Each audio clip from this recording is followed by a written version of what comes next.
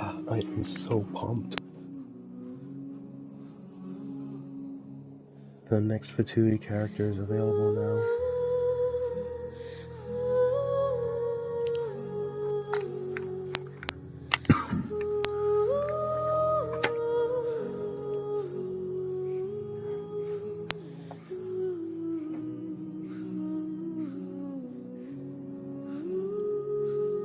Let me take this shirt off.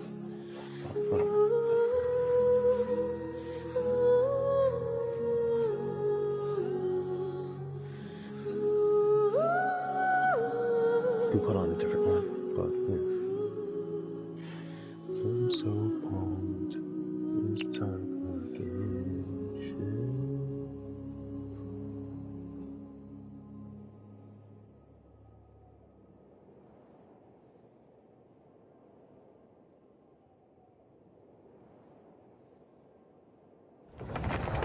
Oh shit.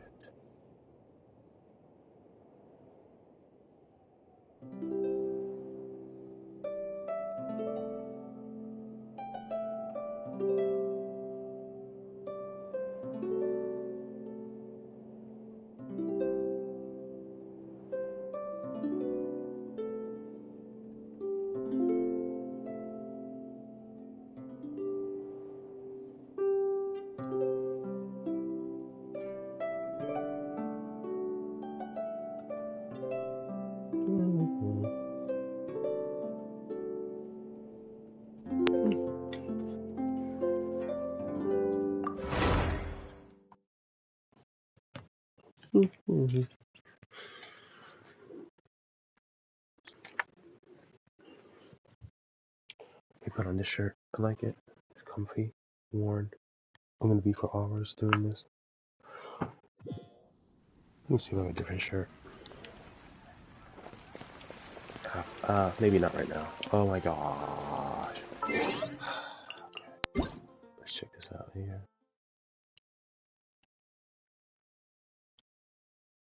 2 routes of flame.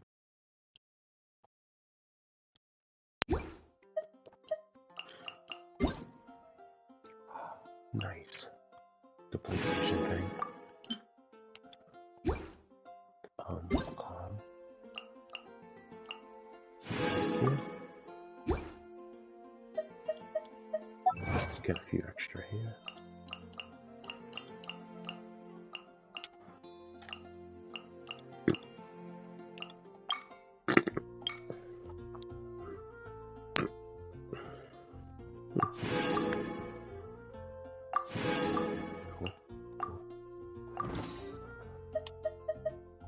Special event.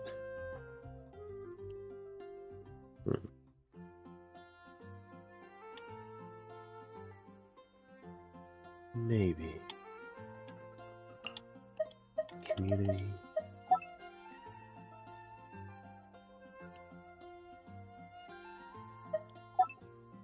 Version highlights.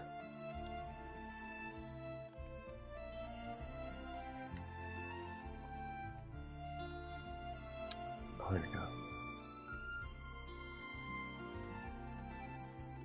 Towards the flame. Invocation.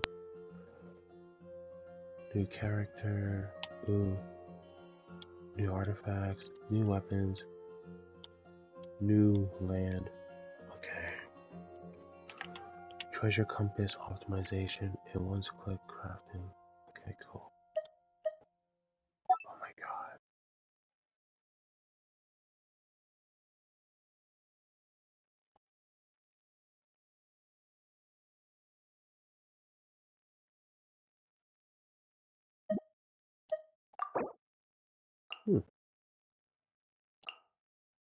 Cool. For people who don't have a ton of characters.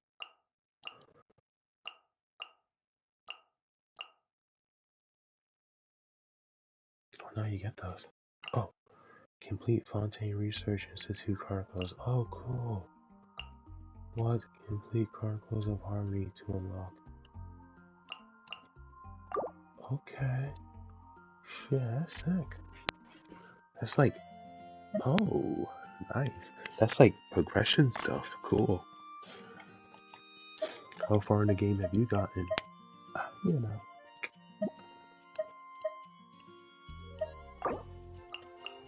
Not that far.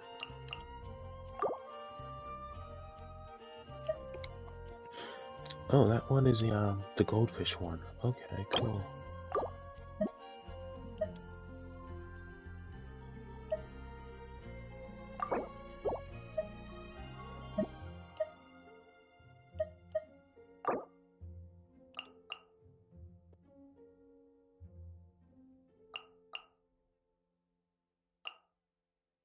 Caterpillar one was fucking crazy, running around in that goddamn thing.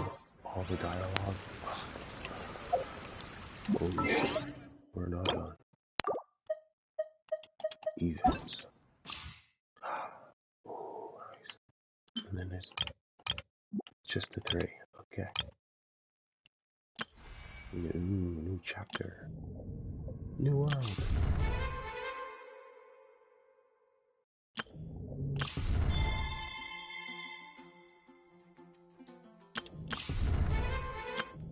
That sounds intense, getting chills, yo. Alessano? I never really know how to pronounce it. Oh, I wanted to check the other ones first.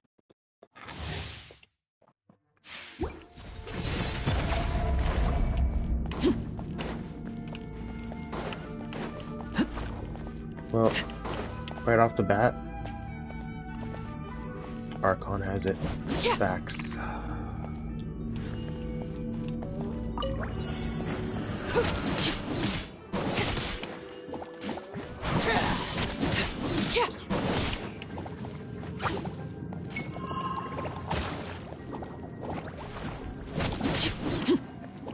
Laid bare.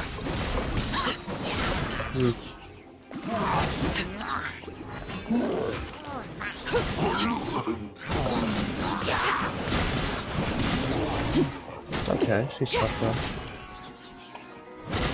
Witness my rise.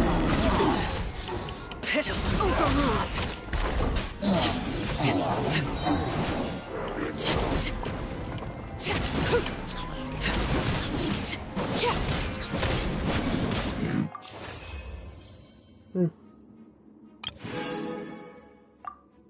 I'm gonna have to try her out, you know.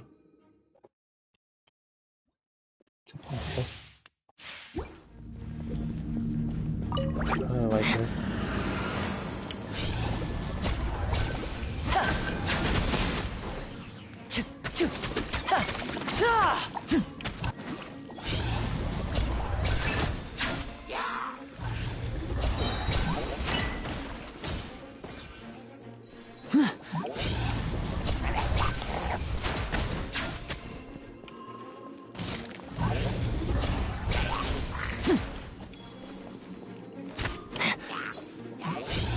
Bastards.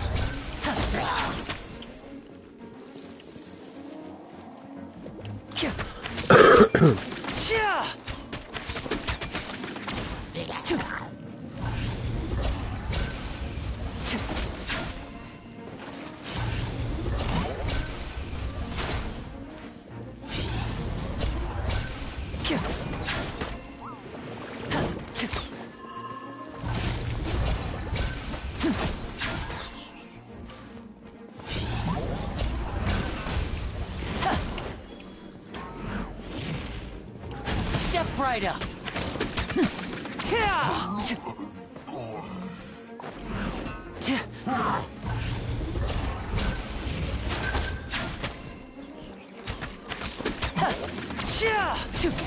Let's get this show on the road. Now disappear. Yeah, we got a little bit.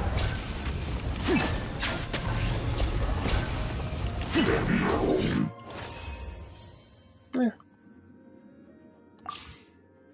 I like this.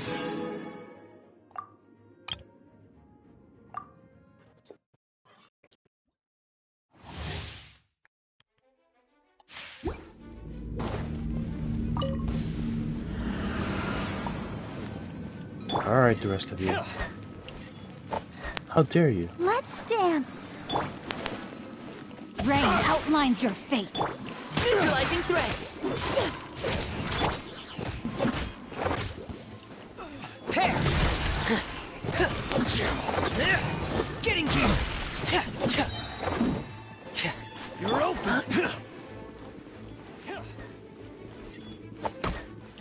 No, my sword! Dodge Ready, this. steady, go!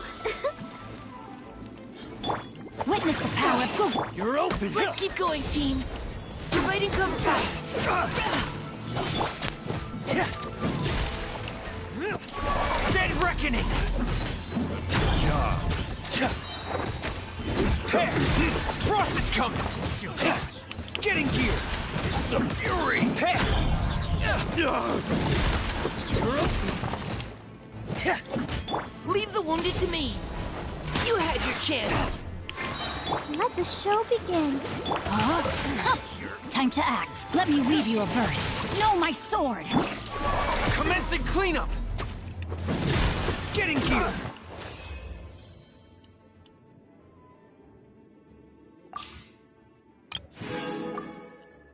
Okay.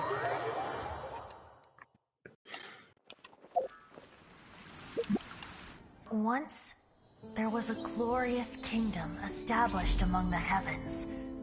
From that kingdom came a crowned heir, tasked with seeking out the Genesis Pearl from the kingdom of darkness.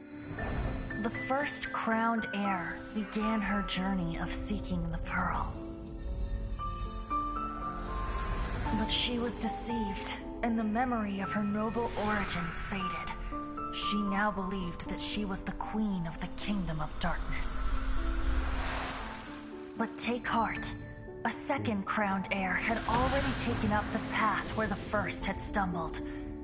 This is the story of your journey, of your tale to be told.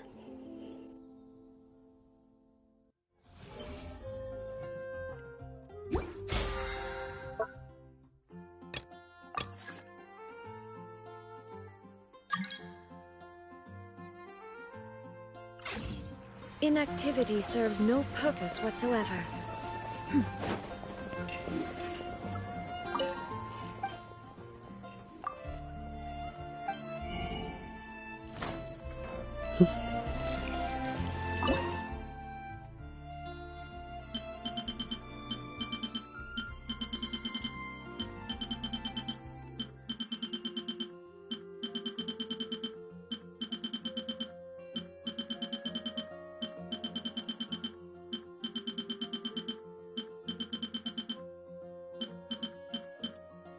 Ah, that stuff again.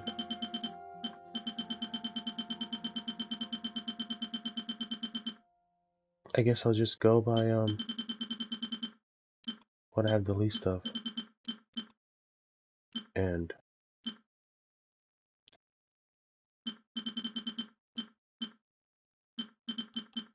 maybe something revival.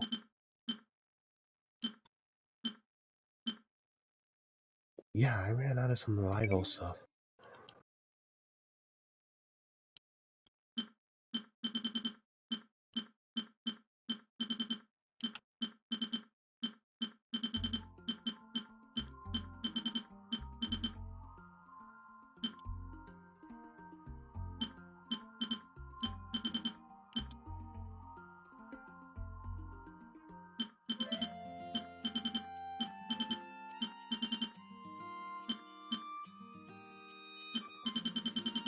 Alright, then I guess I'll just start with the...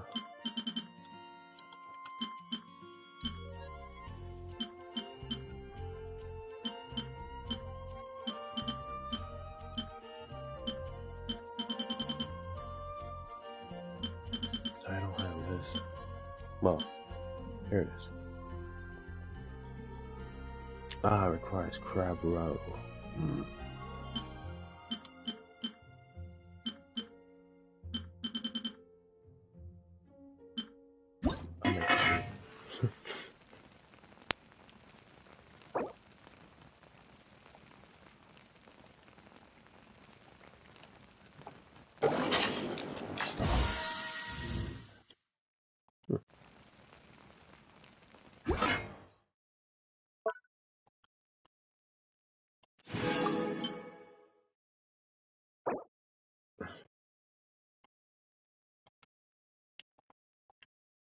Never enough crabs.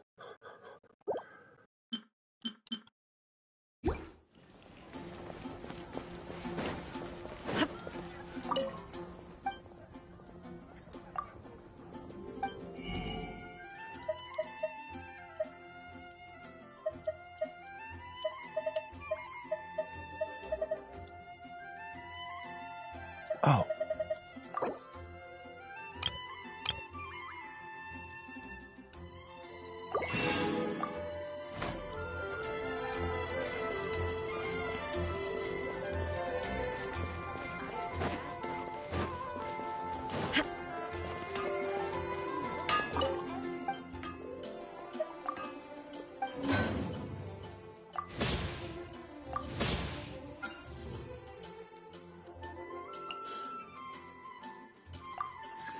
The struggle is real. Oh. Well, with the vacation week up. Oh yeah.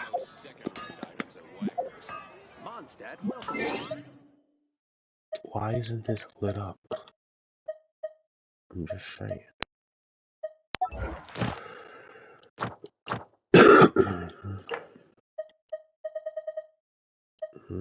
I guess I have to unlock it.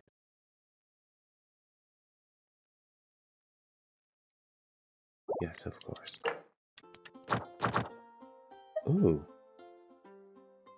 Knew this. Thank you. More chapters. So the weapons that you can... Okay. Alright. And they said I was mad for that. However, the artifacts... Enhance 8 4-star artifacts. 8. Oh my. Enhance 4 is 8. Enhance 8 to level 16. Hold up. What? I don't even know.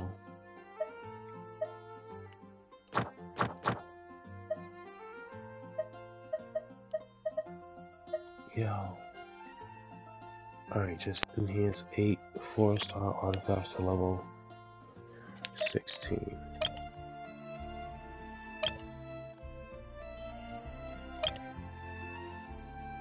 I could do that. I usually do that.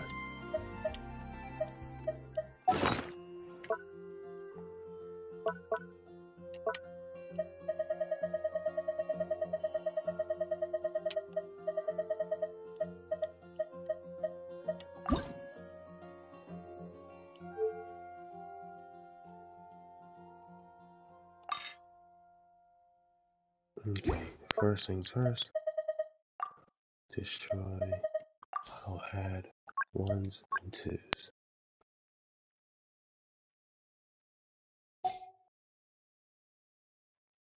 No, destroy.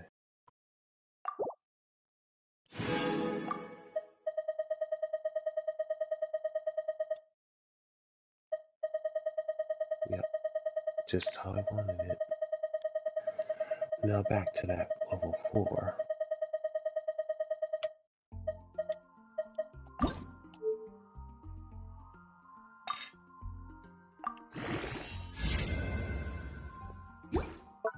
Fuck man, calm down.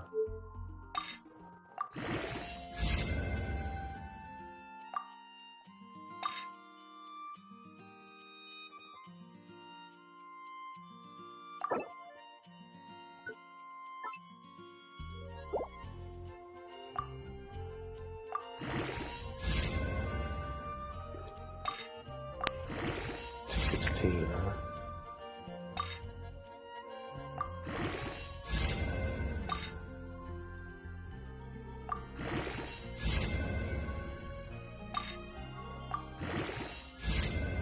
Alright. Holy shit. Why, Helioverse? Why? You make me spend my moral like that.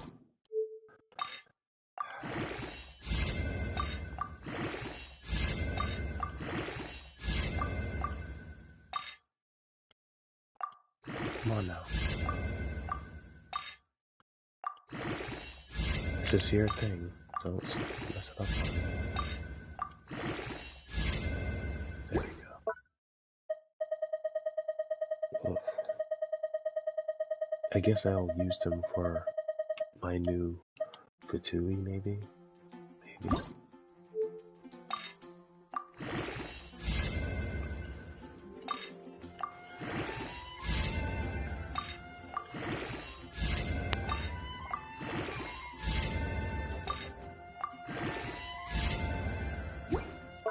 I guess I'm done with the other ones, so I'll take less time now. So fast.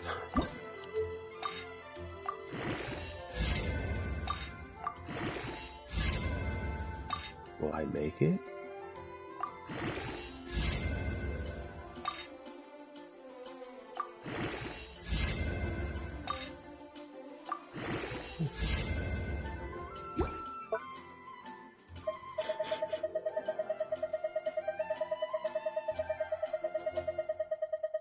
Nope.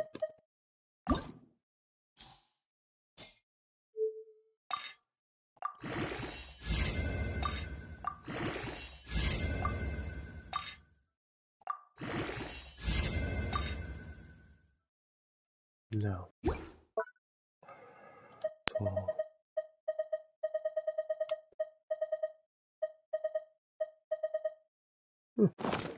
Not so easy, is it, huh? Jeez.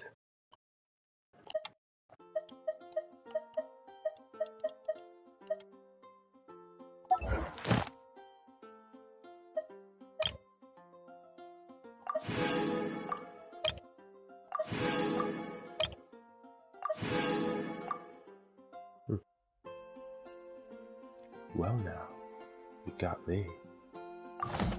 I normally just stop at 4. What's she trying to tell me?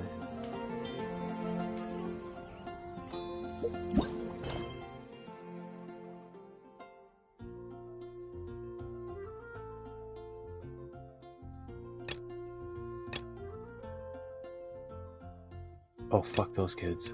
They will take a shit ton of time. I'm just gonna do the,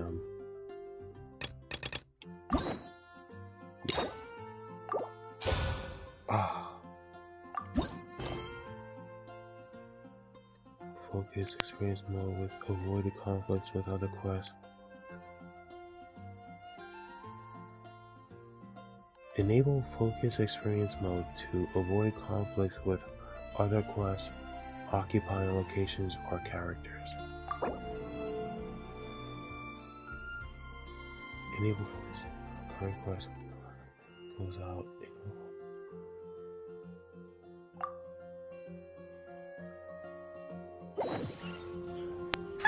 It's been a while since we visited Poisson. Maybe we should head over and have a look around.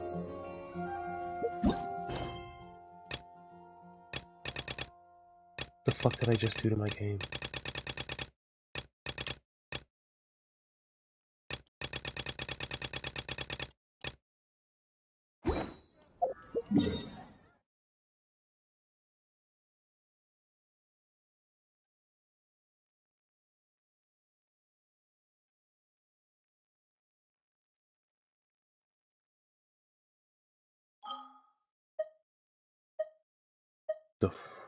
Well, they're gonna have a lot of places, I guess. Maximum, maximum, maximum.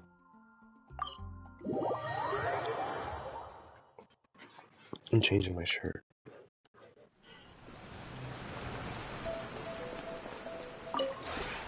This realm is...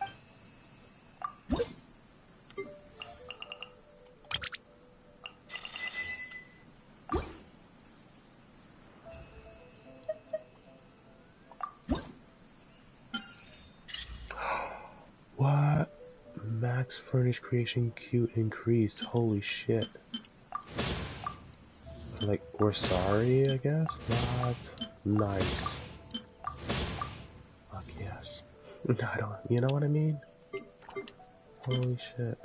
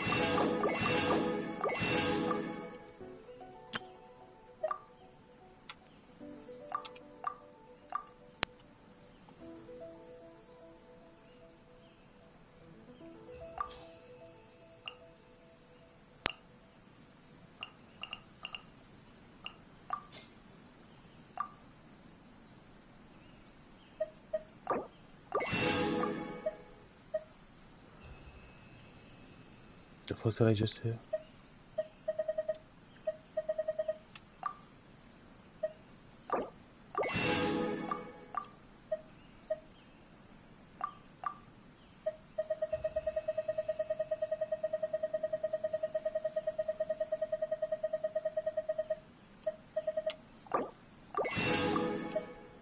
Whatever. Why is it like this? Purchase limit raise. Did I have a sale?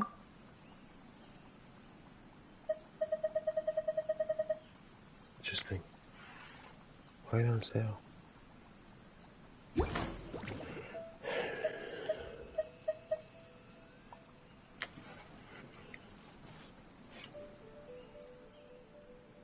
If you ever have any questions about the realm within, you may ask me.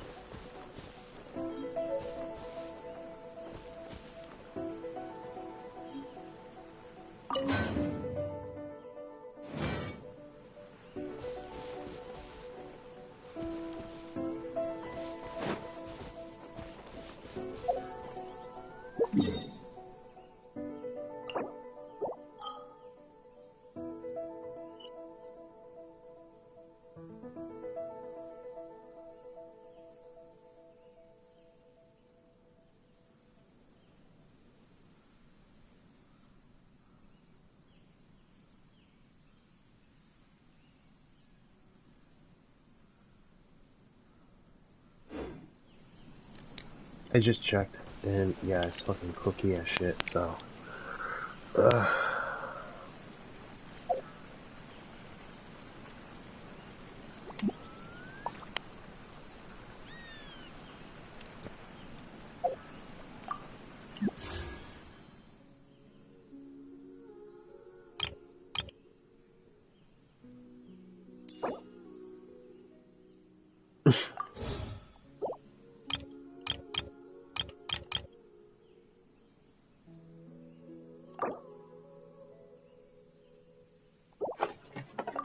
All the world holds dear is but a backdrop of constant motion.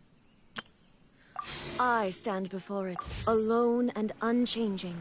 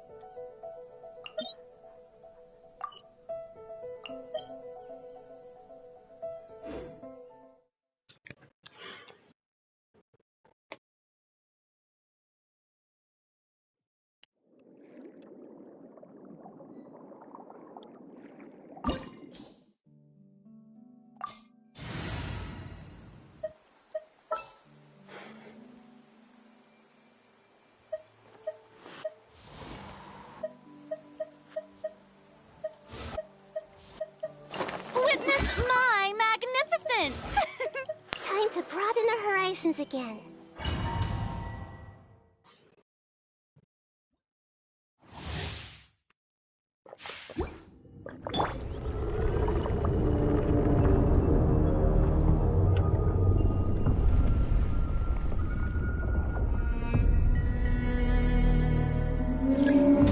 Stabilize!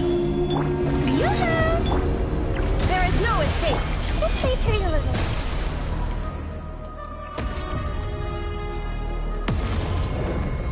I see everything. Order guide you.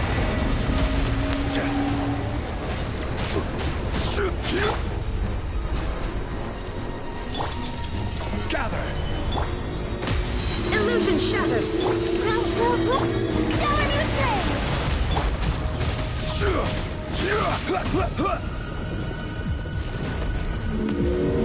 Solidify!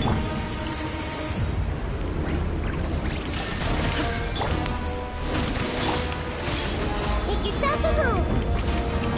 Inazuma shines eternal.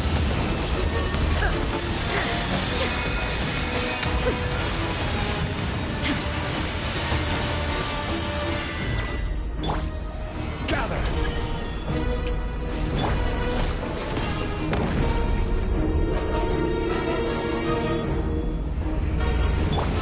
Hey,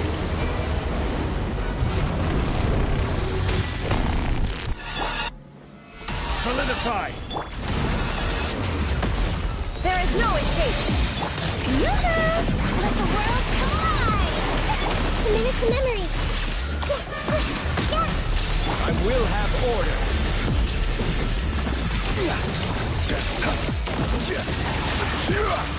Stabilize!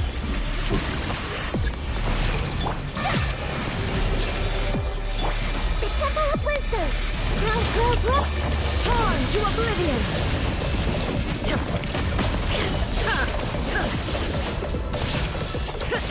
Order guide you. This may hurt a little. Shower me with praise.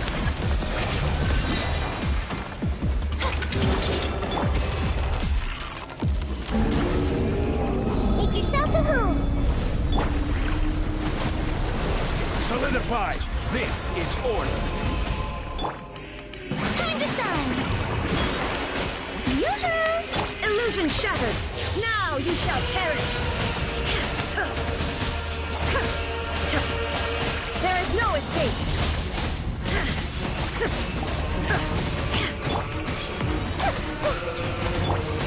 Gather!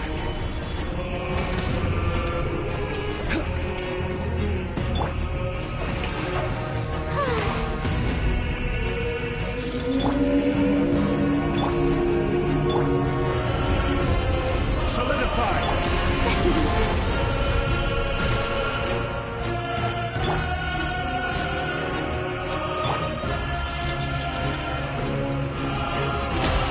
Gotta hold hands. Shine down. I will have order.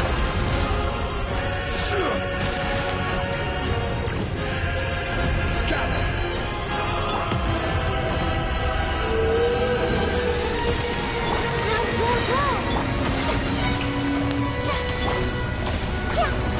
A minute to memory.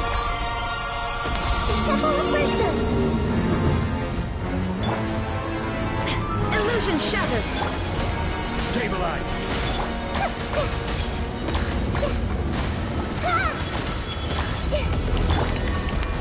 Strike a pose. Let the world collide. I see everything. Gather!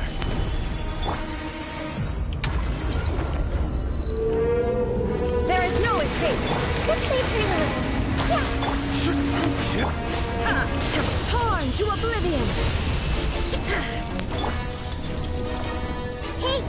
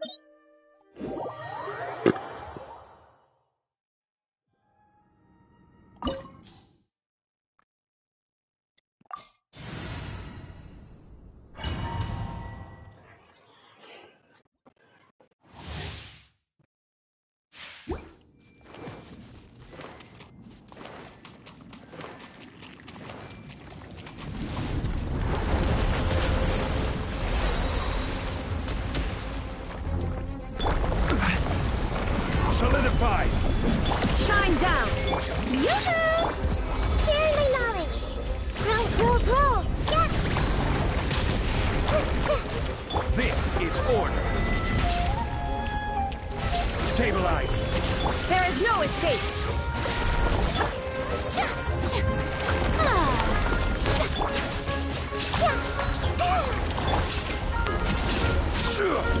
Gather.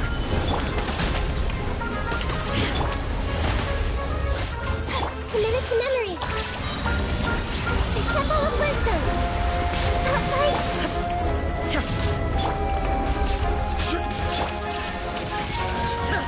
This thing pretty. Strike a pose. Solidify. Inazuma shines eternal! Ha!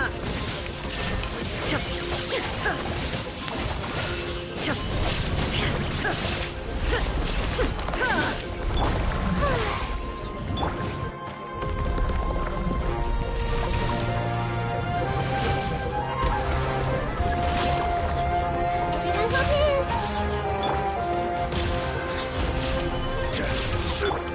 Shine down! May I present the mining echoing song. Order guide you. Rise. Hey, Illusion shattered! Ha!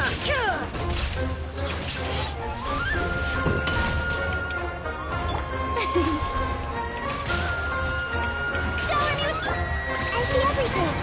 Sharing my knowledge. Now you shall perish!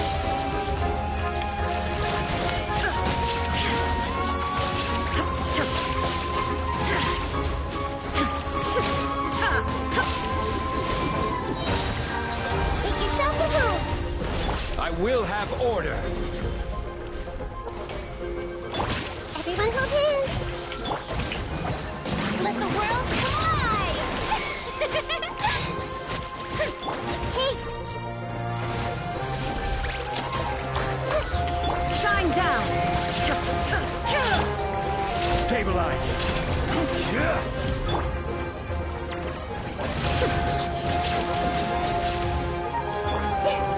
I see everything. There is no escape!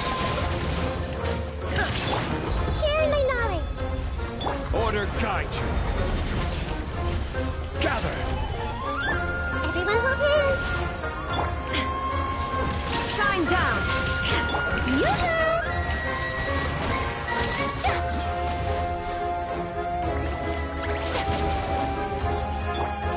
I see everything. There is no escape! Ha! Solidify. Hey! Strike a pose! Illusion shattered! Gather.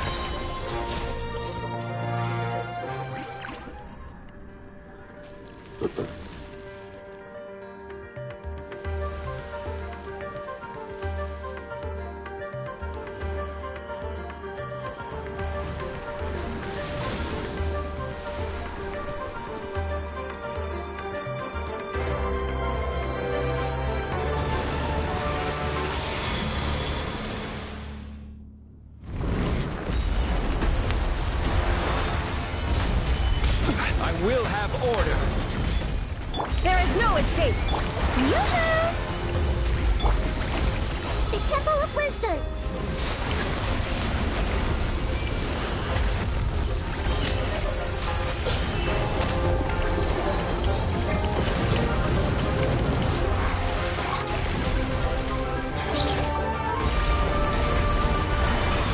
Illusion shattered! Strike a pose! Time to shine! Committed to memory.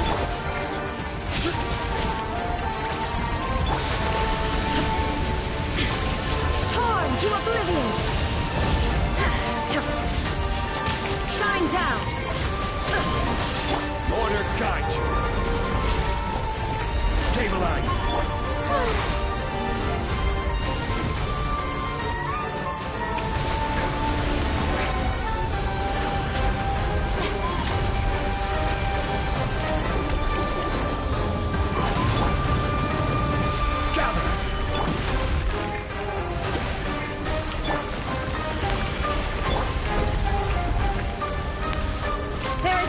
escape!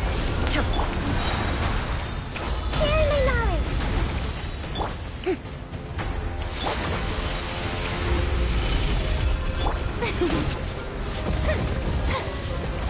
Yoo-hoo! Everyone hold hands!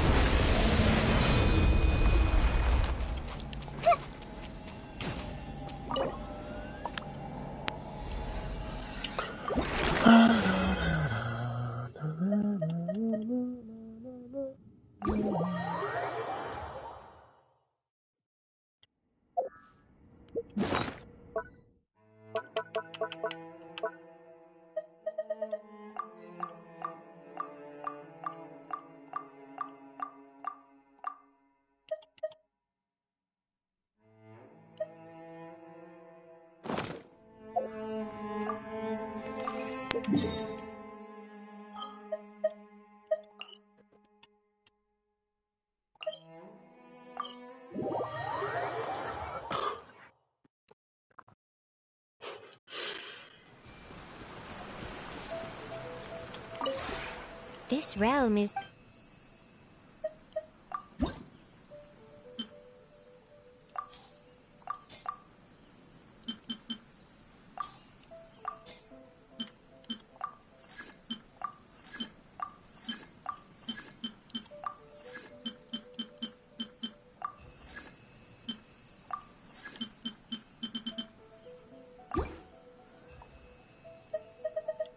If you ever have any questions about...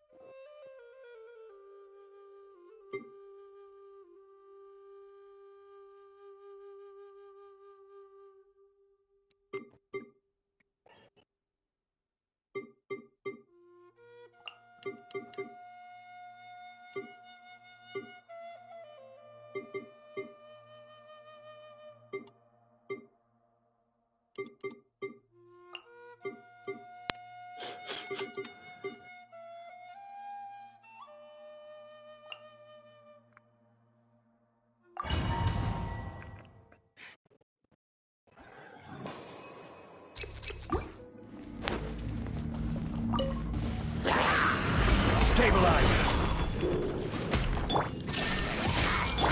Shower me with praise! I see everything! This is order! Gather! Grow, grow, grow! Illusion shattered!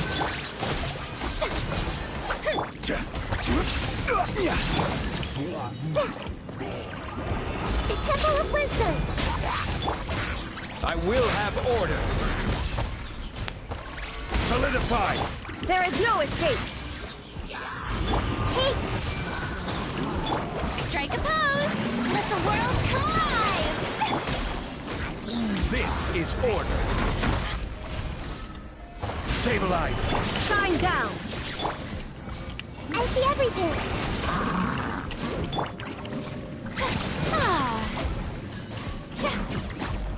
There is no escape! Hey!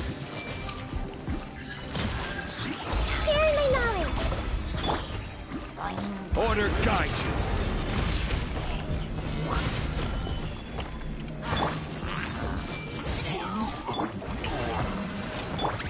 Shine down!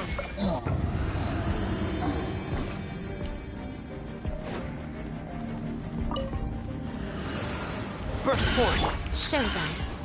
Right here. Right now. Uphill battle!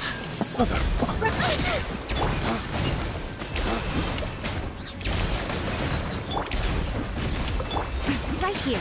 A sight to behold. Right now. Right here. Emerge.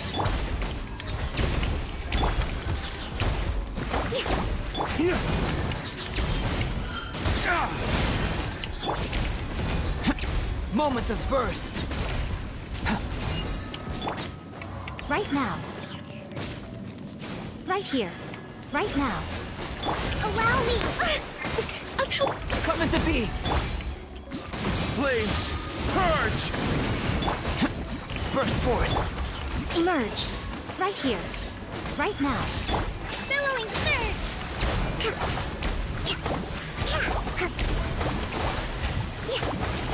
Let's move out.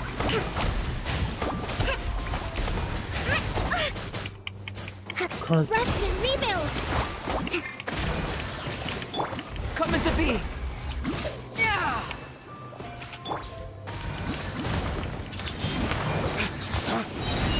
Come on out. Right here. Emerge. Burst forth. Ha!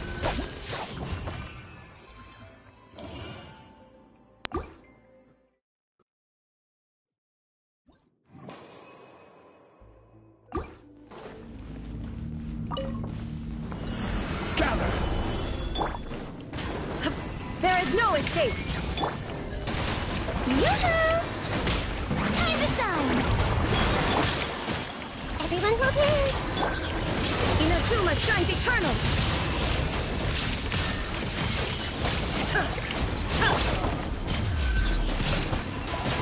Stabilize! This may hurt a little.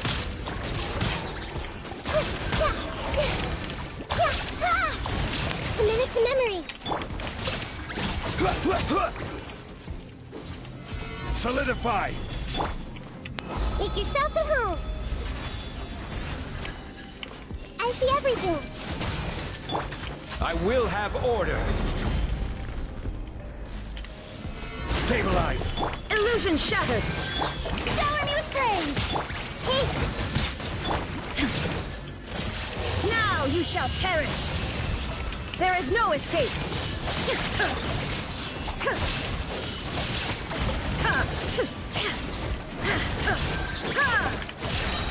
This is order! Solidify! yoo-hoo! This may hurt a little.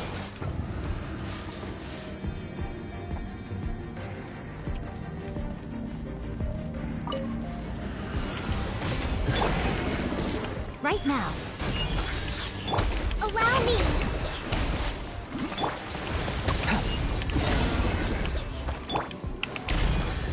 Emerge. Nothing lasts forever. Right now. Emerge. Right now. Show them.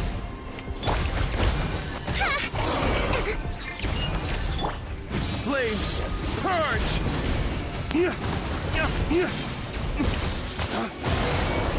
Live! Feel this ancient power. Come on out. Right here.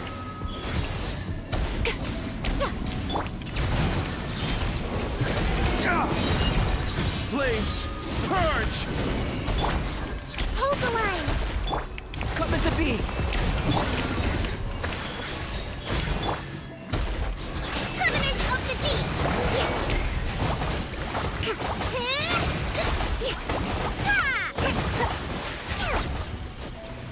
Let's move out. Burst forth. Right now. Emerge. Right here. Rest and rebuild. Moment of birth. A sight to behold.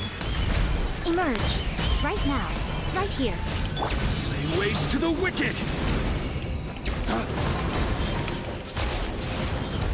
Come into being! Show them. Emerge. Right here. Allow me.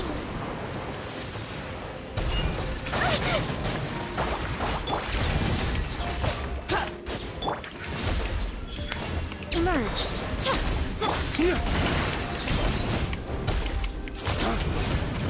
Burst forth! Witness my great undertaking!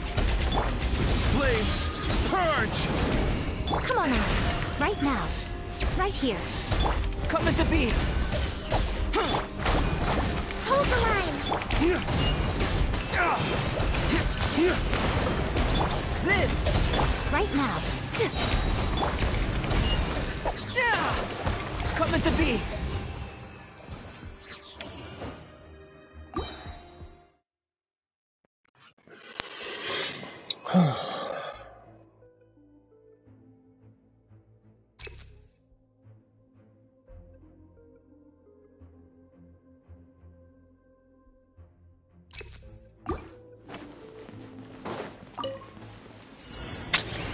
Stabilize! Shine down. Shower me with praise. Let my name echo in song. Share my knowledge. I see everything. Inazuma shines eternal. There is no escape.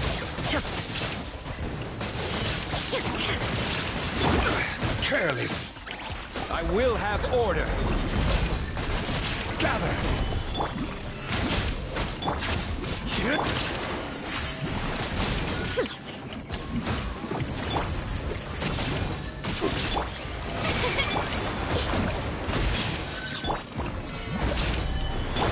Make yourselves at home. Shine down. Let the world collide.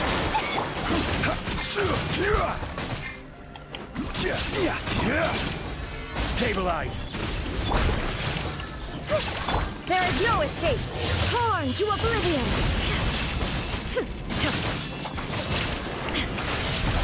Illusion shattered. This is order!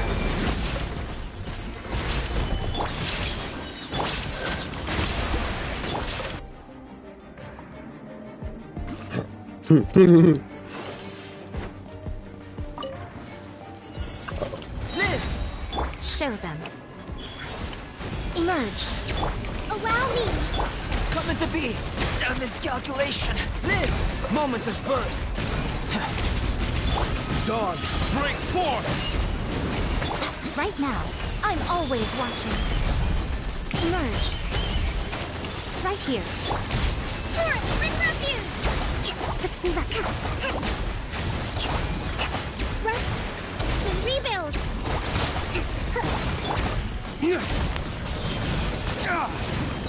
Come into being! Lay waste to the wicked!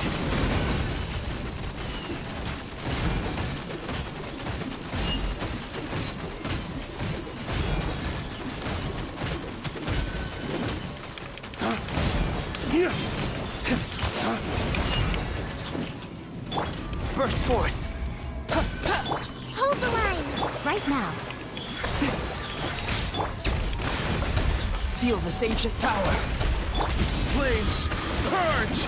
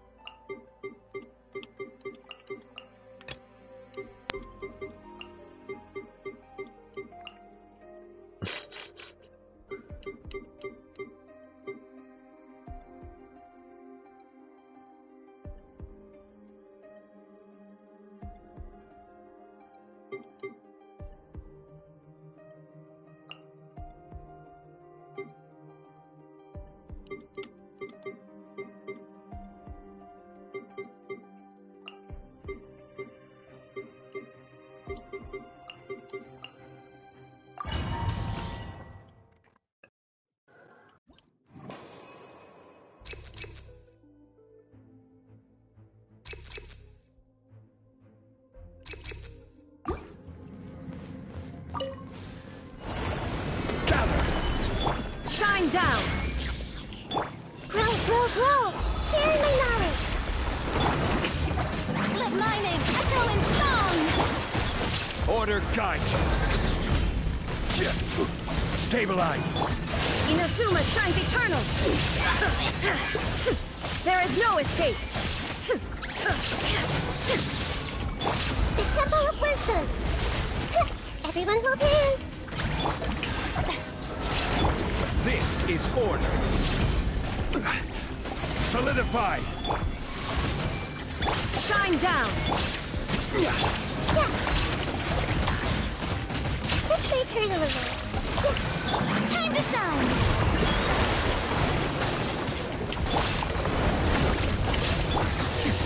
Erase all threats! Torn to oblivion! There is no escape!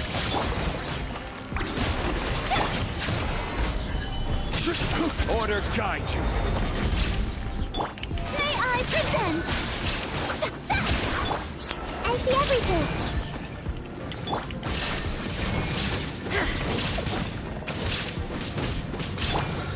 Stabilize. Illusion shattered! Committed to memory! The show begins! Gather. This is order. Shine down! Enjoy! Which must let my name echo in song! Please hold for just a moment. Take yourself to move! Inazuma shines eternal! Illusion shattered! Please remain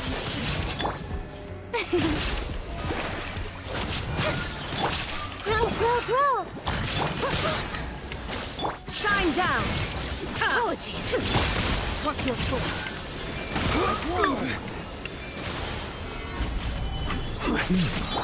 The Temple of Wisdom!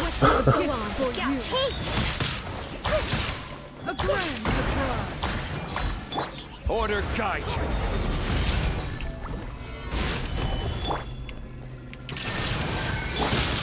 How would you consider it? Committed to memory! Torn to oblivion! Illusion shattered! Let my magic begin! Shine down! Let's play Taylor! Let the world come alive!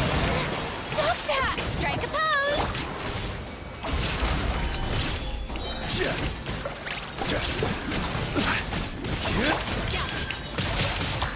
Take yourself to move! There is no escape!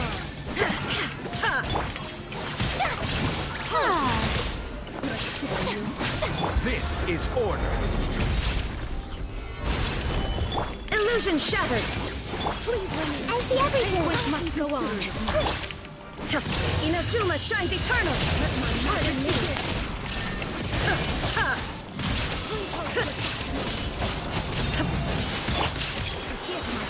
The Temple of Wisdom! How brilliant! Let my name echo in song! Stabilize.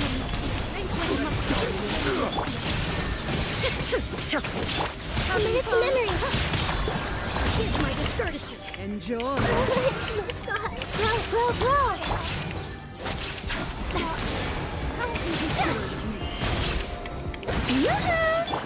Let my magic... Oh my god. Fuck this thing. Come on now. Right here. Right now. Rest and rebuild!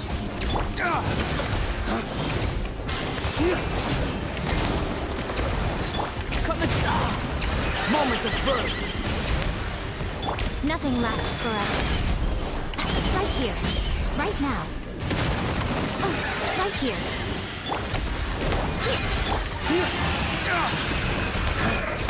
Dawn, break forth. Burst forth. Hold the line! Show them. Right now. Right here. Covenant of the Deep!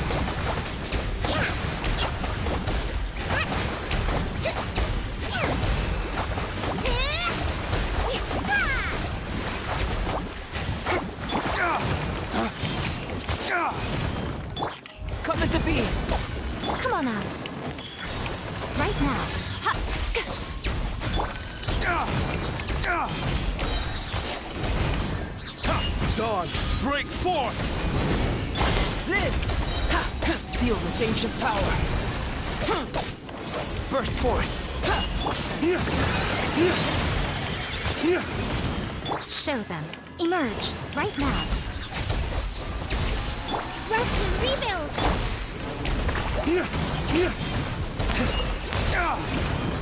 A sight to behold. Right here. Emerge. Coming to be!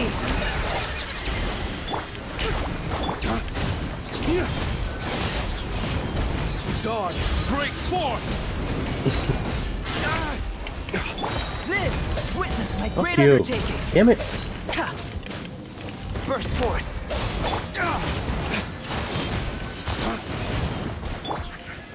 Right now. Emerge. Coming to be!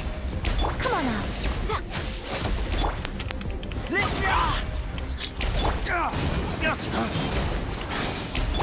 Coming to be! Show them. Right now. Hold the line. Right here. Right now. Emerge. Turret, bring refuge.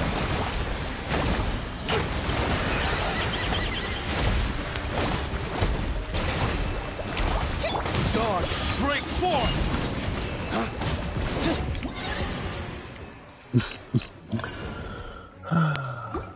Fine.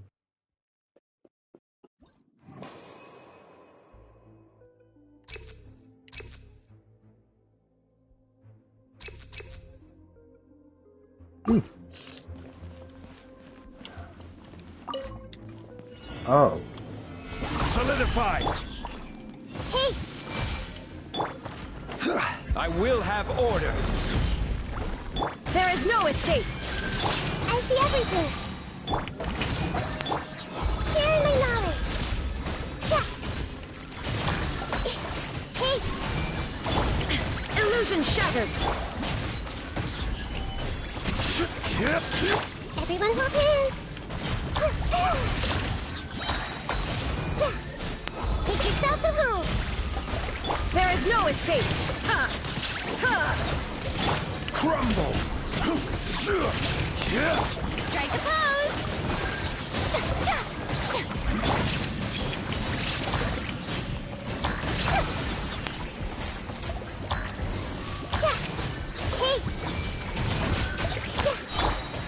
Stabilize! Order guide you!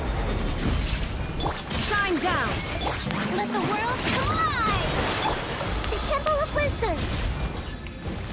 Everyone hold hands. Now you shall perish.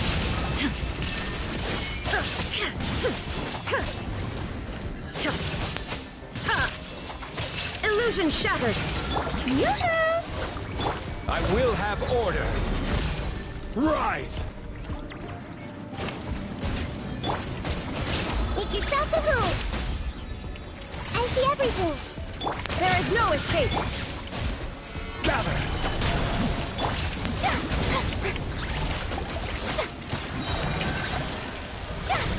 Time to shine. Everyone hold hands. Solidify! Inazuma shines eternal. Shine down. Order guide you!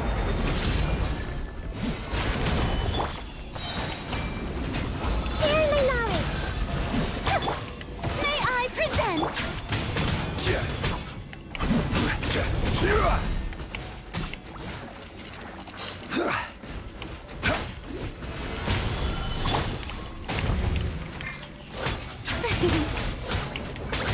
Illusion shattered.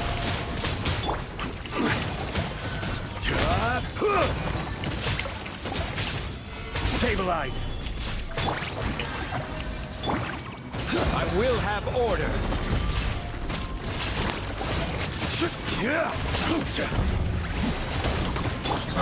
My name, Whoa. Echo in song. Let's close ceasefire. I don't want to. I see everything. Now you shall perish. There is no escape. Don't look at me like Ah, cool. Illusion shattered. make yourselves at home. Commit it to memory. Order guide you. There is no escape. The mortal plane. A fleeting dream.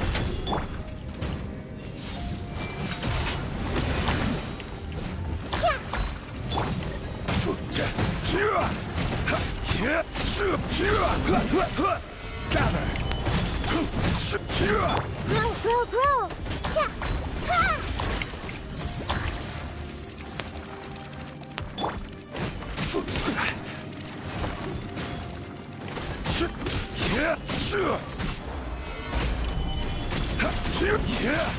Commit it to memory.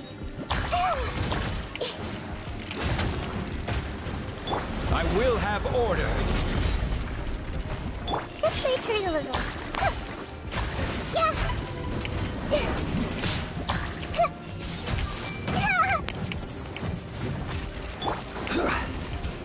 Stabilize. Commit it to memory.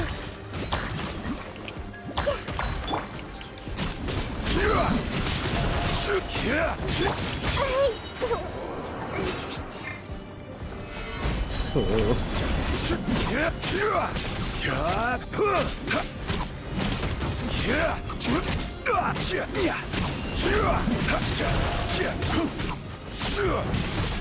Stabilize.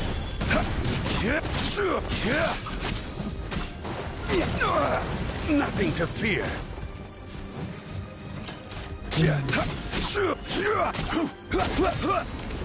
Gather. You shouldn't see me like this.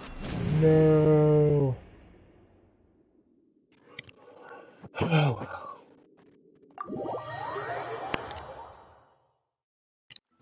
The quickening must have been happening, my bad. Ah, trust me,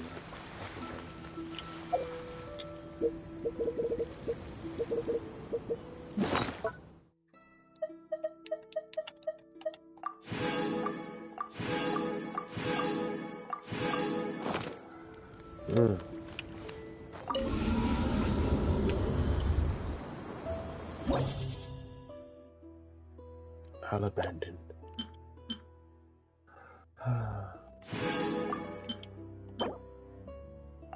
Okay.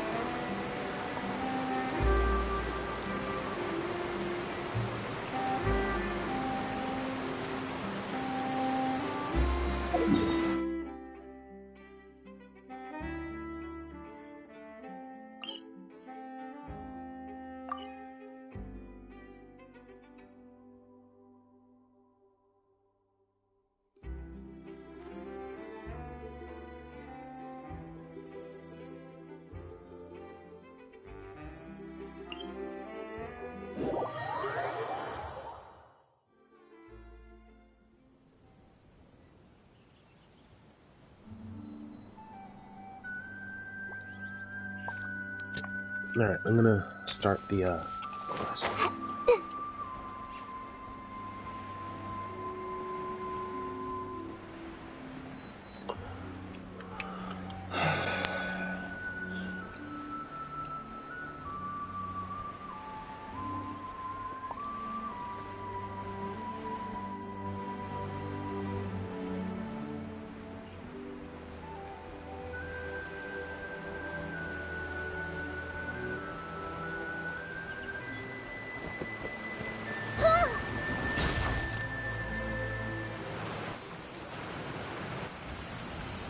Hey, traveler. Paimon. Oh, Paimon knows that voice! Over here.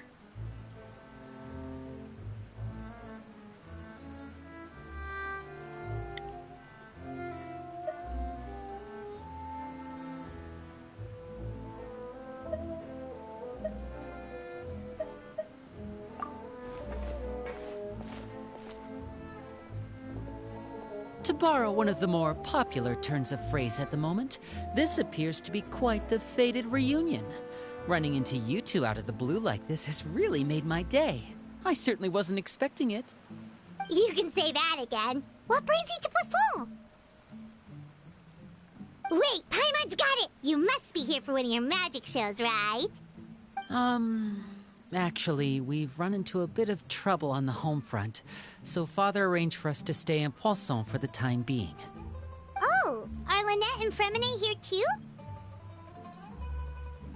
Yep, along with most of the other members of the House of the Hearth. You may have noticed Poisson seems a bit more crowded than usual. So you're saying nearly the entire organization has moved to Poisson? Sounds like you've run into way more than just a bit of trouble. What's really going on?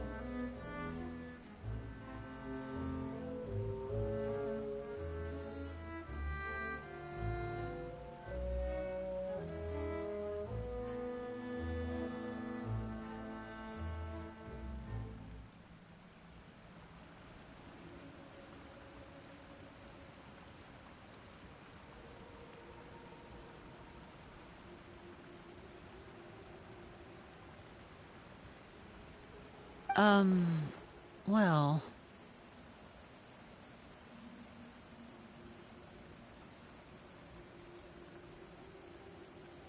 Since the two of you are so curious, perhaps I can fill in the gaps.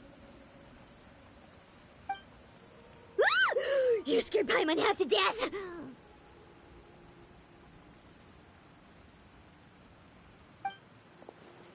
Father, you're here.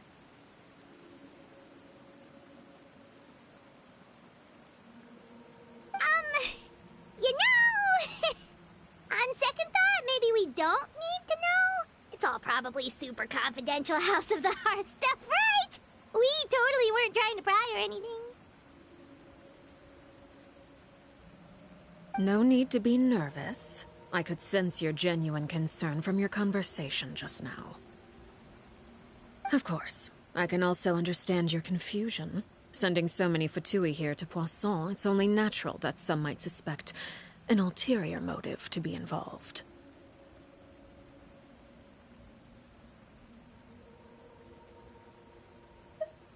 I understand.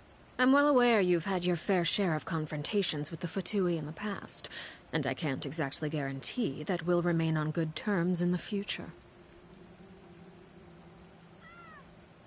As for right now, however, I would say we have little reason to be at odds, wouldn't you agree? The House of the Hearth could stand to be more open with those who have worked so closely with us in the past.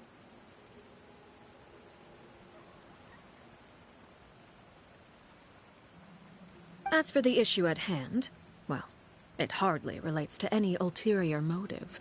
To be frank, it all stems from a certain rumor circulating around the House of the Hearth. It's an internal matter.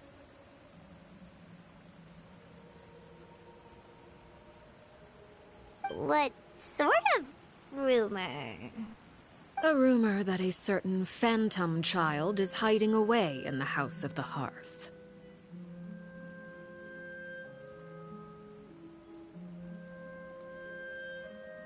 A phantom child? Ooh, just hearing the name is giving Paimon the creeps. A spirit that should have long ceased to exist is lurking in the shadows of the House of the Hearth. So I decided to bring the children to Poisson before continuing to investigate the situation. I expect I should be able to track down the spirit fairly quickly. After that, it's just a matter of resolving the situation, if you will. It shouldn't be much trouble at all. If you're curious, or if you still have some concerns, it might be advisable to stick around for a few days. I'm sure the children would be exceedingly pleased to welcome some visitors. Lenny, I'll leave you to entertain our guests. I have some matters to attend to. Of course, Father.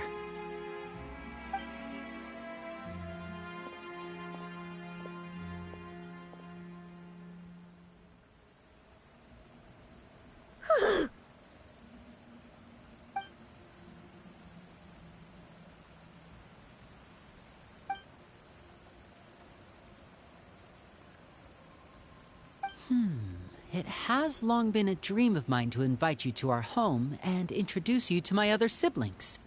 You're quite well known in the organization already. A lot of people have been talking about you, especially after everything with the prophecy. If you're willing, why don't you stay a while and have a little chat with us? Alright. We don't have anything else to do right now anyway. But let's be clear, we're just gonna be there as guests, okay? Don't get any funny... Oh, wait a second. For your guests, that probably means we'll be treated to lots of yummy food, right? Of course. During our stay in Poisson, we've been helping out the locals with some fishing. We bring in quite the bounty every day. In fact, today's the perfect chance for me to show you what I can do in the kitchen. Let's go. I'll take you to where we're staying.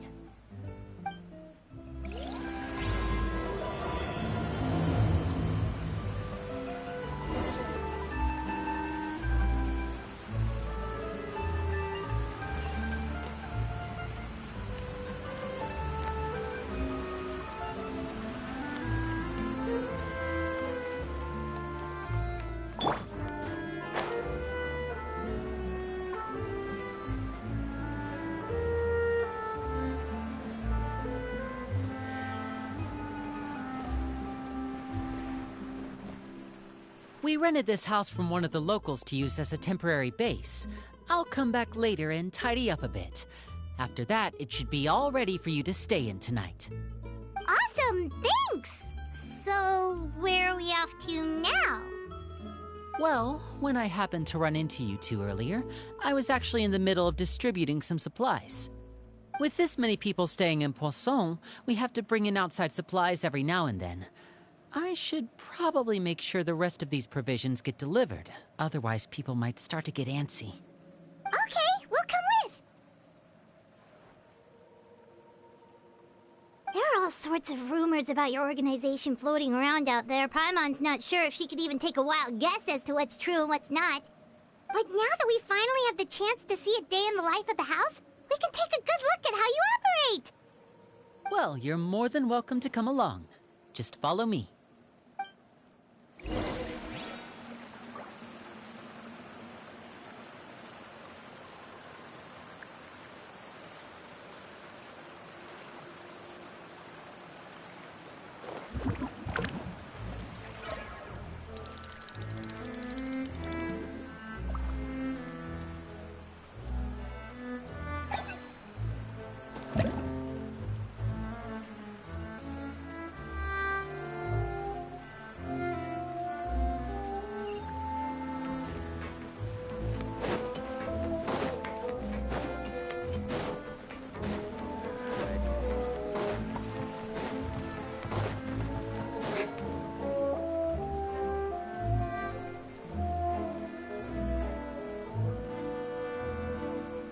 Lenny! You're finally here. The supplies. I'm assuming you've... Brought them with me? Yep, here you go. Hello? Something caught your eye? It's the Traveler in Paimon! No way! Come here, everyone! Hurry! The Traveler and Paimon are here!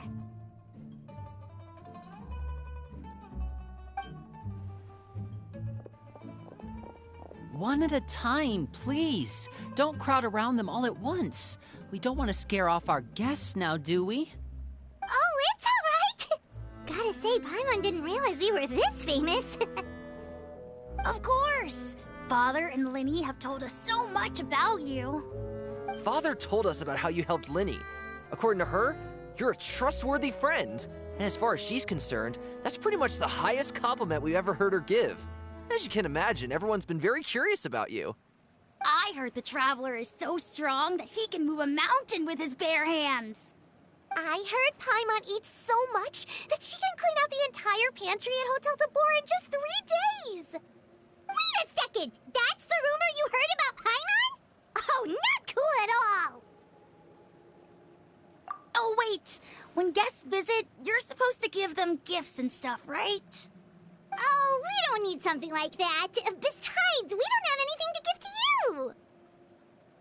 Come on, we insist. I can give you some of my new potions. Just pick your poison.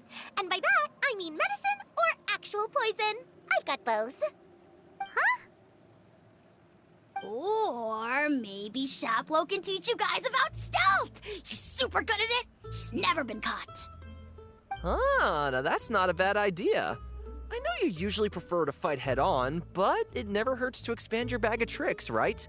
When it comes to eliminating your enemies, staying quiet can go a long way. Trust me, I would know.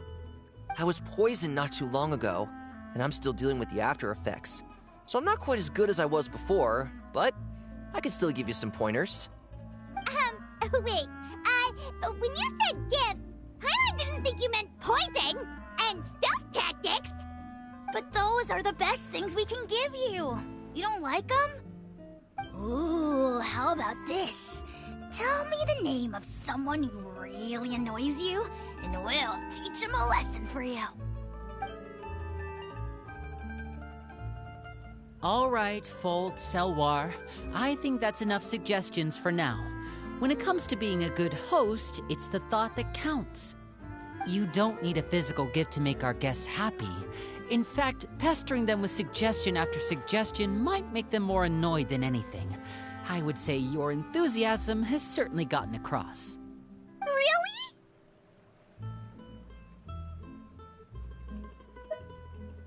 Awesome! It's been so long since we've had guests to play with. If there's anything you need, just let us know. Yeah, especially if it's poison or something. I've got all sorts of potions for that.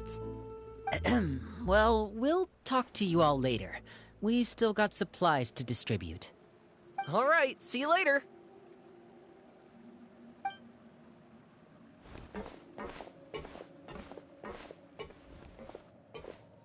Bye!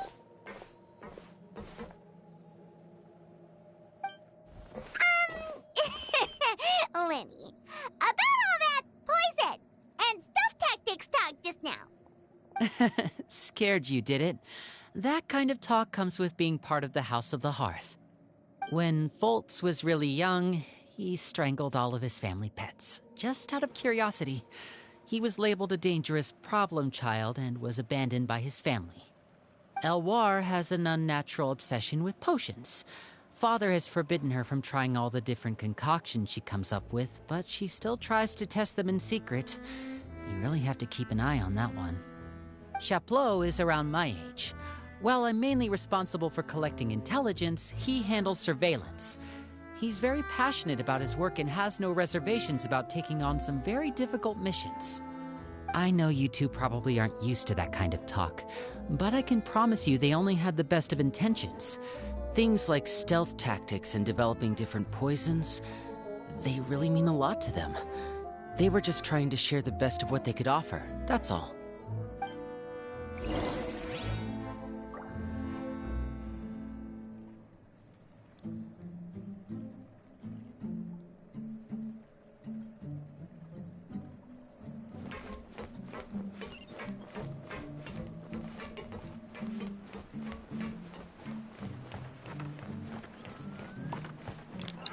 Yo, those kids are crazy. Going on about potions and shit. Poisons. Okay. Filial, supplies are here. Thanks. And who are these two? Outsiders? Allow me to introduce you. This is the Traveler and Paimon. Oh, you're the famous duo I've been hearing so much about. It's nice to meet you. I heard you've traveled to all sorts of places. Is that true? Of course! We're making our way all across to that! Oh, good for you. You must be pretty familiar with Fontaine by now, then. Have you seen the new opera that started running recently? I think it's called... The 4,000 Thieves? Oh, this is the first we've heard of it. It seems like it's going to be fantastic. From what I've been able to tell from the posters, anyway. You should definitely check it out if you have the time. Oh, and there's The Blind Maiden, too. That one is supposed to have audience interaction. Seems pretty interesting. After this mission is over, I think I'll go get a manicure. Oh, maybe I should dye my hair. Wonder how much it'll cost. Is it just Paimon, or do these two seem much easier to get along with than the others? Looks like the House of the Hearth has some normal members after all. I heard that.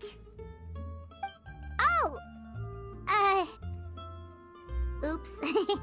I'm guessing you're referring to Foltz and the others? Yeah, we're definitely not all like them.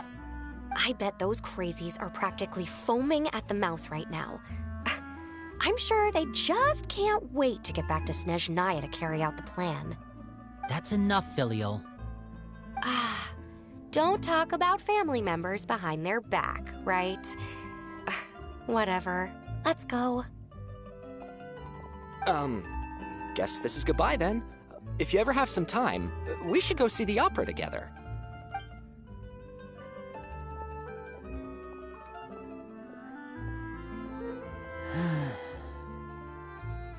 Well, that's it for the supplies. We should probably head back as well.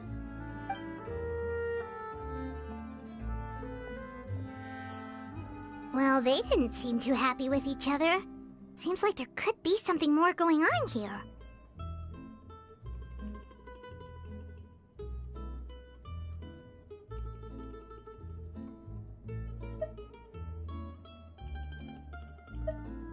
You're right. We're only here as guests after all. Oh, Winnie's getting super far ahead. Come on, let's catch up.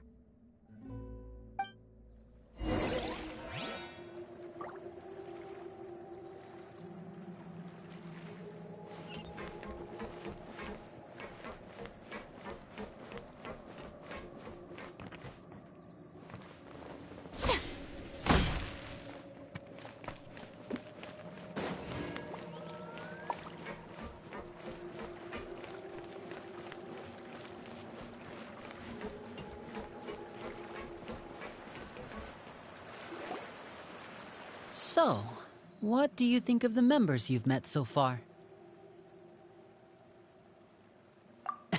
Well, Father is always encouraging us to be strong-willed and independent. So if there's one thing we've got, it's people who aren't afraid to speak their mind. Well, I should probably get cooking. Wanna join? Of course! Then let's head out and... Fremine? What are you doing here? Well, Fremine! Nice to see you again! You too.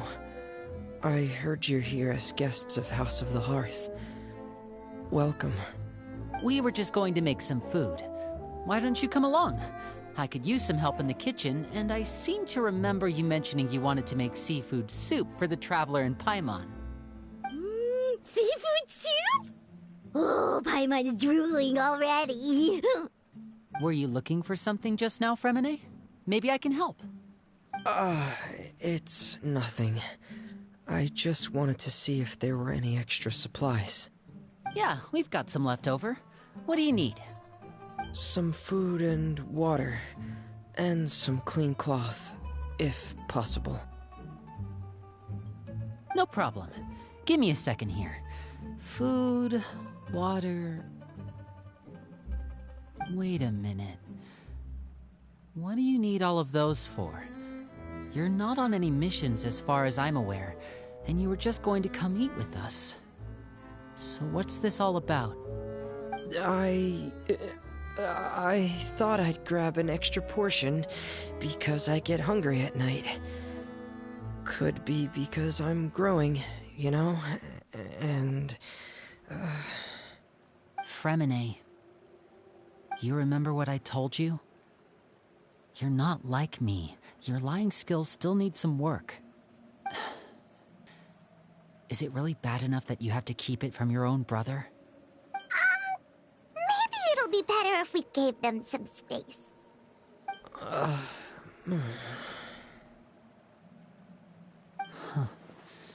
This is the first time I've seen that kind of look on your face.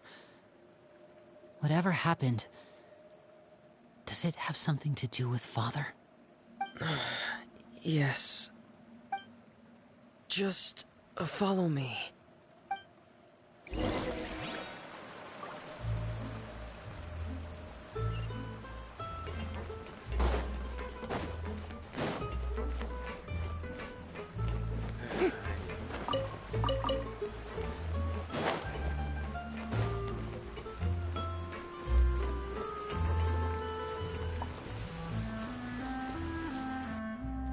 You're back!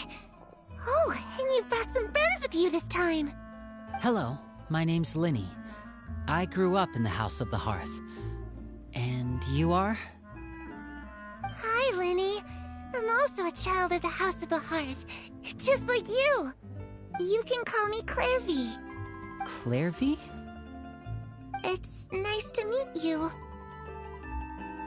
Does that name ring any bells, Linny? No, not at all. That's not a name we have on our roster, I'm sure of it. What I'm not sure of, though, is how she managed to sneak in. She must be the phantom child Father's been searching for. From the looks of it, I'm guessing you were the one that found her, Fremine.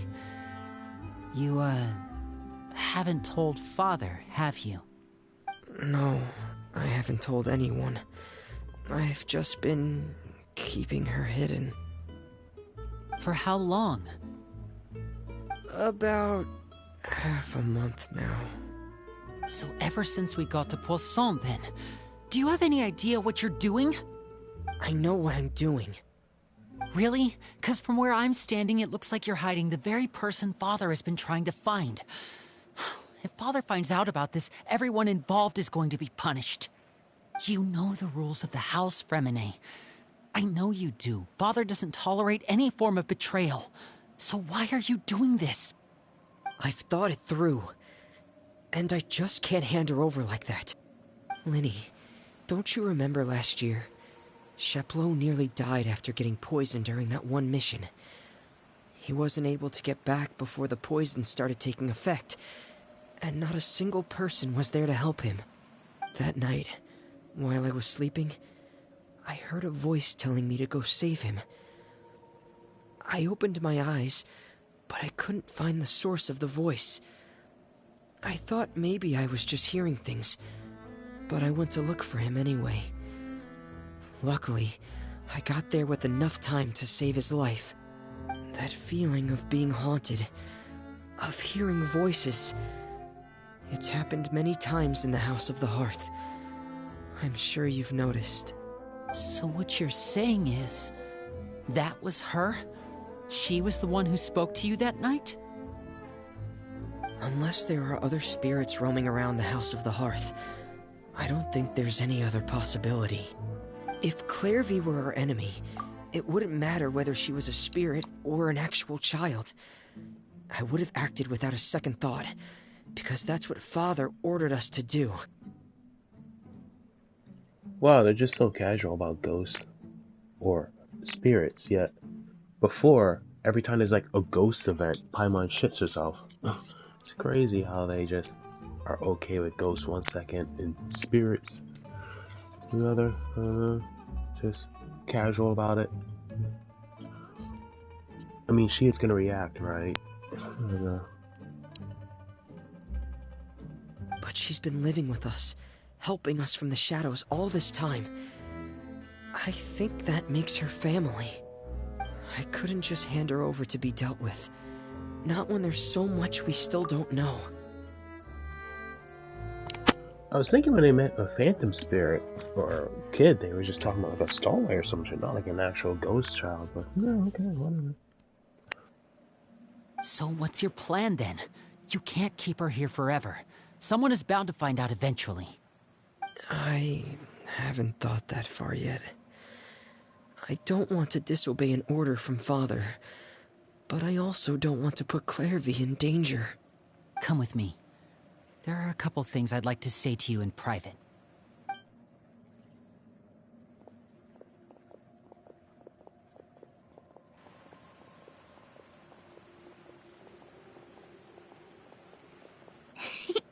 Those two sure care a lot about each other.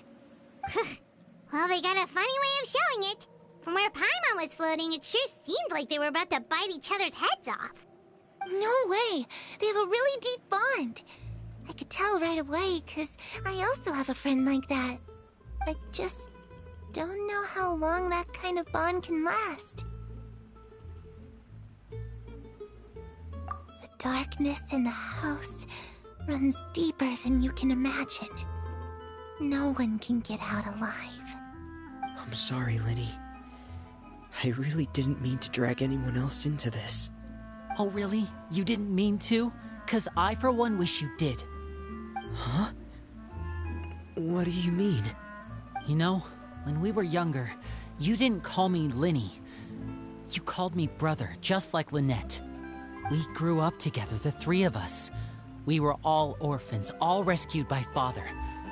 Of all the siblings in the House of the Hearth, I think our bond was the closest. Later on, when you started calling me Linny, I wasn't actually surprised. After all, Lynette and I are related by blood. We've had to depend on each other to survive long before we joined the house. Linny, Huh. Okay, I've been wondering about their blood relation. That said, why does Lynette have a tail? Where's Lenny's? The darkest and most difficult moments of my life happened before you and I had ever met. I'm sure that's true for you as well. Even so, Fremine, we've stood by each other for all these years now, and to me, that means more than blood. You and Lynette are the most important people in my life. No one can replace you. So I won't let you face anything alone. Not if I can help it. Oh, looks like things are getting kinda heated between Linny and Fremine. Maybe we should go check on them. Oh, it's raining. I should put my clothes away.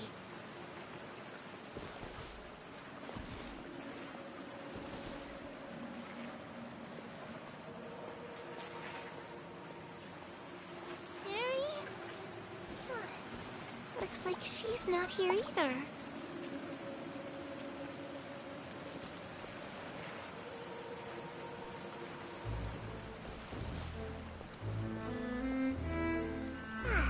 It's time to eat.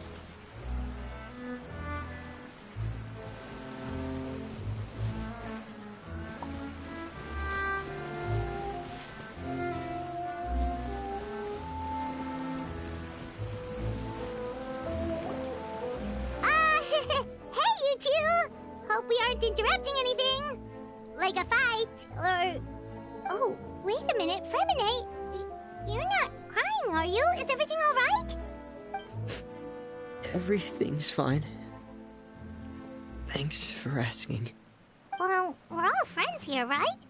We've been through so much together, so if there's anything we can do to help, just say the word. It's just a small family dispute. It's not something our guests should trouble themselves with. In fact, it might be better if your stay ended here.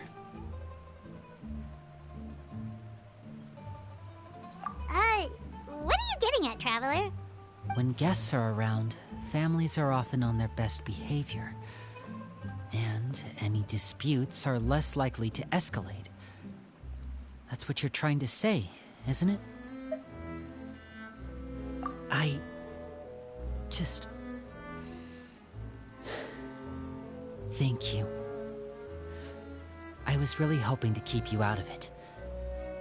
But even if I could think of some other reason to turn you away, I'm not sure I could convince you. I know things could turn dangerous, so I promise you this. From now on, I'll protect you like my life depends on it. Me too. Well, back to the matter at hand then. If we don't plan on handing Clairvy over to Father, then our only other option is to solve the mystery of her identity before Father is able to track her down. That means finding out where she came from and what she's doing here. Then we can send her on her merry way and pretend like none of this ever happened. I've tried that already. And? And... nothing. I tried taking her somewhere really far away, but... after some time, she just reappeared. She even came with us all the way to Poisson. It seems like wherever the house is, she follows. I don't know much about spirits. Do you two have any ideas? Let's see here. Paimon remembers hearing something like, if you fulfill a spirit's last wish before they died, they'll let go of whatever's keeping them here and return to the ley lines. Oh, it's just that Paimon doesn't really remember where she heard that, so it's not guaranteed to work or anything. Well, sounds like it's worth a shot. Guess that means we should go ask her about her wish. But first, Fremine, I need you to promise me something. What is it? I need you to promise me that this will stay between the two of us. We're the masterminds behind this whole thing. No one else gets involved. Can you do that for me? Of course. I promise. All right. Then let's seal the promise just like when we were kids. Fist bump on 3. Ready? 1, 2, 3. I swear.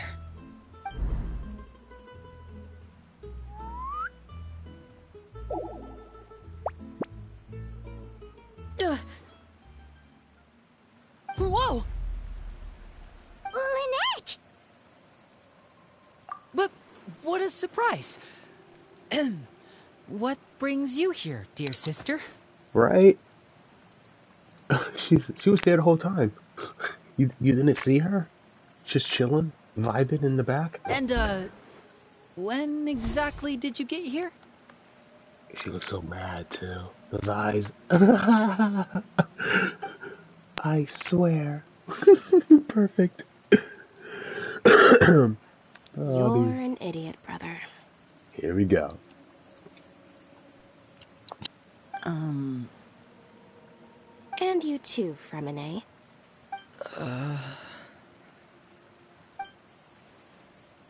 You 3, Traveler. And you 4, Paimon. Wait, what did we do? I've seen Clairvy around the House of the Hearth before. I hadn't seen her in Poisson, so I figured she must not have come with us. But it turns out, you were just hiding her. I heard you talking about your plan. Rather than steering clear of the situation, I'd rather fully join in.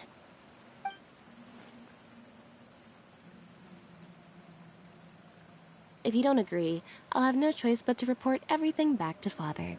Simple as that. You're not giving us much wiggle room here, Lynette. Well, I guess we're all in this together then. After we talk to Clairvy, we'll figure out our next move. There's no time to lose. Let's go.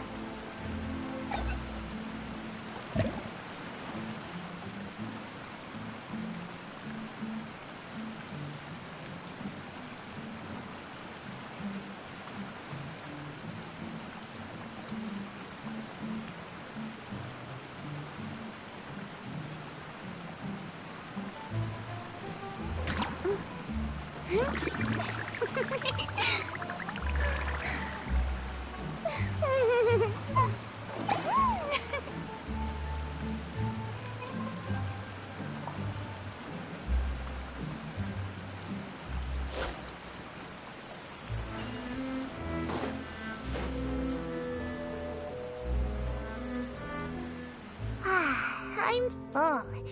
Thank you for bringing me this food, you guys. She said she's full, but the food doesn't look like it's even been touched. That's right.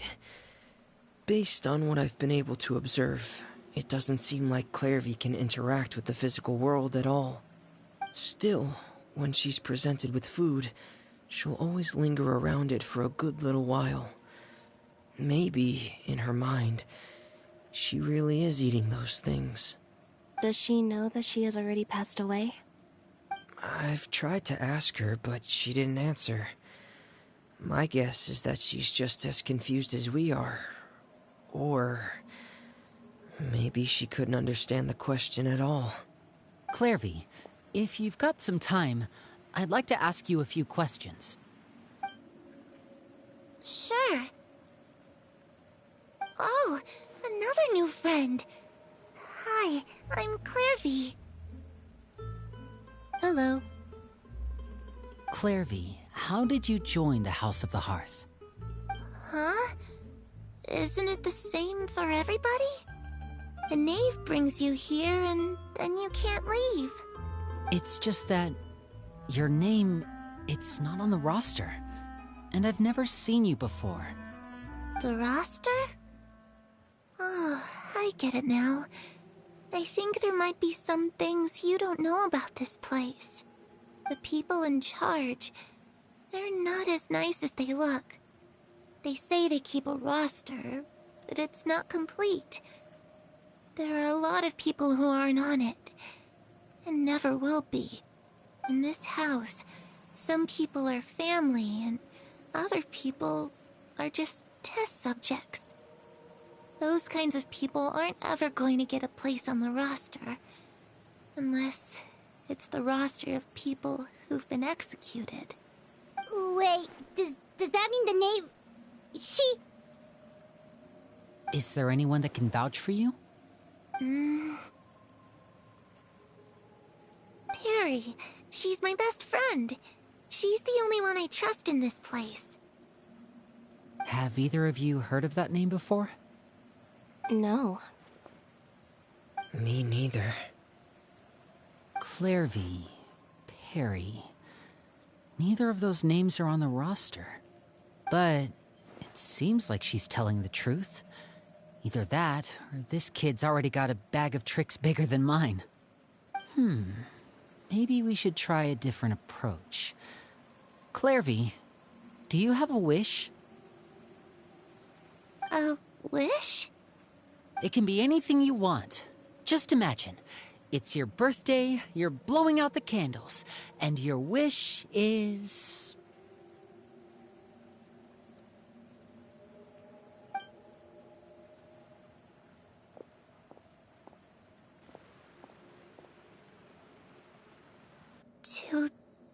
To go outside, where the sun can find me.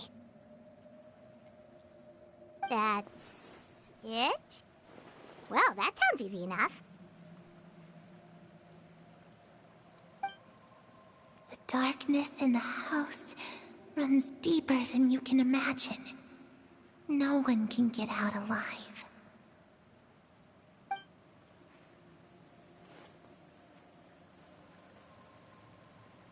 Okay, time to divide and conquer. Listen up, I've got a plan. I'll try and find a way to use basic illusory magic to take Clairvy outside and bring her somewhere with sunlight.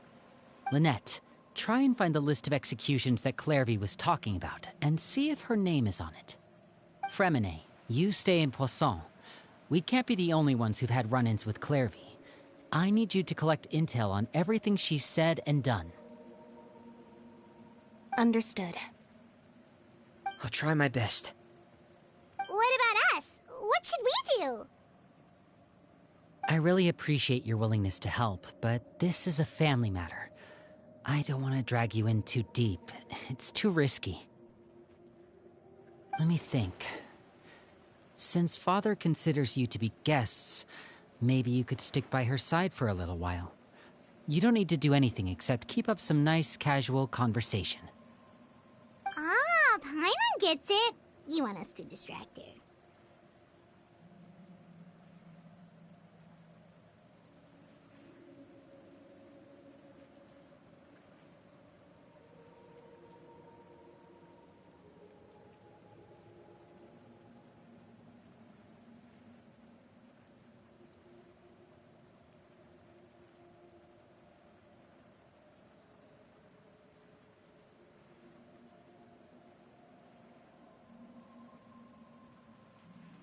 I'll give you a magic bird. If Father suspects something, all you need to do is release it when she's not looking, and it'll alert me that something's wrong. Of course, that's only as a last resort. If Father doesn't seem to notice us, there's no need to make contact. We'll reconvene here tonight after all's said and done. If the worst-case scenario happens and we're discovered, just tell Father everything. We're not going to let our guests get punished for our own actions. That's where we draw the line. You too. Okay, this is where we part. Father should be at the beach nearby.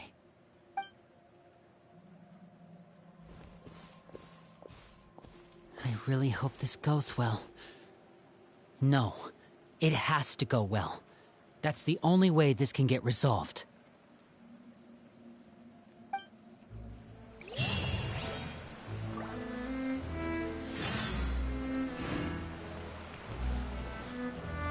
Clairvy, I'd like to take you somewhere. Is that okay with you? Sure. Where are we going?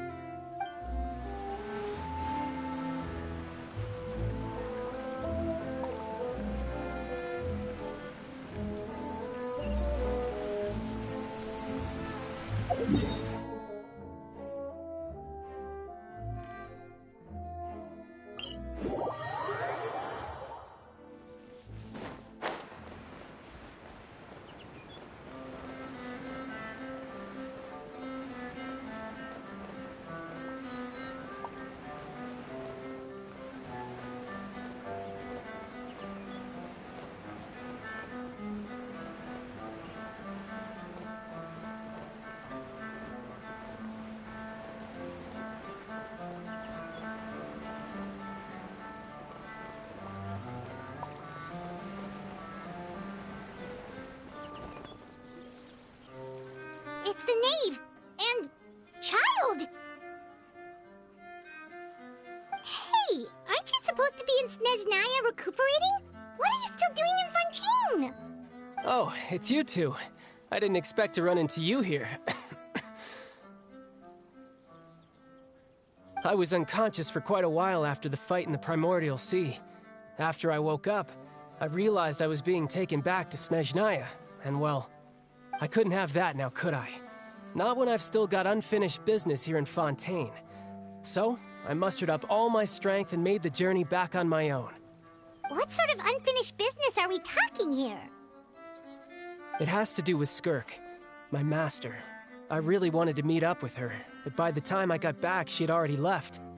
I still have so many questions for her. Without any other leads, all I could do was ask the knave to help me track her down. She must have left behind some traces from her time in Fontaine. Oh, okay, so have you found any clues? Unfortunately, no. While the House of the Hearth is adept at collecting all manner of intelligence, certain existences can still manage to escape our purview. Basically, unless Master feels there's a need to meet with me, she's not going to be found.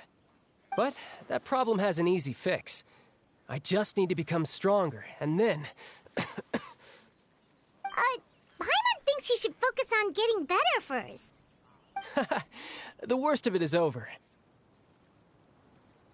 It's all thanks to that one kid from the House of the Hearth. Elwar, I think her name was. She gave me a bunch of random potions to drink. They didn't go down easy, let me tell you. Pain and chills all over. But they really did help speed up my recovery. And that's good, because it looks like I really do have to head back this time. The old man's been putting the pressure on me. He sent someone to tell me I'm needed for some sort of project. Project Stuja? Yeah, that's the one. I heard Regrader's involved too. I'm not looking forward to having to listen to all his monologuing, that's for sure. Hey, maybe you could think of a way for me to stay in Fontaine for a little longer. Helping Linny and the others brush up on their fighting skills would be far more interesting. If you and I could spar, that would be even better. I've been waiting for a chance to see you go all out. And what a sweet little daydream that is. But I also have a role to play in all this. I'll be leaving Fontaine shortly as well. Besides, considering how little they see fit to step outside the homeland, being called on to return to Snezhnaya by such illustrious dignitaries, what a great honor. Wouldn't you agree? One I could do without, I'd say. Is it just Paimon? Or does it kind of seem like they're...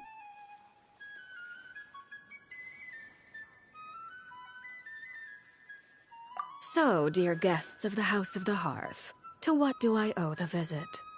Well, we just...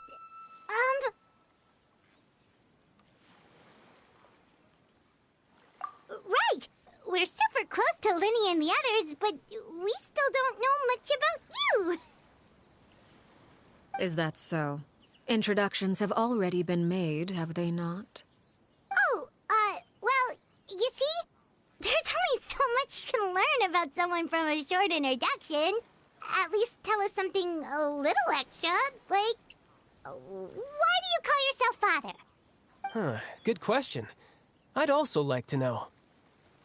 The fact that you have to ask tells me our intelligence work has been quite successful. Telling you the answer to that question would only serve to undermine that success. And we can't have that, now can we? Spoken like a true diplomat. That was some expert sidestepping right there. Well, if there's nothing else, I think I'll take my leave. I still have a small matter to resolve at home. Wait, don't go!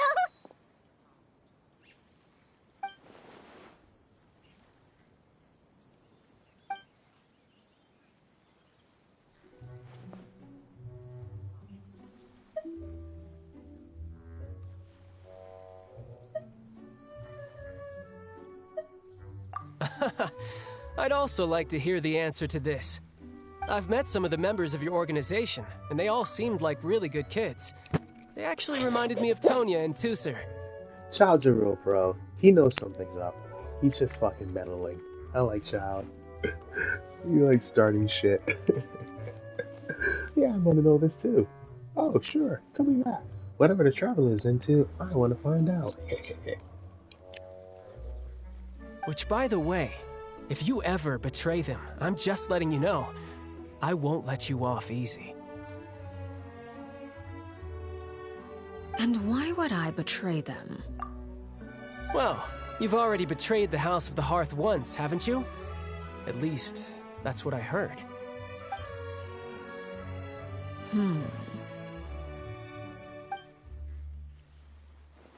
Okay, I admit. That's just what the old man told me. The rooster, I mean.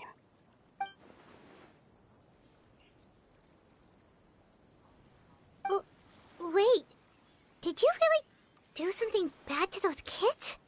Never mind what I've done. I'm more curious as to what the mighty rooster had to say. Care to enlighten me? Well, nothing much. Just some stuff about you taking out many other members of the House of the Hearth, and even going so far to attack your own family. I see. Oh, based on your reaction, I'm guessing it's all a bunch of lies. Hardly.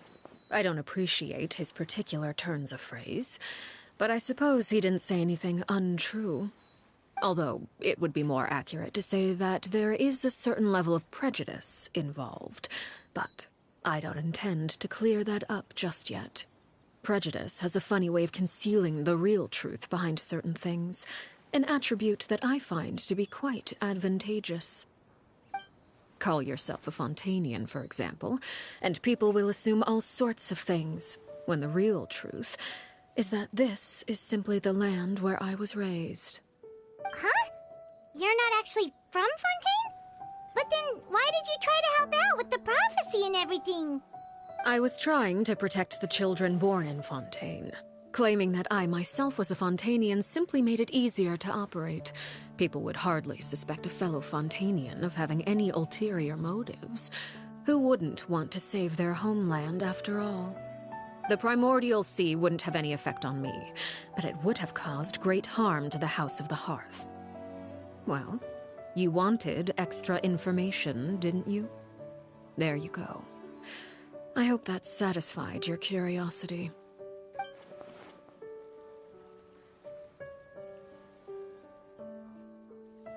So, you stayed in Fontaine for the kids.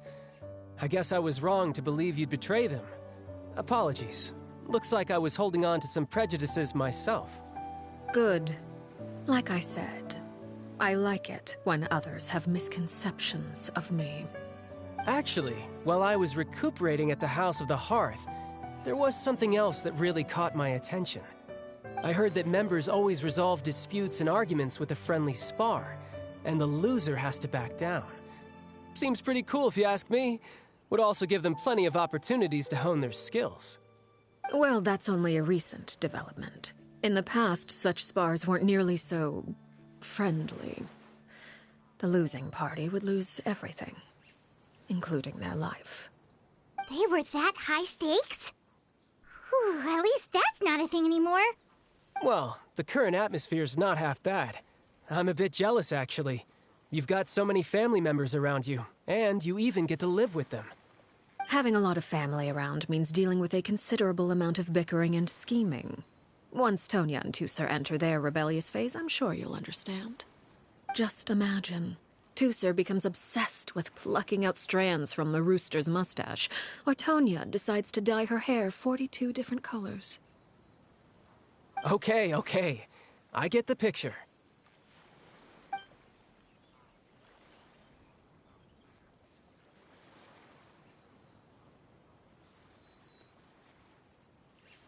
Well, would you look at the time? I should probably get going. Traveler, Paimon, I'm not sure where our paths will cross next, but the next time we run into each other, we should definitely try and find some time to spar. Again, maybe this is a conversation we can have when you look less like you're gonna keel over. All right. Well, thanks for everything, Arlecchino. No thanks necessary. You also played a part in obtaining the Gnosis. I would say we can call ourselves even.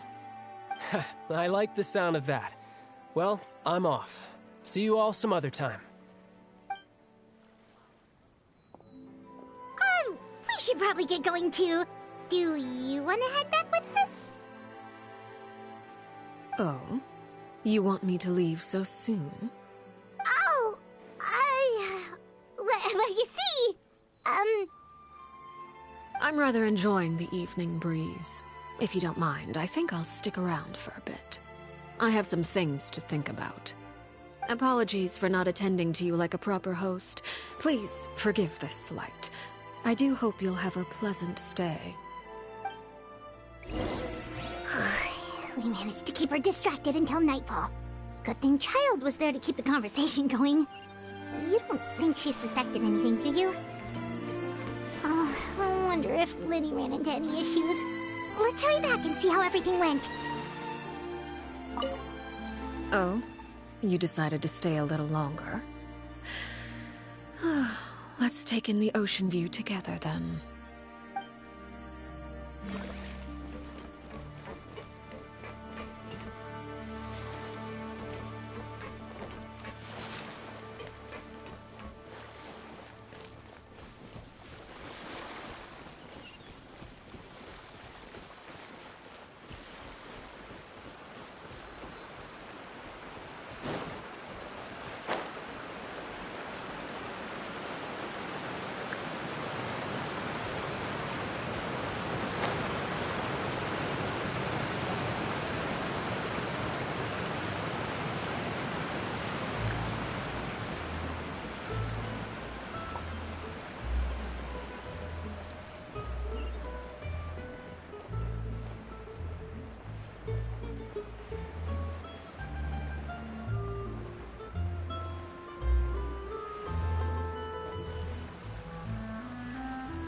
Hey, how did everything go? Well, long story short, we ran into a small issue. Clairvy can't go into the sunlight.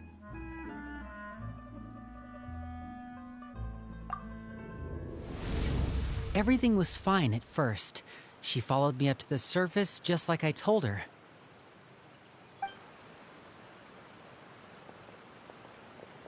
But as I led her out of the shadows and into the sunlight, she vanished.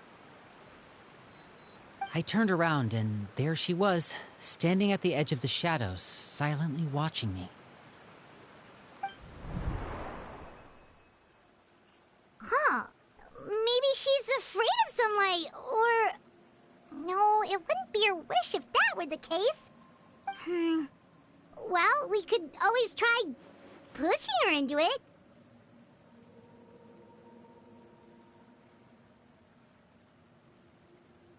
Oh, true. I've pretty much tried it all already. Nothing worked. Eventually, the sun went down, so all I could do was bring her back here. How did it go with you, Lynette? Good. I've got the list. It's right here. Really? Well, what are we waiting for? Let's take a look!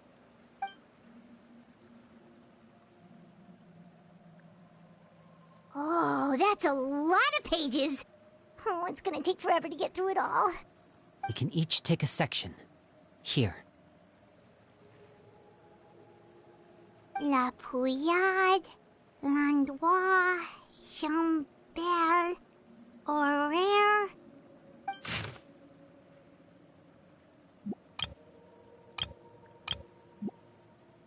Oh, yikes. That Horaire guy has a huge scar on his face. He's kinda giving Paimon the creeps. I've met him before. The scar is from an injury he received during a mission. I still remember him joking with me about it. He said any future lover would take one look at him and then lose all interest. Did he say anything else? Well, I asked if there was someone he was interested in. He said no, and that's where our conversation ended. It was only later that I learned he really did have someone he liked. He risked everything to escape so he could be with her, but it didn't work. One day, Father asked to see him, and, well, I never saw him again after that.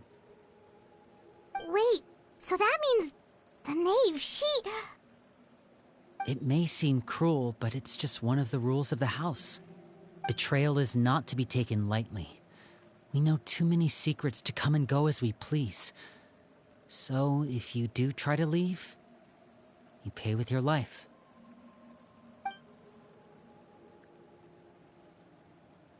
Her name's not here, huh? Well, that's not too surprising. It doesn't seem like this list is complete. It only contains records dating back around 5 years. Let's shift our attention then. Fremine, were you able to find anything out? Fremine. Sorry. I was thinking about something.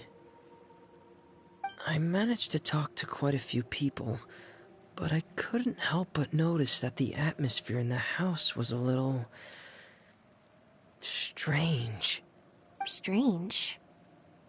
Yeah, I mean, I know there have been arguments in the past, times when people haven't gotten along. Chaplot and Filiol are a good example of that. Oh, those are two of the people that we met while delivering supplies. Paimon can see how they might not get along. They had very different vibes, and their, interests seem to be pretty different as well. That's to be expected, actually. Father brought us all here, shared her knowledge with us, taught us how to fight. That's one thing we all share. But that's also where the similarities end. Not all of us feel the same desire to stay here. As members of the House of the Hearth, we're also considered part of the Fatui. And to a lot of people, that's an identity they never asked for. Certain members get older and realize they want something else for themselves. But considering the rules of the house, Most people would never say that out loud. People like Chaplot and Foltz are loyal to Father and her vision. They're proud to be part of the Fatui. Filial and Nantoy, on the other hand, well, they aren't quite as enthusiastic. These kinds of conflicts have always been there. It's not like Father is in the dark about any of this. Well, that's true. But it just feels like things have gotten worse lately. Filial and the others, it seemed like they were meeting in secret to talk about something. I can't say for sure, but I think they've met Clairvy. You think she's been inciting them to act out? No, not exactly. But I wouldn't be surprised if she said something to them about the darkness in the house and how deep it runs. She's told me about it before. Experiments being run on children. People being used as pawns on the battlefield without so much as the strength to survive. And they just believed all that? Without any evidence? Clairvy's words probably gave them the excuse they were looking for. Whether they actually believe them to be true is secondary. This is all because of Project Stuja, isn't it? Whoa. Hold on a second. What's this Project Stuja all about, huh?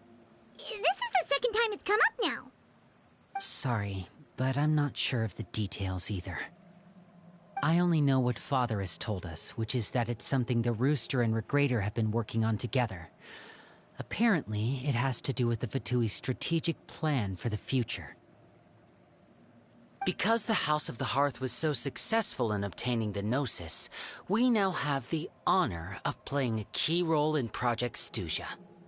Wait, but isn't that a good thing? Key role is just another way of saying dangerous role.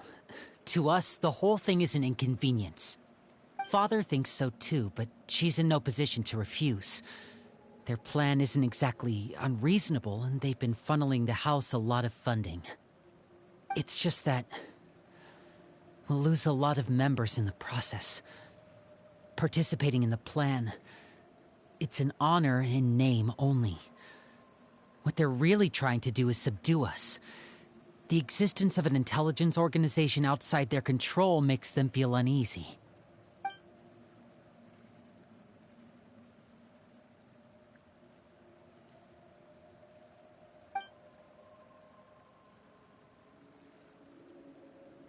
Okay, super complicated top secret Fatui business aside, what does all of this have to do with the conflicts you were talking about earlier? Paimon doesn't get the connection. External pressure has a way of exacerbating internal strife. You can't overlook the power of fear either. People are afraid of dying, and that fear is often the impetus for a lot of stupid decisions. I thought resolving the Clairvy situation would make everything go back to normal, but it looks like things are more complicated than I thought. If we leave Filial and the others to their own devices, sooner or later, Father will be forced to take action. We can only focus on one situation at a time, brother. You're right. Even if we confront Filial and the others, it won't do any good. It might even make matters worse. We should focus on Clairvy for now. Well, it's getting late. We should head back and get some rest. We'll try again first thing tomorrow. Lynette, you stick with me this time. Fremine, keep a close eye on Filial and the others. Make sure they don't do anything they'll regret. Good work today, everyone. Have a good night, and I'll see you tomorrow.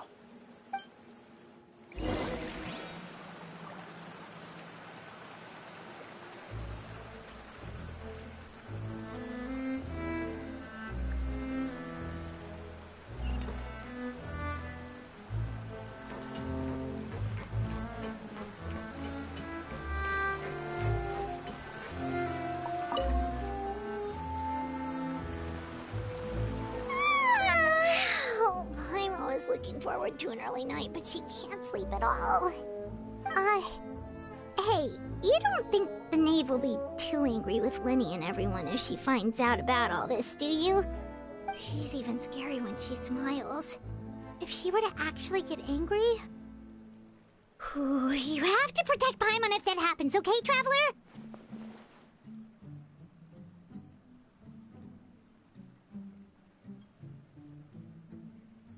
Oh, well, in that case, we should just plan on running away. We'll grab Linny and the others and we can make a break for it as fast as we can.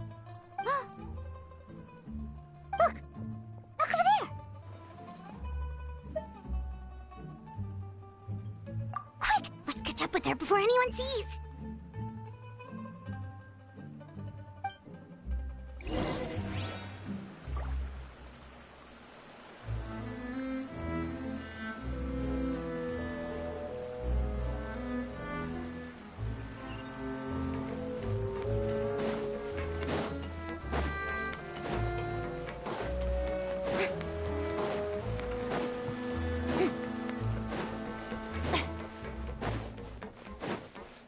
Over there!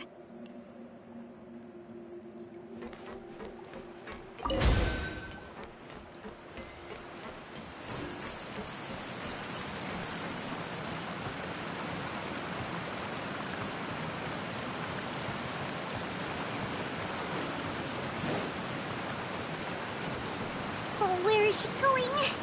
Oh, if someone sees her, we're toast!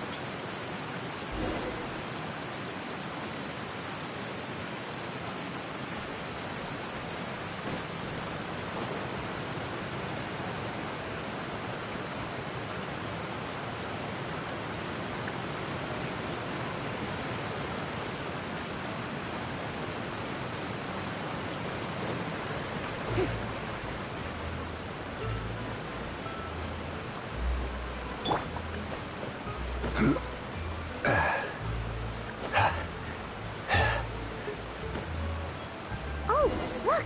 She stopped!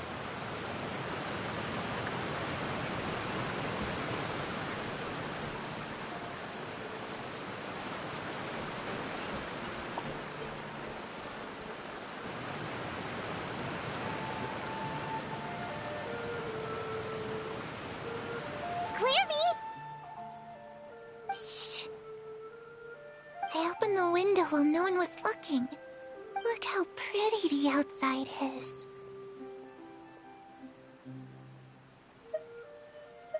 If only I could have more than this. You probably think I'm being silly, huh? All this hopeless resisting. It's better to dream of what I could have than try to make it a reality, right? Please, help us get on the same page here, Clary. We need you to tell us what you know. Can you do that? Sure. Although, after you hear all this, I think you might regret that decision. Everyone in this family is nothing more than a tool. Something to be used and exploited. We're all expendable. Including me. As long as you're useful, you get to stick around. Lose your value, and you're handed over to the doctor, experimented on, and given a fate worse than death. I've seen it happen again and again, and I've had enough. You're saying the knave did all that? It's just, that doesn't seem like something she would do. She's scary and all, but it seems like even she has lines she wouldn't cross. I knew you wouldn't believe me. Everyone thinks she's a good person. They all think of her like a real mother. Mother? But she doesn't deserve that title. She's disgraced it and tarnished it. And if I had things my way, I'd never see her again. If only Perry were here, she'd understand. Perry? There's that name again. Also, Paimon's getting a strange feeling. It almost feels like she's not really here with us. Paimon can't tell if she's actually talking to us or if she's mistaken us for someone else.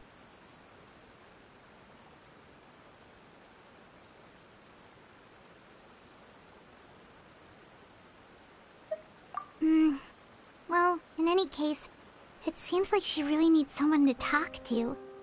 We should keep her company for a little longer. She looks so young. But it seems like she's been through a lot. It's getting windy. I should close the window. Ooh, look at the moon. Isn't it pretty? Hey, wanna hear a secret? I heard that if you look up at the night sky in Snezhnaya, you can see the aurora. It's supposed to be super pretty. Even prettier than the moon tonight.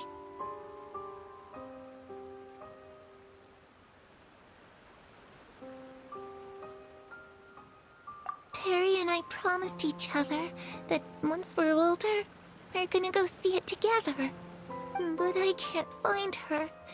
I'm worried she's also been... No, that wouldn't happen to her. She's special. Mother likes her a lot.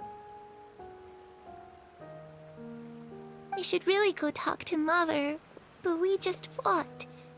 She doesn't want to see me, and I'm too scared to face her. What should I do?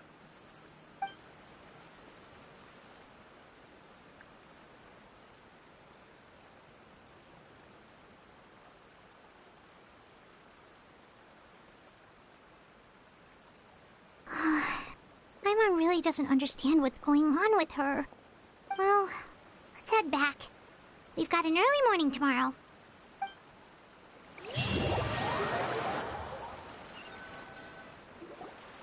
All right, looks like we're all here. Let's go ahead with the plan.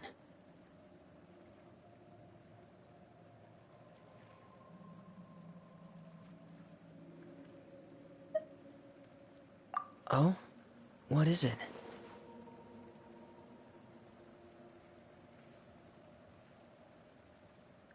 What makes you ask that? Well, we kinda ran into Clairvy last night, and that's what she told us. We met the doctor back in Sumeru. He's super dangerous, and he's done all sorts of bad things. It's possible that Father and the Doctor have had certain dealings, but I don't think Father would work with him. We're not really on the same side, so there's not a lot of trust between them. That doesn't exactly set the stage for a successful partnership. I did hear, though, that when Father first became a Harbinger, the Doctor offered to work with the House of the Hearth. Father rejected most of his proposals, except for one. It had to do with some sort of secret experiment. Secret experiment? Could that be what Clairvy was talking about? I don't think so. I don't know any details about the experiment itself, but I do know it's an entirely independent operation. The Doctor only proposed a direction for the research. That was the extent of his involvement. I still don't think that counts as working together.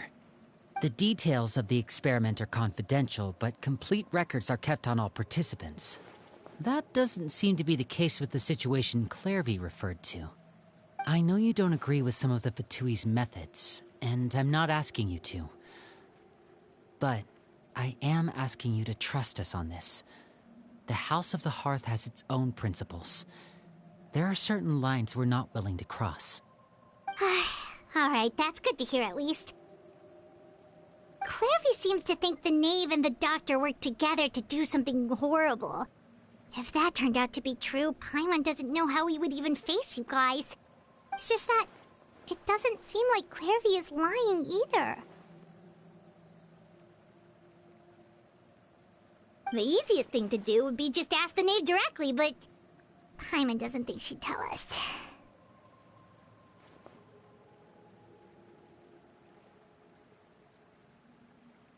Father didn't come back last night. She's probably still near the shore. We'll be counting on you to distract her. Lynette, you're with me. Fremine, you know what to do. Be on your guard, everyone. All right, let's get to it.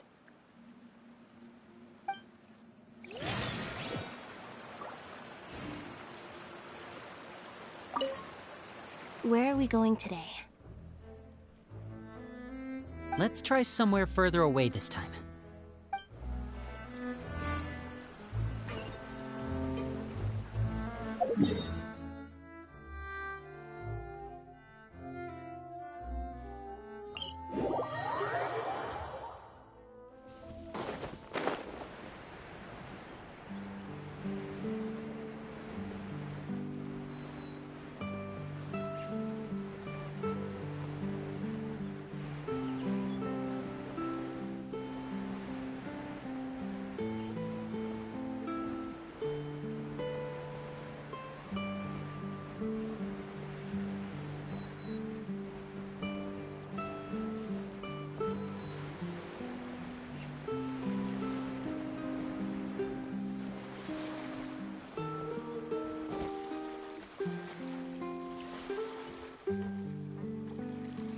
Ah, it's you two again. I must say, you look a bit pale. Did you have trouble sleeping last night? A little. Perhaps if you had less on your mind, you'd be able to absolve yourself of such troubles. So what are you planning to do now? Catch up on some sleep? Or should I give you some time to rack your brain for a topic to discuss before I ask any questions? Although I must profess to being curious. Without Child here, how do you plan on distracting me? Us? Distract you? A good one. But no, we were just here for a chat. Looks like you could have used some extra time to think. No matter. If you don't have any other plans, why don't you accompany me somewhere? Don't worry. I'll be sure to steer clear of any scheming children. The ocean breeze is sure nice today. Children always think they can hide things from the grown-ups. But nothing gets past me. Least of all a little scheming.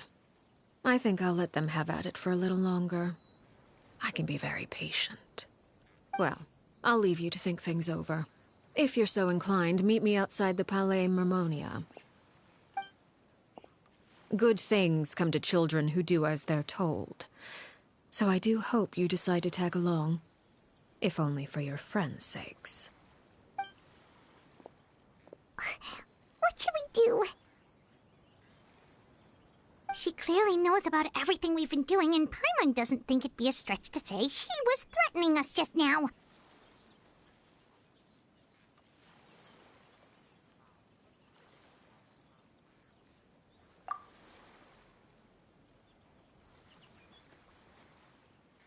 Oh, good idea.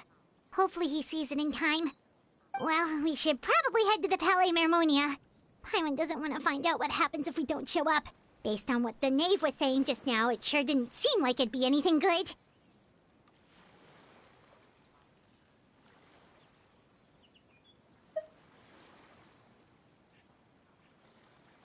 Okay, then we probably shouldn't keep her waiting.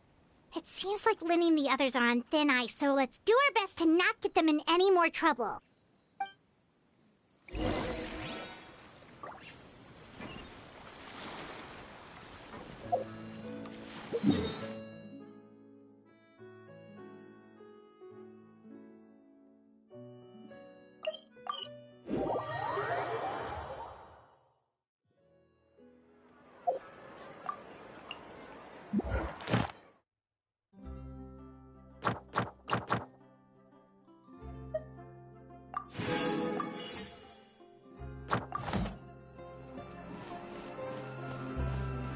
Ad Astra Abyss.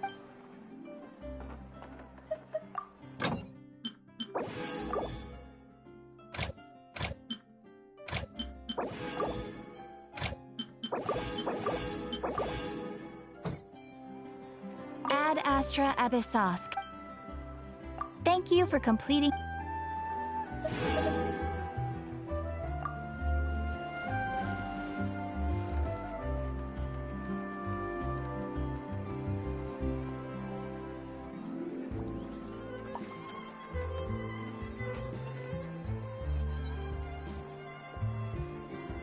There'll be an extra fee for that.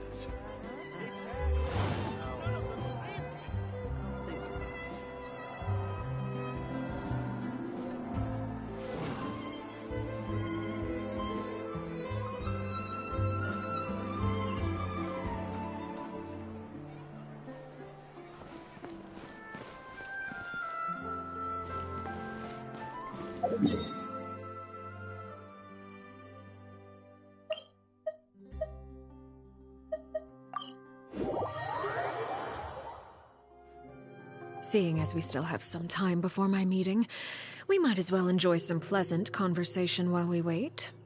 I'm glad to see you get along with my children. Being surrounded by good companions is necessary for a child's development. You're not planning on doing anything to them, are you? I assume you're referring to Lenny, Lynette, and Fremine. Although, there's that situation with Filial and Nentoy as well. It appears quite a few people have been acting out lately. No matter. I'm not one to discriminate. All those who betray the house meet the same fate. There are no exceptions. Does that mean you're going to kill them? Oh, are you here to beg for their lives? I'm sorry to disappoint, but the rules of the house change for no one. In my organization, everyone is responsible for their own actions. But don't you care about them at all? They really respect you. They even call you father. You must feel something for them. Any organization in which feelings come before principles is one destined for ruin. The House of the Hearth is hardly an exception. You could say our principles are more stringent than most. Perhaps I can offer you this consolation at least. As our guests, you two will not be held accountable along with them.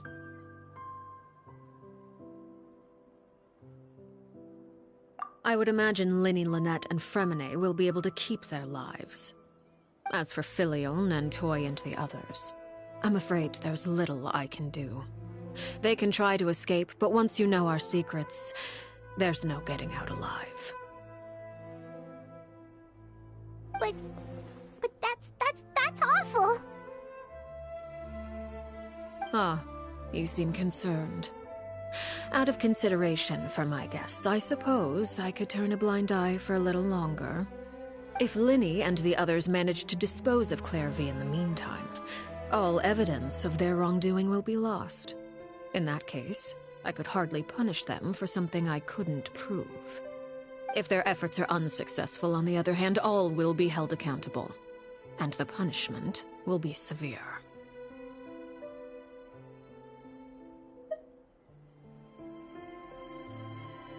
Of course. Oh, and here, I believe this belongs to you. Do try and keep better track of it next time. It takes a considerable amount of time to train a bird like this. It would be such a pity if you were to lose it. Permanently. Wait, where did you get that? Well, I'm afraid that's all the time we have to chat. Now, for the matter at hand. I asked you to meet me here because I have business at the Palais Mermonia. It has nothing to do with you, but I think it would be prudent for you to stick by my side for the time being. There will always be time later to run off and tell Linny what you've learned. Well, time to go. Looks like we wrapped things up just in time.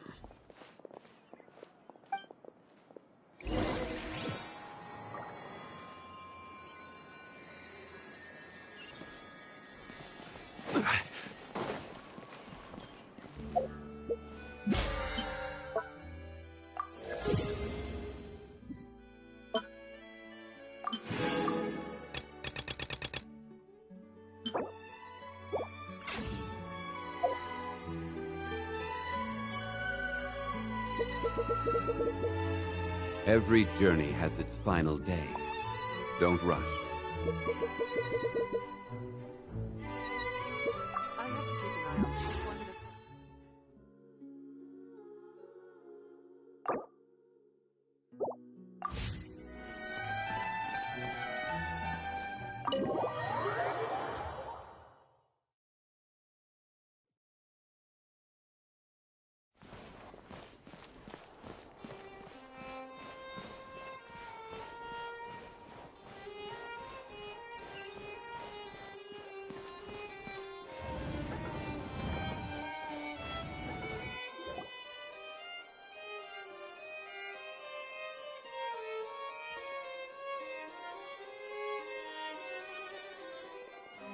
It's been a while, Monsieur Neuvillette.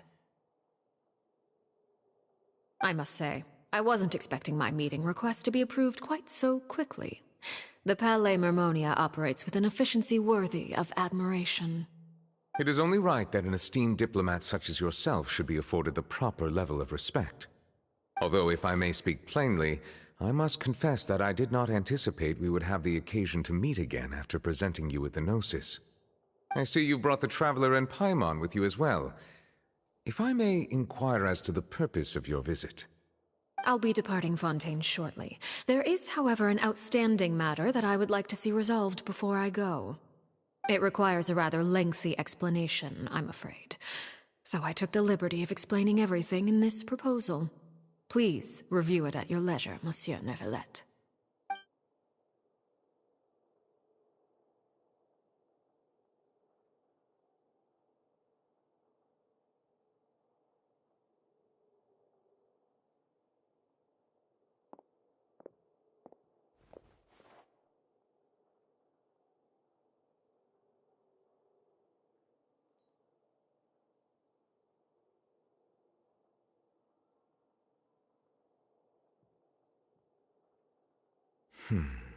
I understand your request.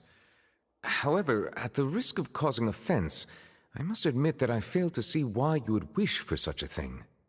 I heard you have a certain fondness for water tasting, Monsieur Neuvillette, so allow me to use water as an analogy. A family is like a large body of water with countless rivers flowing in and out. As someone who watches over this system, I would hope that each river that flows from the source will eventually reach the ocean. Of course, objectively speaking, I know this is impossible.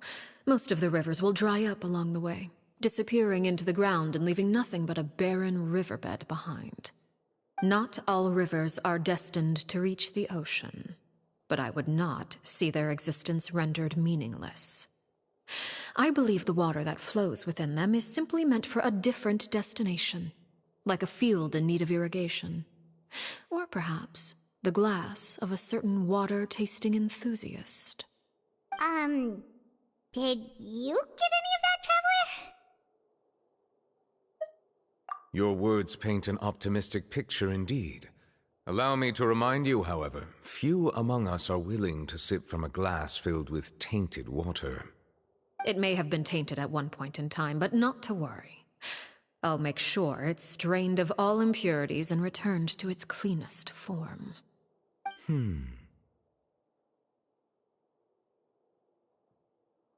I seem to recall there being a transactional aspect to your proposal. Perhaps you could expound on that? If you accept my proposal, Monsieur Neuvillette, I will gradually withdraw my forces from Fontaine. And, unless absolutely necessary, I will no longer carry out any special missions within Fontaine. I presume I can take your words to mean that, in the future, cases similar to the Tartuffe assassination will cease to cross my desk? Tartuffe? Ah, that thief who embezzled funds from all those charities, you mean? My deepest condolences to his family, but without any evidence, I cannot imagine how the House of the Hearth might have been involved in his passing. Of course, if you accept my proposal, Monsieur Neuvillette, I'm sure certain measures could be taken to reduce the frequency of such troubles. You choose your words carefully indeed. In that case, I am inclined to accept your proposal. My thanks for your generosity, Monsieur Neuvillette. Well, with that settled, we should be going now. I took the liberty of bringing along 2 bottles of spring water from Snezhnaya for you to enjoy. I do hope I get the chance to hear your impressions. Perhaps at our next meeting? Yes? Indeed. I trust you would not overlook your commitment in the meantime. All right, Traveler Paimon. Time to go.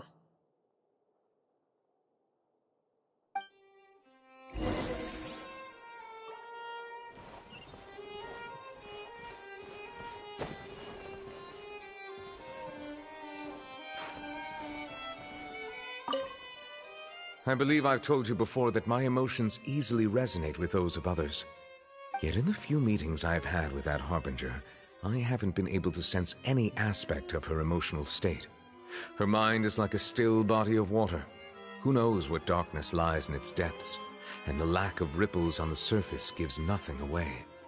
It's unclear whether this is her natural state of being, or whether it's an incredible strength of will that gives her the ability to master her emotions.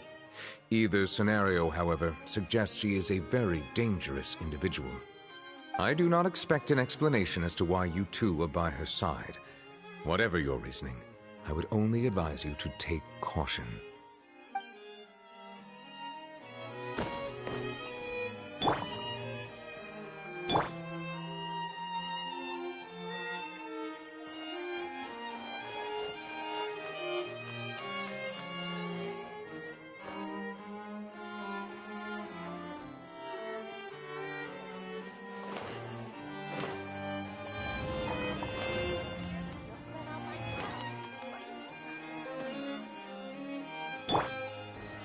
Solidify!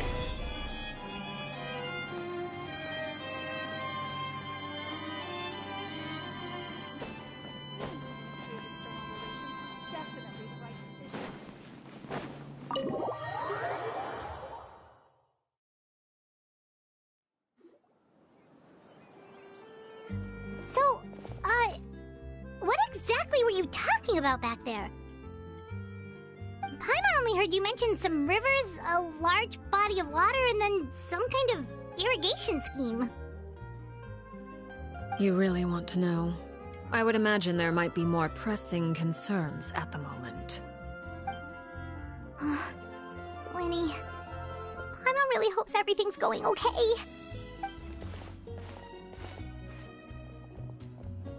Oh, Paimon recognizes that look. You've got your thinking cap on, don't you, Traveler?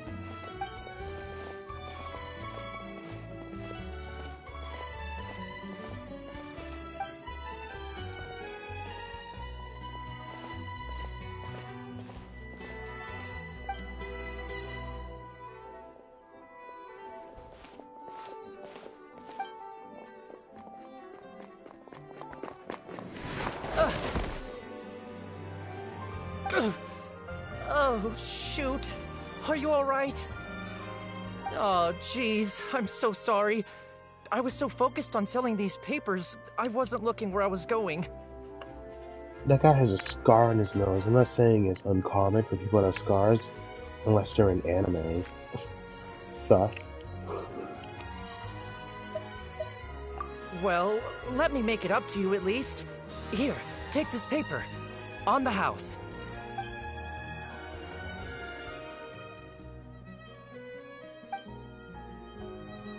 Oh, you don't have to give us anything. Please, I want to. It's not like I'm short on supply. All the extras will be useless come tomorrow anyway. It's my fault, really. I was just trying to bring home some extra mora for the family, but I bit off more than I can chew. I haven't had many takers today, so I'm still swimming in papers. What's going on here? Nothing much. I just ran into your friend here on accident. I should probably get going, actually, so... Hold on. Of course, I'm happy to compensate you with mora, it's just... I don't have any on me at the moment. I'll take 3 papers. Here. Your payment. Oh! Thank you for your patronage. May the Archons bless you with good fortune. If only I had the chance to run into such generous customers every day. I should probably just take on a smaller inventory though, right? I'm getting married soon, so sometimes it's hard to not get ahead of myself. Anyway, I should head out. Goodbye! Well, now that my affairs are settled, we should take the boat back to Poisson. We've even acquired some light reading to enjoy along the way. Actually, why don't we stick around for a little longer? Paimon just realized how hungry she is. She can't head back to Poisson on an empty stomach.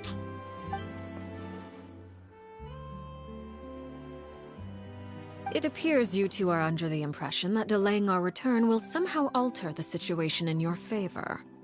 I'm sorry to ruin your fantasy, but your efforts are meaningless. That being said, I could be persuaded to give Linny some extra time. I just have one condition. If you agree to my request, I'll even answer some of your questions. You're quite curious about Clairvy, are you not? And my relationship to her. Wait, why are you being so generous all of a sudden? You're not gonna ask us to do something bad, are you? You overestimate yourself. You don't have the talent for bad things. Then what can you possibly...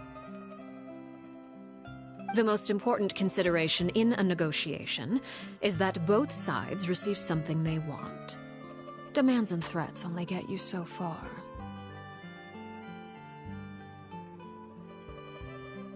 Wonderful. Here it is. When the time comes, make the choice that you deem most appropriate in the situation, and lend your help to the House of the Hearth. Okay, sounds normal enough. But what do you mean, when the time comes? When is that supposed to be? That is for you to decide. Then we have a deal. Follow me.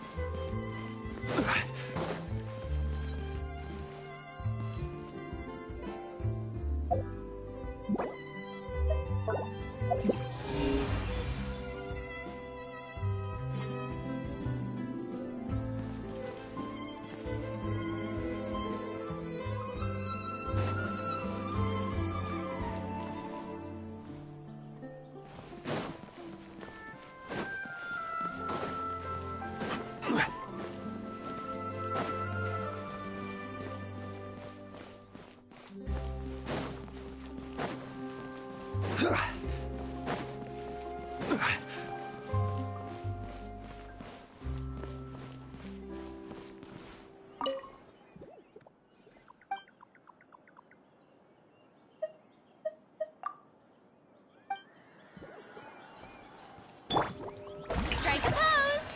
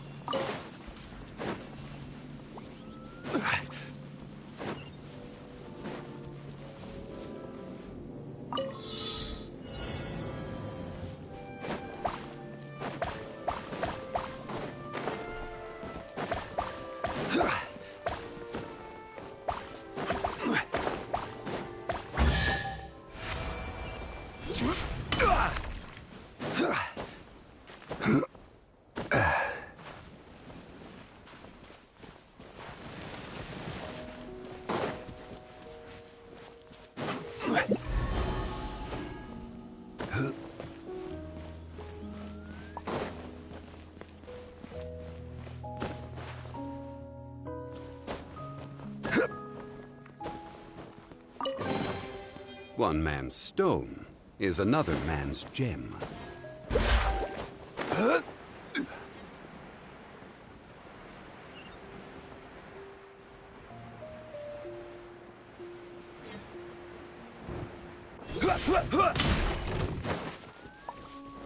Stabilize! Everyone hold The hands! banquet must go on. Yoo-hoo! The banquet is nearing its end. Illusion shattered! Joyous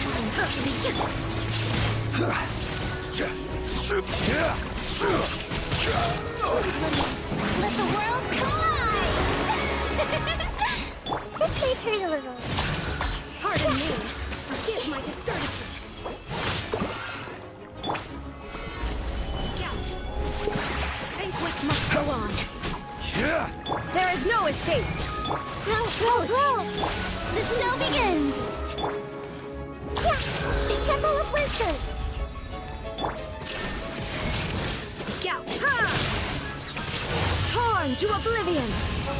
The banquet is nearing its end. Joyous times flee. Detached from the world.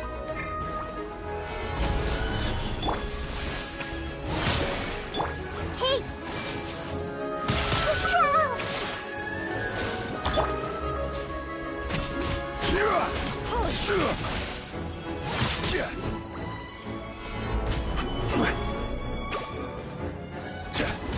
This may hurt a little. Banquet must complete. Oh, brilliant! Crumble! The banquet is nearing its end. Joyous. Solidify!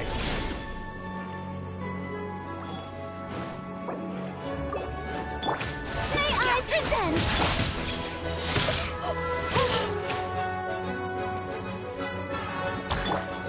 Stabilize! Apologies. The banquet must go on. Commit it to memory. Yeah! Gout. Gather!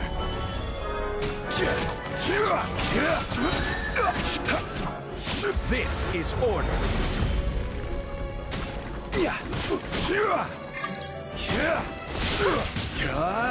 My discourtesy. The banquet is nearing its end. Joyous. Grow! Oh, brilliant! Stabilize! Please remain seated. Everyone hold hands!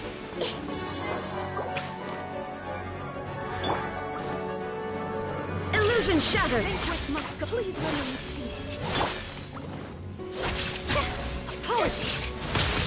I see everything! Gather! Shine down! This may hurt a little. Make yourselves at home! The banquet is nearing its end.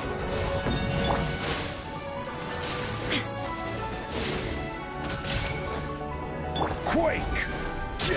There is no escape! Commit it to memory! Pardon me. The show begins! Ah! Solidify! Let my name echo in song! This may hurt a little.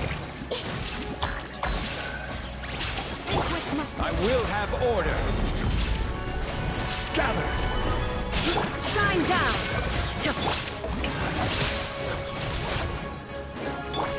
Sharing my knowledge! Please hold for just a moment. Prior in consideration. Stabilize! Hey! There is no escape! Ha! Ha!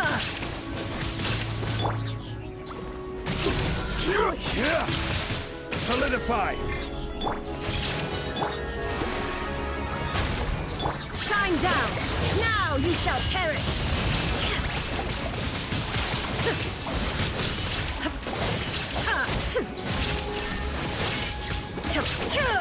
Order guide you! Time to shine! Shower me with praise! It's nearing its end. Grow! The Temple of Wisdom! Pardon me.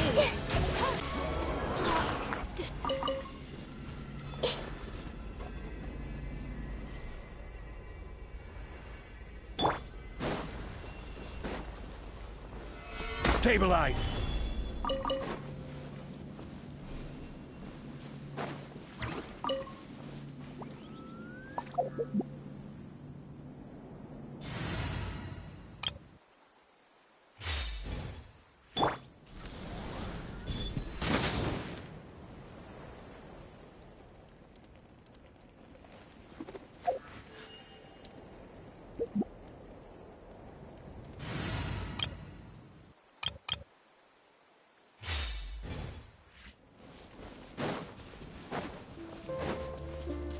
Crumble!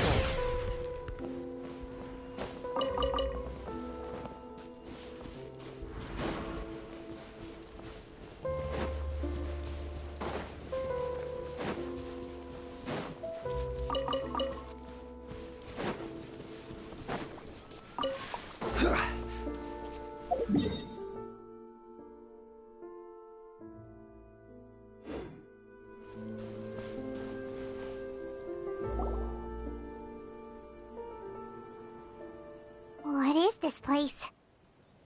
Somewhere long forgotten by everyone. It used to be a grand building. Now it's nothing more than a pile of rubble.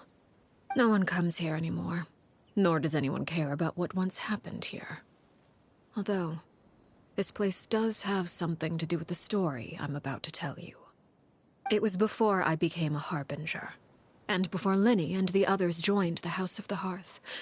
Due to certain events, I first killed Clairvy and then her mother. And this is where it all happened. You were the one that killed Clairvy? Patience now. Allow me to explain Clairvy's side of the story first. I'll start from the beginning. Clairvy was 6 years old when she was brought by her mother, Crucibina, to live in the House of the Hearth. From the outside, it seemed like a fairy tale. A thriving family made up of kind adults and friendly children.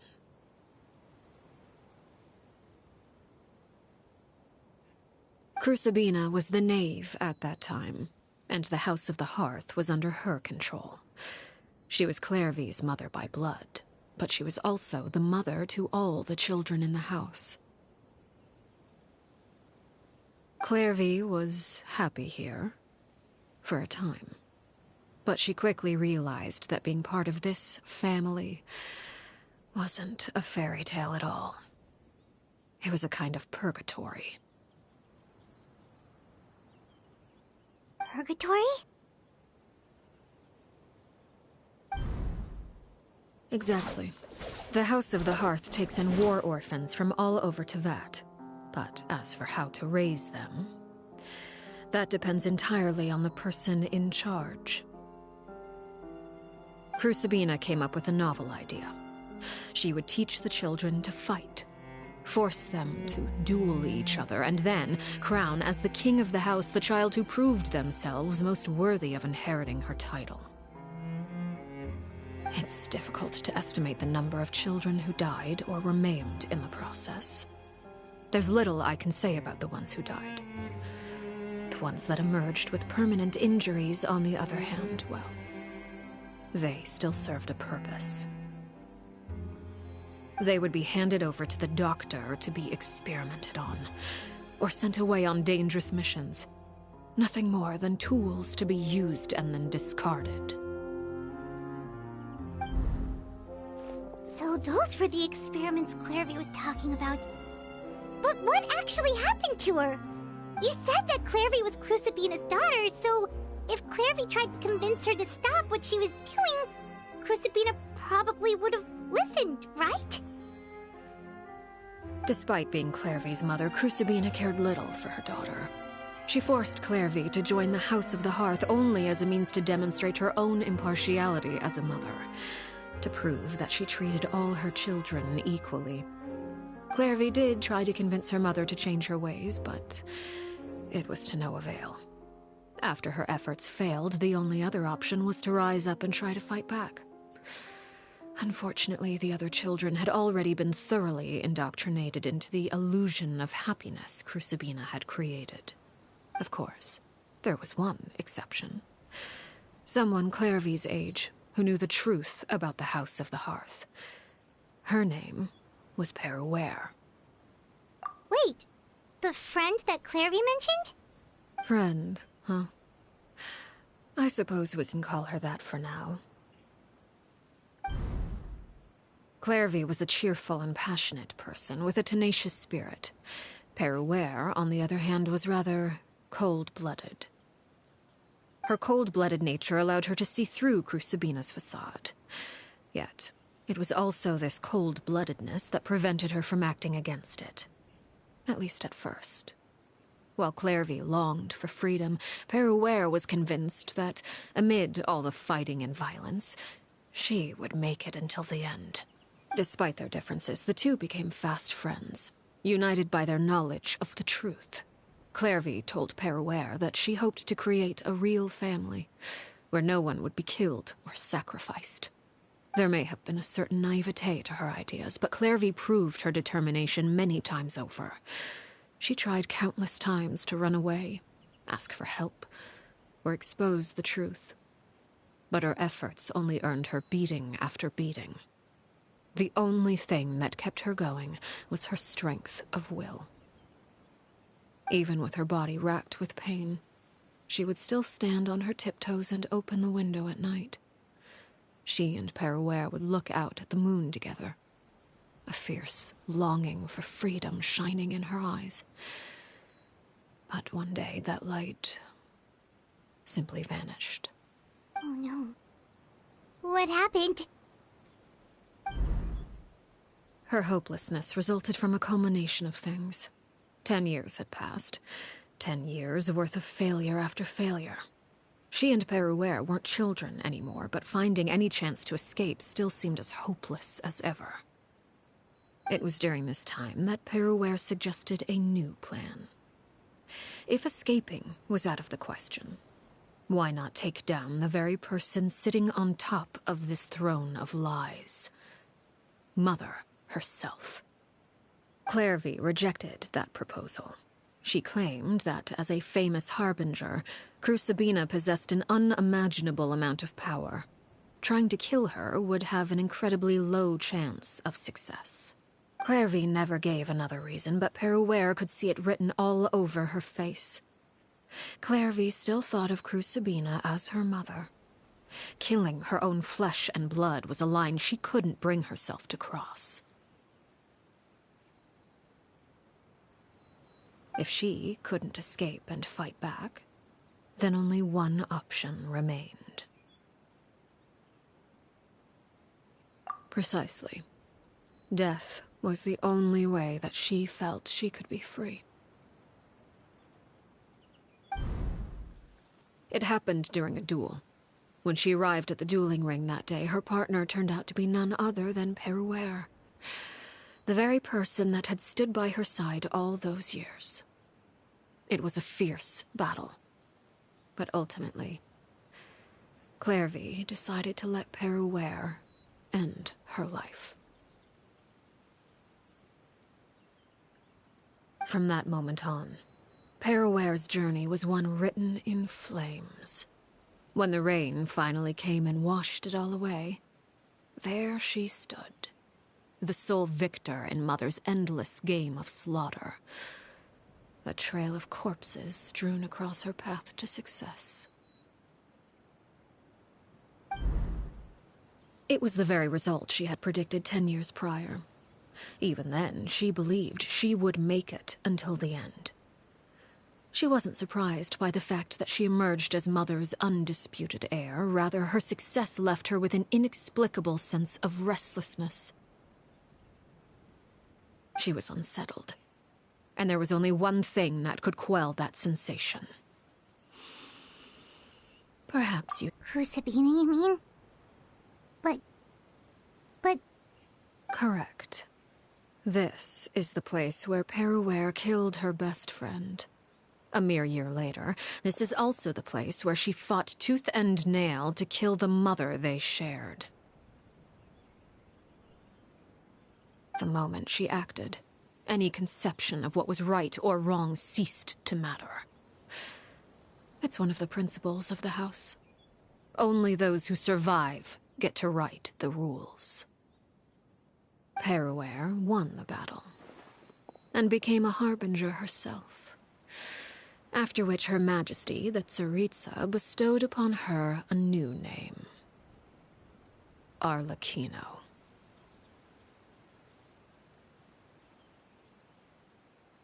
So the Perry Clairvy was talking about, it was you all along.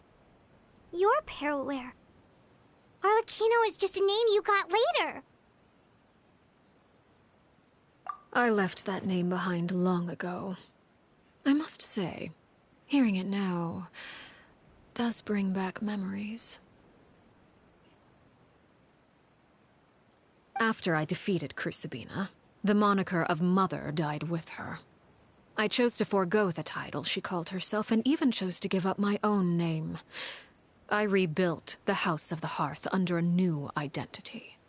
Not only as Arlecchino, but as father. And that is where the story ends. Any more questions? Yeah. Based on what you just told us, Clairvy wasn't a little kid when she was killed. So the Clairvy we met... was she really a spirit at all? I suppose you could call her an illusion born of flame. Her existence is like ashes to a fire. Something left over in the wake of blaze and ruin. You see, a certain power runs through my veins. It's not unlike a curse. My flames leave behind shadows of anything they consume. Of course, the chances of those shadows morphing into a sentient entity are exceedingly slim. Clairvy is a very special case. Clairvy died when she was 16 years old, but what emerged from the flames was her 6-year-old self. Her appearance wasn't the only thing affected. Most of her memories were lost to the blaze as well. Memory is a mysterious thing indeed. Losing a portion of your memories will alter your sense of self. Lose 10 years' worth, however, and it would be like living in the past. Like returning to a version of yourself that never grew up. No wonder Paimon got such a weird feeling when we were talking to her. Perhaps I should put it this way. Clairvy is someone trapped in time.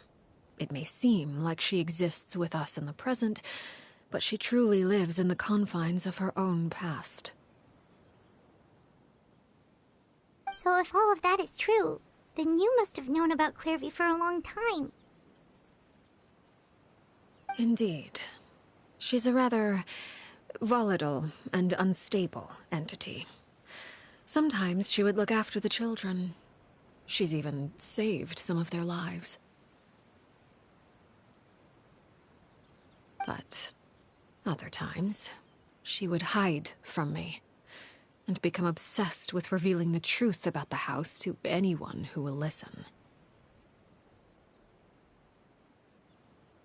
Shadows don't have the capacity to learn or grow. Any new information they encounter is quickly forgotten over time. Your attempts to expose Clairvy to sunlight. They failed, yes. The reason is actually quite simple. In Clairvy's mind, the house is impossible to escape, and it is this very perception that traps her there. But no matter. All I have to do is kill her again, and all will be resolved.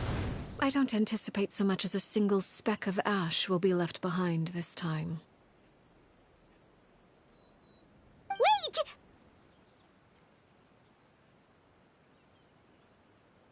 Paimon can understand why you might want her gone, but isn't there another way? So what if she's trapped in her 6-year-old self? She's still your friend! At least talk to her first! It's too late for that. She broke the rules, and now she must be punished. That goes for Filial and Nantoy as well. She's had quite the effect on them. I hope you understand. The difference between Crucibina and myself lies in our formulation of the rules, not our policy for enforcing them. Upholding the rules without question is a trait we both share, because that is how a household should be run.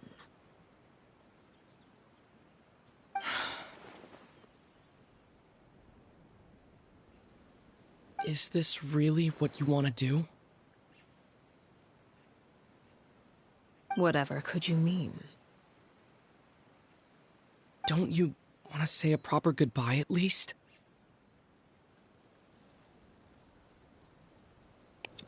Wow, he's talking. More. Wow. Whether as a killer or as a father, there are two things that must be avoided at all costs: anger and sorrow.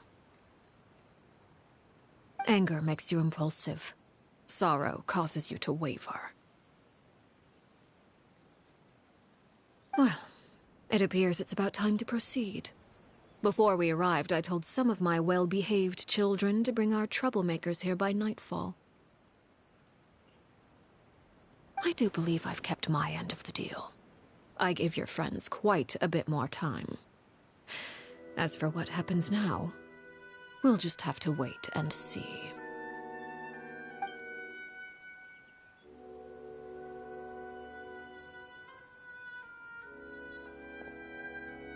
Here they are, Father. You gonna execute him? Seeing something like that would actually be a first for me.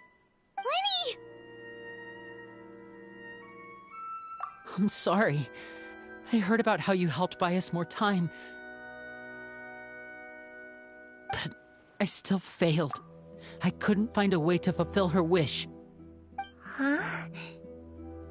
Are you... Perry? Indeed, it's been a while, Clairvy.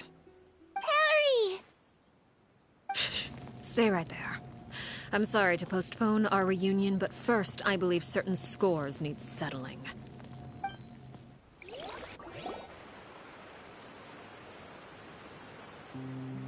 Father, let me explain. Out of my way. Father! You chose to conceal a threat to the house. And for that, you must be punished. Overall, however, I suppose your wrongdoing is hardly the most egregious of the bunch, so I'll deal with your punishments later. As for right now, the more pressing concerns are the traitors among us. By traitors? Do you mean us? Father, let me explain. We didn't mean to... Fultz, why don't you share what you heard? Yes, Father. Secret Midnight Meeting number 3. Participants: Filial, Nantoy, Sato, Toddy. Nantoy clearly said, "If only Father wasn't the one who took us in." Sato added, "I'm sick of this life. I just want to live as a normal person." Filial was the worst of them all. She called us crazies and said a bunch of mean things about Father. I did not! You're lying! Fultz is trying to frame us. It's not like I'm the only one who heard those things. After that, you and Toddy and a bunch of other people started talking about Clairvy. You were using all those things Clairvy brought up as an excuse to question Father. We're birds locked in a cage. The only way out is to destroy it. That's what you said, wasn't it? You little... You just want me gone, don't you? What did I ever do to you, huh? And you, Sheplo, have you forgotten who stood by your sickbed, watched over you, and changed your dressings? Come on, let's hear it then.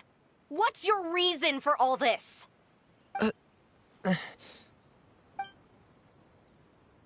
You're wrong, Filial. We don't want you to die. You're our family. Liar. You wouldn't be doing this if that were the case. So why? Why have you backed us into a corner? We all live in the House of the Hearth. You know the type of work we do, Filial. A single betrayal can cost dozens of us our lives. It's not like it's never happened before.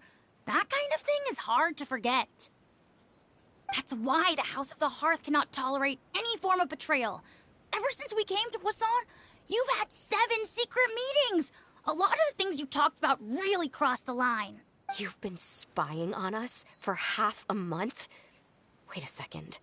Now that I think about it, the move to Poisson was just a way to make it easier to spy on us, wasn't it? Because we were all in one place. You've had this planned all along. Filial, Nantoy, I'm sorry. I owe you both my life. I owe Clairvy too. If it weren't for all your help after I got poisoned, I wouldn't be standing here today. If this were any other situation, I would do anything to repay that kindness, even if it cost me my life. But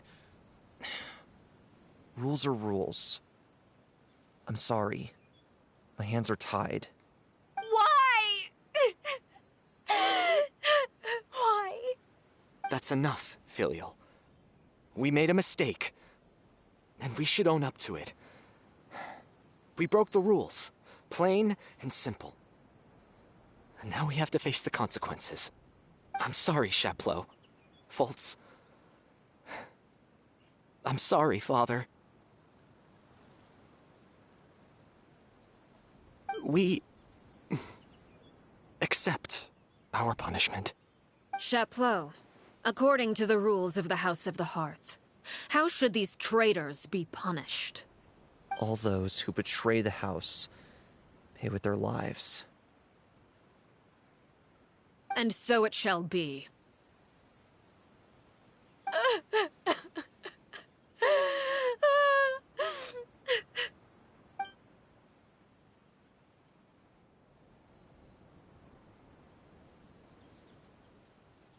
Father, please wait!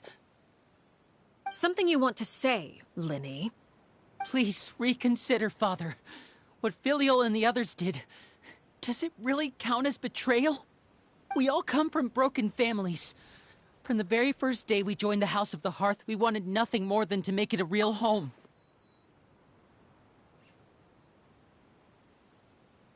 But the truth is, none of us know what a real home should look like.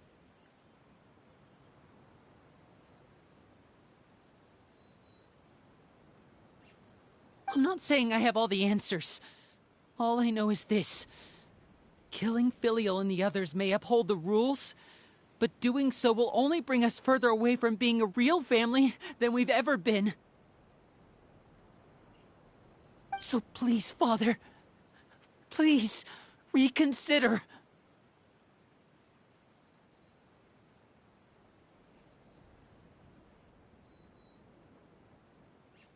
I agree with Linny.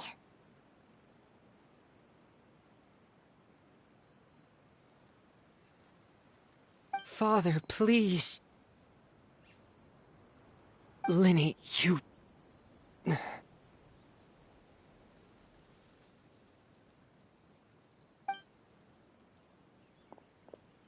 I also agree with Linny.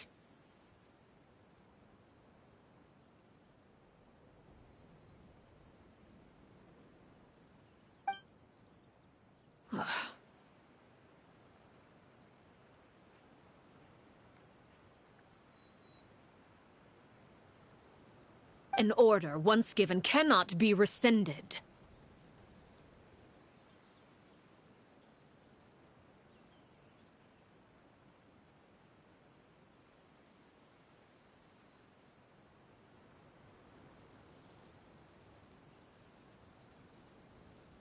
However, given the extent of your determination, I suppose we shall have to go about this a different way.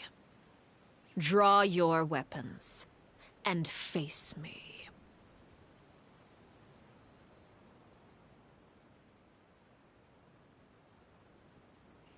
Our weapons? Father, are you referring to a duel? Precisely. The rules of the house will not be altered. Traitors must be punished.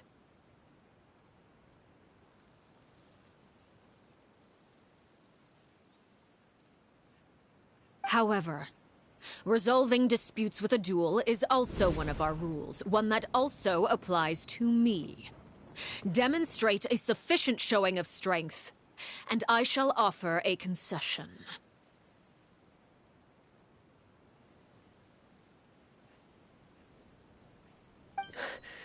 Wait. Beat Father in a duel? Impossible. Father is way too strong, even for Lenny.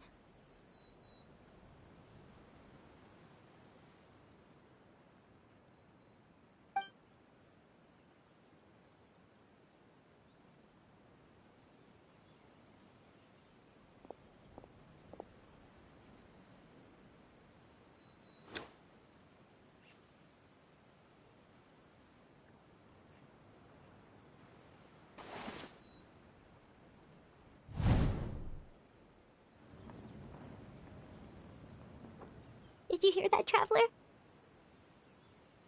Lenny and the others have to duel the knave. What should we do?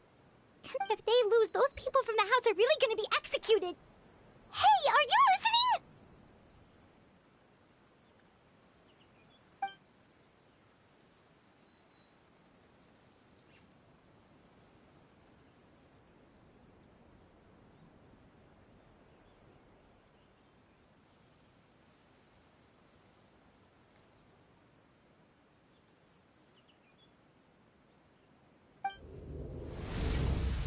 Don't you want to say a proper goodbye at least?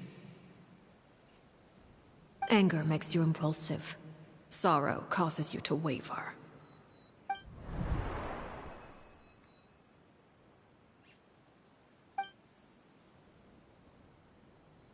Oh. Looking at that expression on her face, she seems really serious about this. Guess that means there's no chance she's throwing the duel on purpose, huh?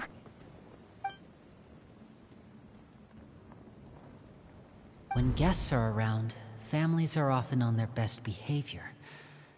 And any disputes are less likely to escalate.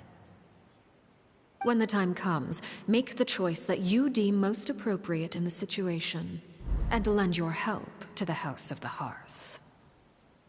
What's wrong, Traveler? Hey, where are you going? Traveler?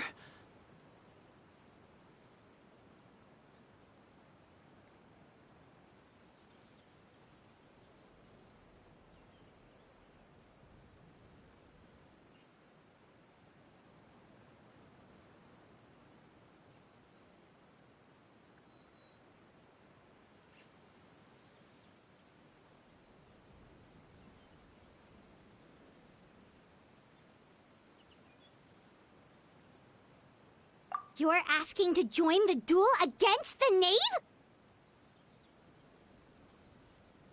I'll allow it. We do have a ready-made dueling ring at our disposal, after all. All I would advise is this. Keep a firm grasp on your weapon, and give it your all. Any less, and you may just lose your life.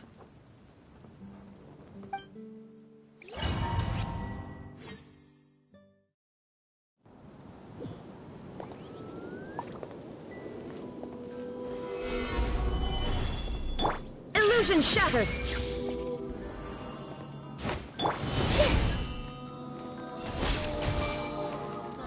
Closer now. Watch out for Father's movements! With these rising flames! Gather! Share my knowledge! Is it my turn now? Father's even stronger than I expected. Now that's more like it.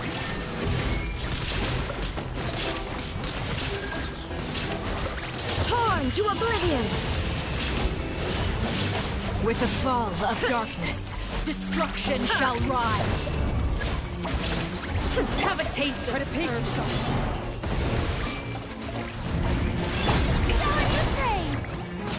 Is it my turn now? Closer now. Order guide! fight! Look at you. Trapped like a bunch of ants. With these rising flames. Solidify! Is it my turn May now? I present?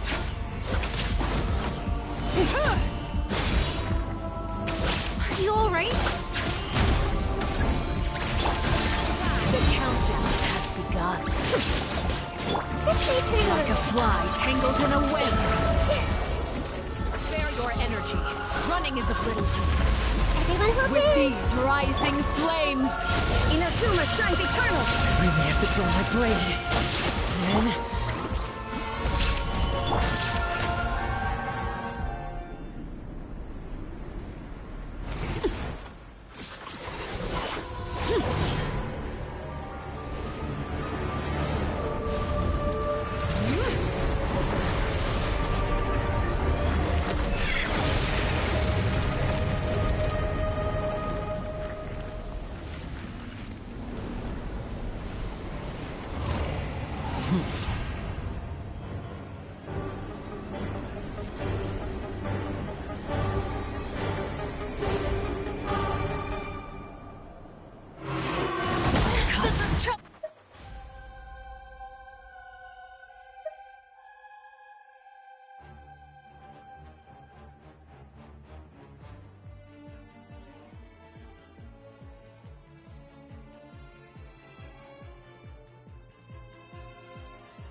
Seared away. My blade is all that remains. Gather! Illusion shattered!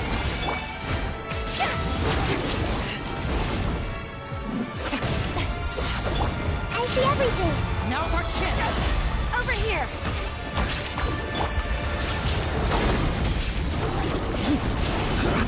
Shine down! May I present?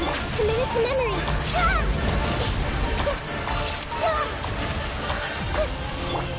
Watch out for Father's movement. Look out!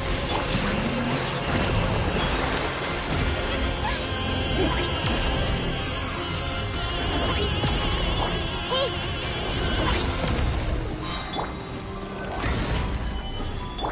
Make yourself a move.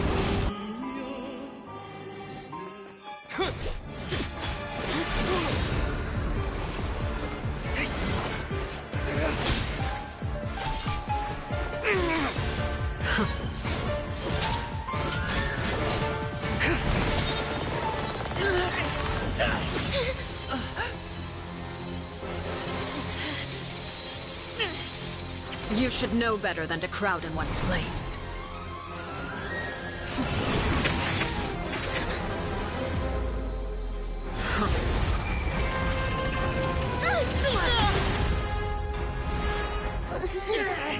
Oh, I know. Now! I'm sorry, Father!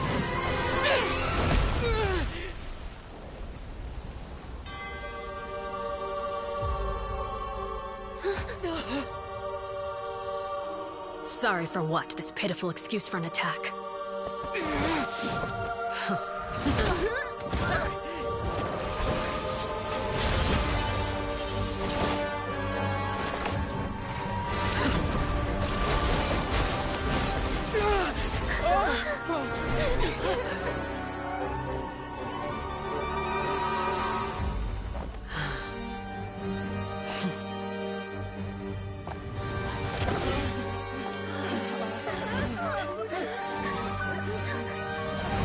Father, no!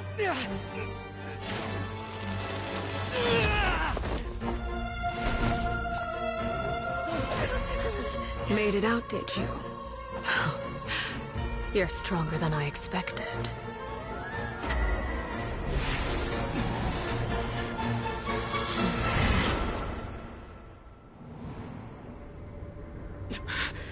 A crimson moon?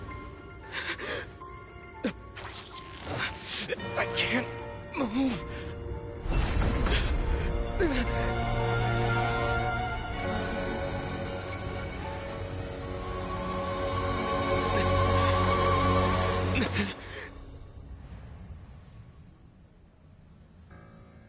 Still, not strong enough to beat me.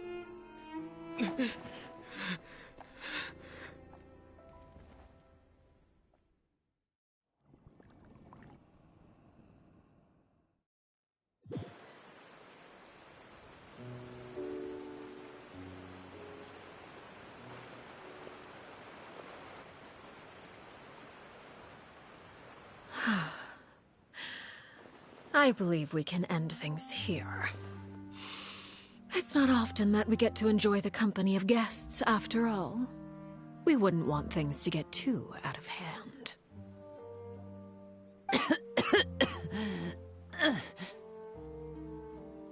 Brother, are you all right?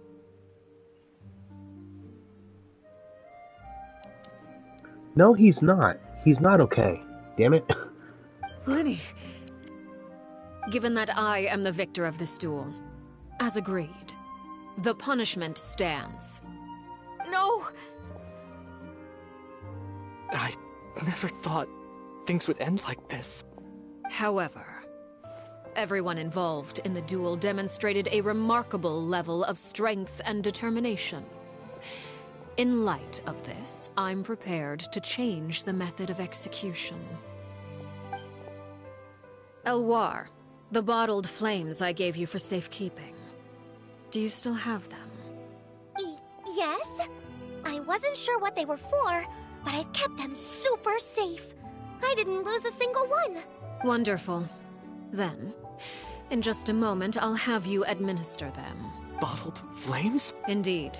They're the product of a secret experiment. Under certain special circumstances, flames can be extracted from my person and preserved. Once ingested, searing pain will spread across every inch of your body. No harm will come to you physically, but your memories will be burned away.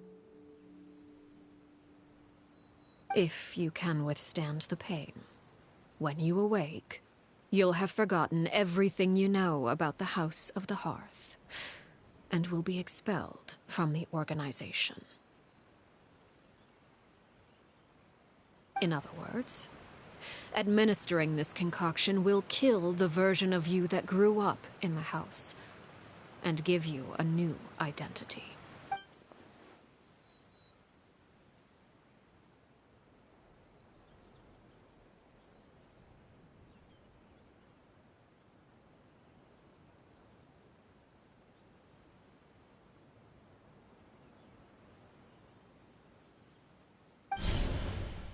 Memory is a mysterious thing indeed. Losing a portion of your memories will alter your sense of self.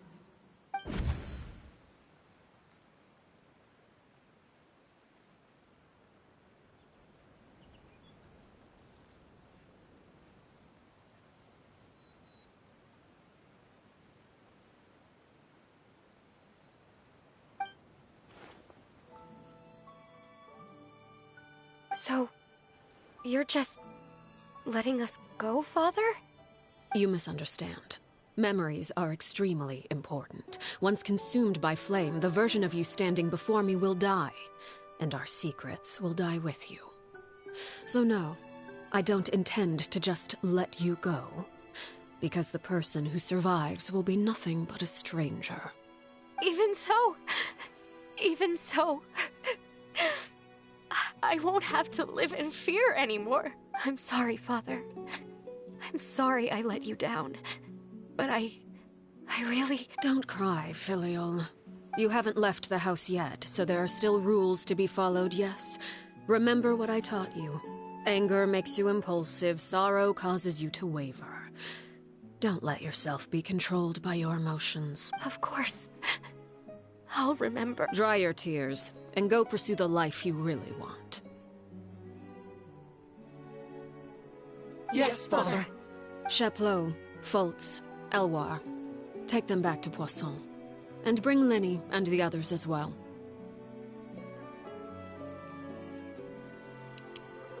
Still on their knees, too. Fucking knowing better. I prepared 3 extra vials of bottled flames. As for whether to take them, the choice is yours. Goodbye, children. The next time we meet, I will no longer be your father. Thank you for all you've done for the house. I hope you have bright futures ahead of you.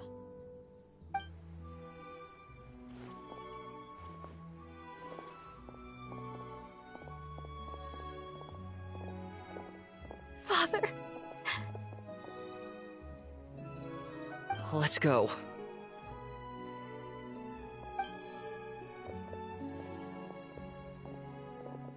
Here, grab my arm, Linny. I'll help you walk back. Thank you.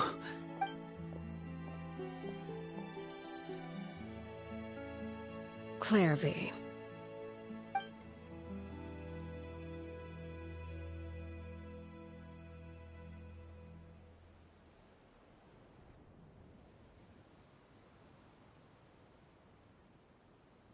Can we talk now? I've been waiting for a super long time. You really are Perry, aren't you?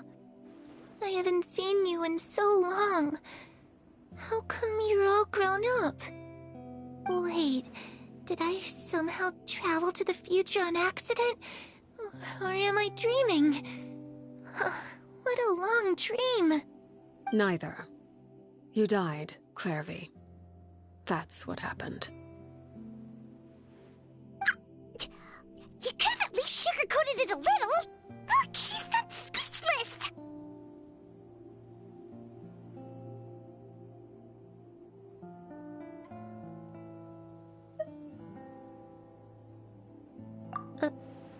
Oh. Okay then. Huh? That's it? You accepted it just like that? Yep. If that's what Perry says happened, then I believe her. Perry wouldn't lie to me. Plus, I don't really need to know why I'm like this. I'm more curious about what happens in the future. If you're a harbinger now, Perry, that means Mother is gone, isn't she? Can you tell me about it? I want to know what happened to her. And to me. You never stopped trying to defy fate. At first, no one believed you. You could only vent your frustrations to the moon. In fact, you often sought comfort in the night sky. You wanted to see the aurora, so one night we promised each other we would go to Snezhnaya to see it together. Later on, you tried to run away, but you were brought back each time. Mother spared your life, but it wasn't out of kindness. Instead, she decided to make an example of you by slowly torturing you over time. That way, the other children would know what happens to traitors. Still, you never gave up. Mother hoped that through ruthless duel after ruthless duel, she would be able to crown an ultimate victor among the children she raised. But you called on everyone to unite, to fight to a draw in order to reduce casualties. Your efforts may have only delayed the inevitable, but still. You gave them hope. You tried everything you could think of, but every attempt ended in failure. Still, you never turned your sword on Crucibina, and you never turned it on me. On that gloomy day, you told me, "For the last 16 years of my life, I've done everything I can to fight for freedom. But now, I realize that the only freedom I truly possess is the freedom to choose to die." I never imagined I would say something like that. I must have been feeling really worn down. But somehow, I still think I understand. According to Mother's plan, only one of us was going to make it until the end. And I always hoped that person would be you. If I could do it all over again, I still don't think I would make a different choice. Even when I first met you, I knew you'd be able to do what I couldn't. Is that so? Even now, I'm not sure I truly understand what kind of freedom you were trying to pursue. But as the head of the House of the Hearth, and as the children's father, I've tried to give them the most basic of freedoms. The freedom to choose their own fate. It's something I discussed with the Iudex of Fontaine. The children who want to leave the house will have their memories wiped clean of all secrets pertaining to the organization. In return, they will be allowed to live a normal life in Fontaine without being prosecuted for their past. Of course, I won't simply hand freedom to them on a silver platter. They have to fight for it and prove themselves worthy of it. Only freedom that is earned has true value. That's more than enough. That's exactly the kind of life I was fighting for. You know, Perry, I think you're a pretty amazing king, and a really great father, too. I'm really happy that you're the one who took over the house. I guess I do have one regret, though. I still haven't seen the outside world. Well, it just so happens that our dear guests over here have been to many nations and traveled to countless places. Perhaps they would be willing to tell you what the outside world is like. Really? Of course! We've traveled all over the place. We've got so many stories, we could probably talk your ears off for 3 days straight!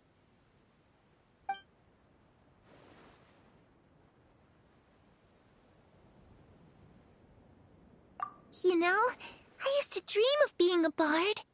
Playing the lute while singing into the winds of freedom. Even if there was no one there to listen, I would have continued to sing no matter what.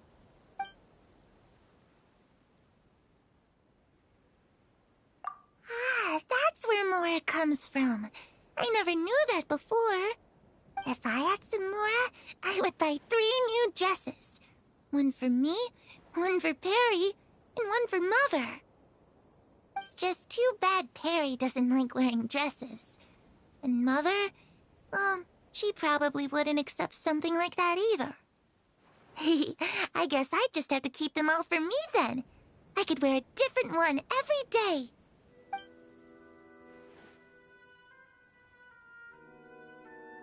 Those yokai you mentioned, what do they look like? I once saw a drawing of this one guy with horns on his head and a super scary face. Are there any yokai like that? Oh, sounds like you're talking about an Oni. Yep, we've met one, and let Paimon tell you, they're not nearly as scary as they look.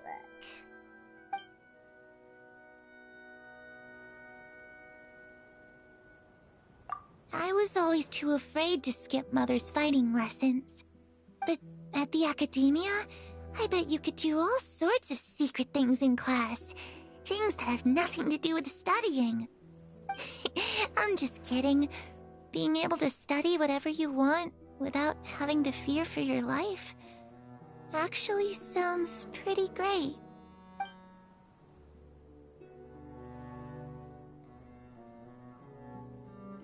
The situation was super dangerous. Lenny and Lynette were accused of committing a crime, and they were going to have to stand trial at the Opera Epicles.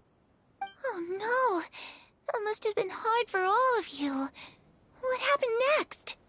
Don't worry, we were able to turn the situation around super quickly, all thanks to Detective Paimon, of course.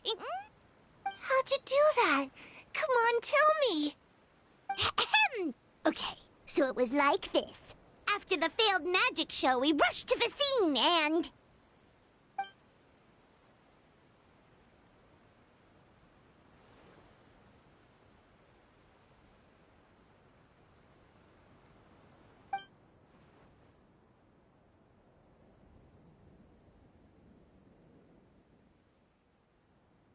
Shadows don't have the capacity to learn or grow.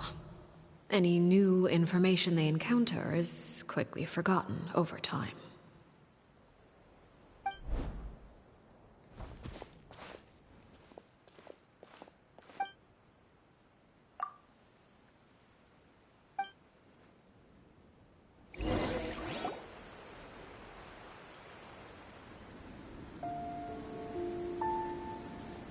Clairvy, you've worked tirelessly from the shadows to overthrow the House of the Hearth. Now, by my authority as the Knave, I shall announce how this matter ends. You are hereby expelled from the House of the Hearth. You are no longer tied to this place, nor are you bound by its rules. You're saying that I can finally leave?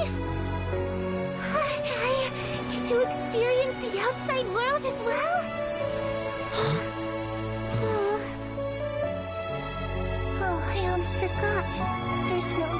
shelter for me. Still, seeing who you grew up to be makes me really happy, Harroware. Take care of yourself. Goodbye. May we meet again someday.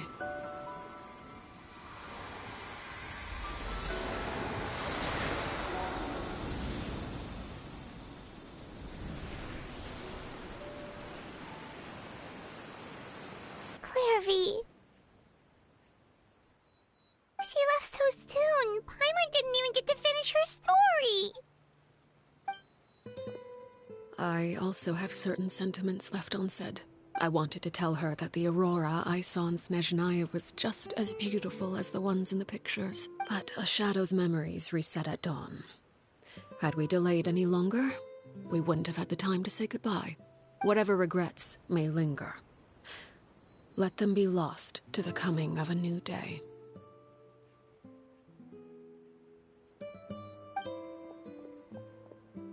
Father?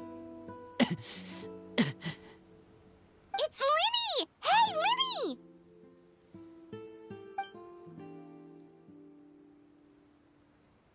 What is he doing back here? Let's go check it out.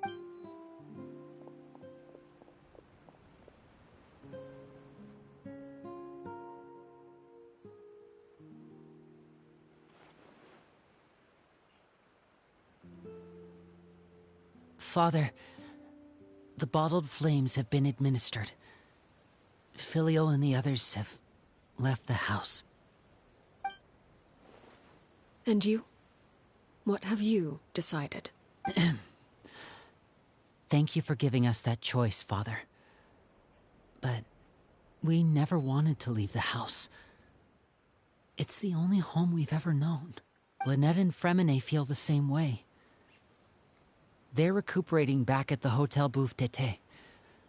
But I decided to come back and tell you where we stood. I'm sure you're well aware of the expectations I have for you.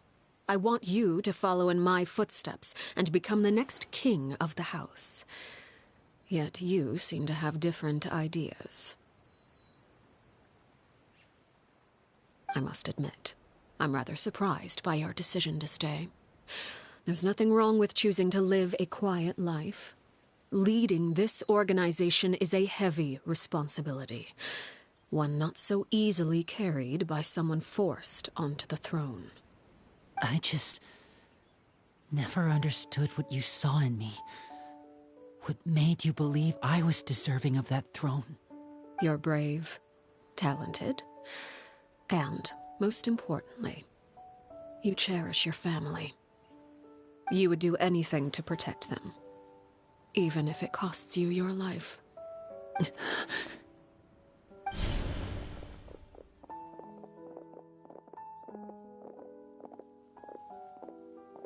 Speaking up back there was so brave of you, Linny.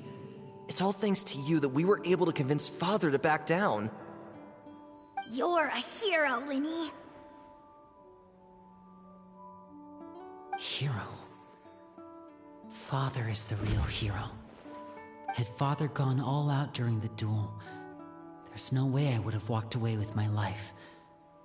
She must have had it all planned from the beginning, from the very moment she suggested a duel. I'm not deserving of that title. I'm not strong enough or smart enough. You're wrong. In my opinion, all you need to be deserving of the throne is conviction and the necessary strength to act on it.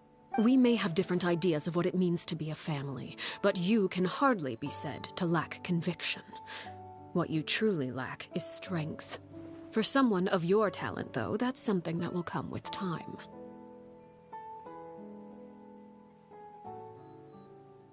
Even without that strength, you still chose to face me in a duel, even though the odds were stacked against you. That capacity to honor your convictions is what I truly see in you. Father. No one knows what the future holds, what tragedy or triumph may be in store. Being at the head of this organization requires the strength of will to face whatever comes. Caution will only hold you back. If reaching a certain standard were required to go after what you want, I would never have succeeded in killing my predecessor. Back then, there was still a considerable gap between our abilities. Strength may decide the ultimate victor, but those who let a lack of strength dictate their decisions or undermine their convictions will never be worthy of the throne. I understand, Father. Thank you. Children must grow up to surpass their parents. Only then can a family continue to flourish. The road ahead is not an easy one, so I'll ask you one last time. Are you certain you want to stay? You've done so much for me, Father, and that kindness must be repaid. Plus, with Project Stuja at hand, there are many dangers ahead, and I, for one, don't intend to back down.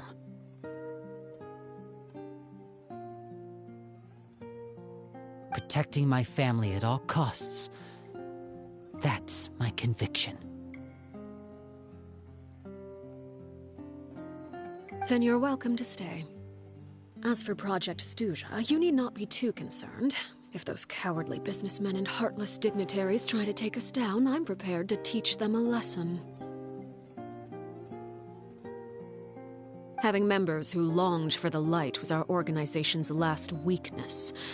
With those members no longer among our ranks, the House of the Hearth is like a spider hiding in the shadows. We need only wait for our prey to come to us. At present, our imperative is to use their plan to our advantage. In doing so, a crimson moon shall rise amid the frigid blizzards of winter. No demonstration of loyalty shall go unrewarded, and no sacrifice shall be in vain. As for the two of you, whether we meet again as friend or foe, I'll remember the camaraderie we shared in this moment. No matter how arduous the journey ahead, I hope we both reach our desired destination.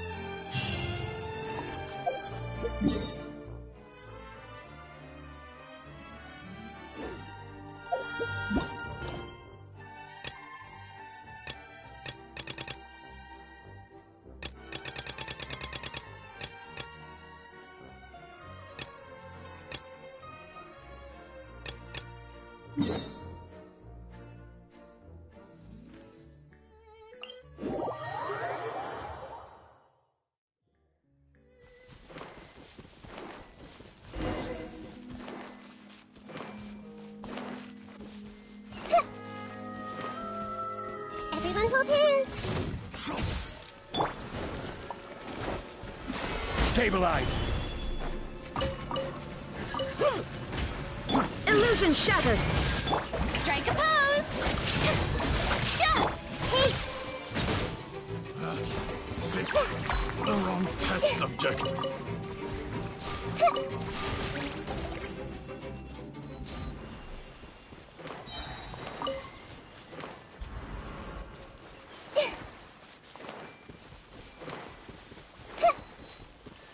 I see everything.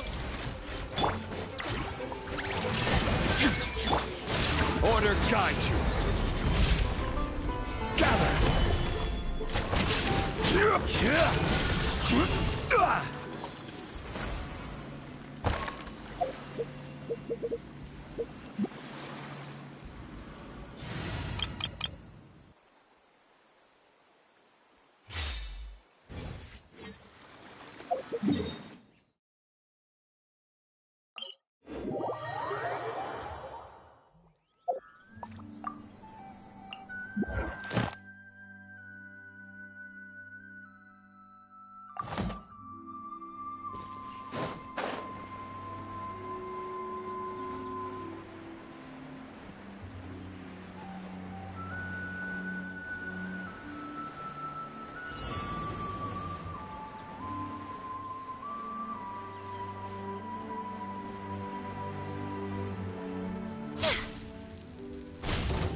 Right here.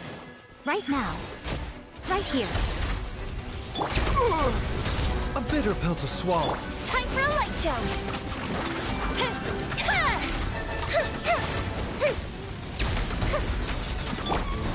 Skyward!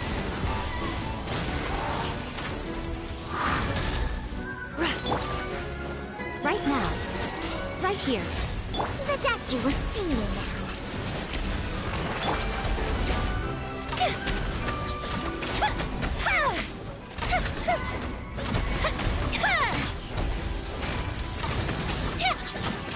Come on out. Emerge. Right here. Mind the side effects. Yeah! Skyward! Scatter!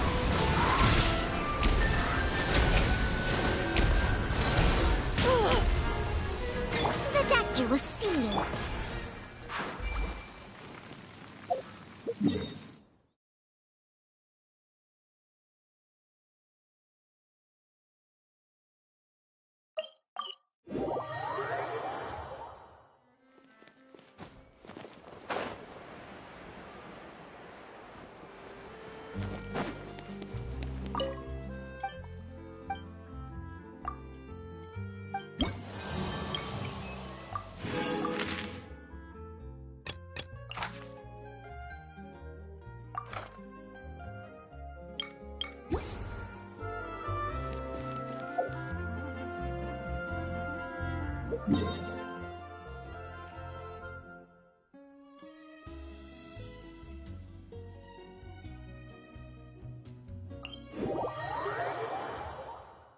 Personally, I think the idea of things staying the same forever is quite...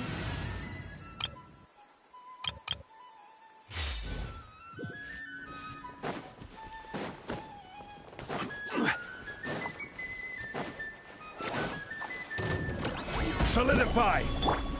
There is no escape! Yoo-hoo! Hey! The Temple of Wisdom! Torn to oblivion! Shine down!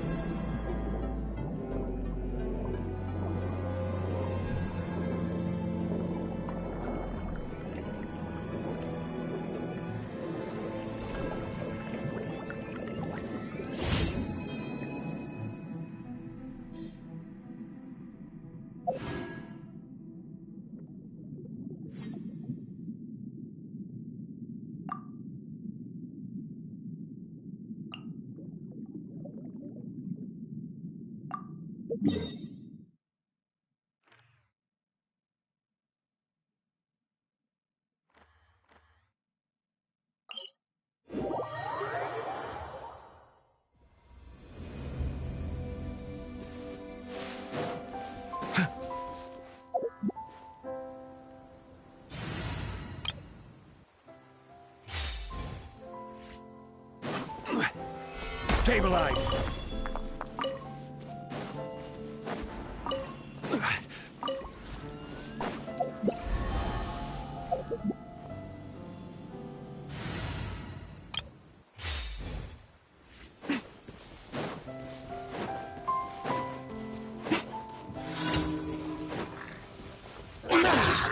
Right here. A bitter pill to swallow. Fire hazard! Here come the fireworks!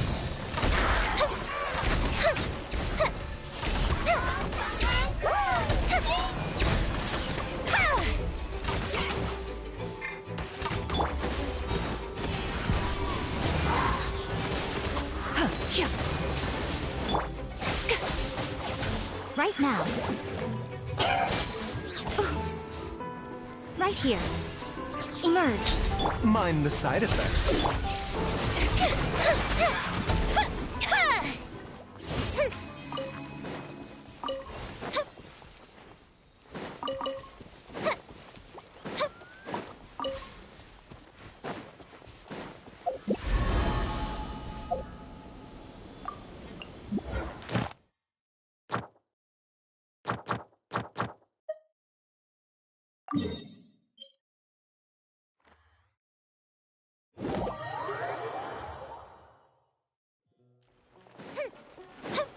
Add Astra. Thank you for completing.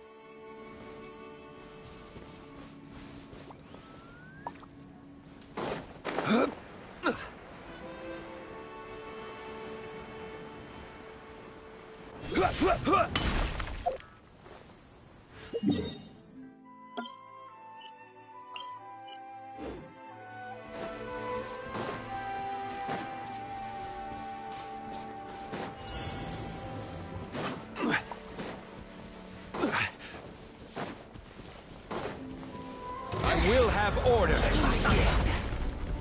Gather. Illusion shattered! Strike a pose! Let my name echo! Make yourself a move! Stay right there. Send this quickly! I see everything! This is her majesty! Shine down!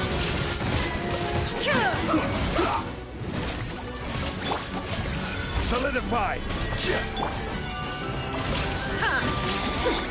Out of my sight! Now you shall perish! There is no escape! This is order!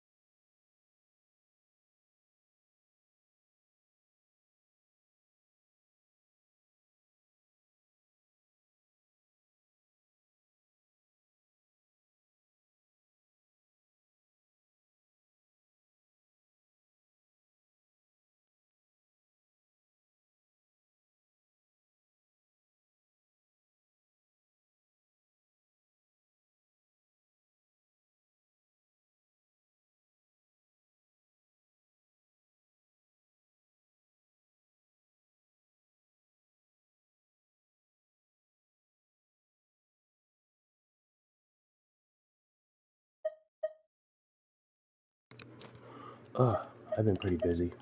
Hopefully it wasn't just, nothing. I paused the stream, so it should have gotten cut off, but my phone thing cut off and I wanted to make sure that the stream was going, so a bunch of updates occurred, and as is often the case with Genshin, its update left me with less, space. So I had to delete another game, which really upset me, so I just said fuck it.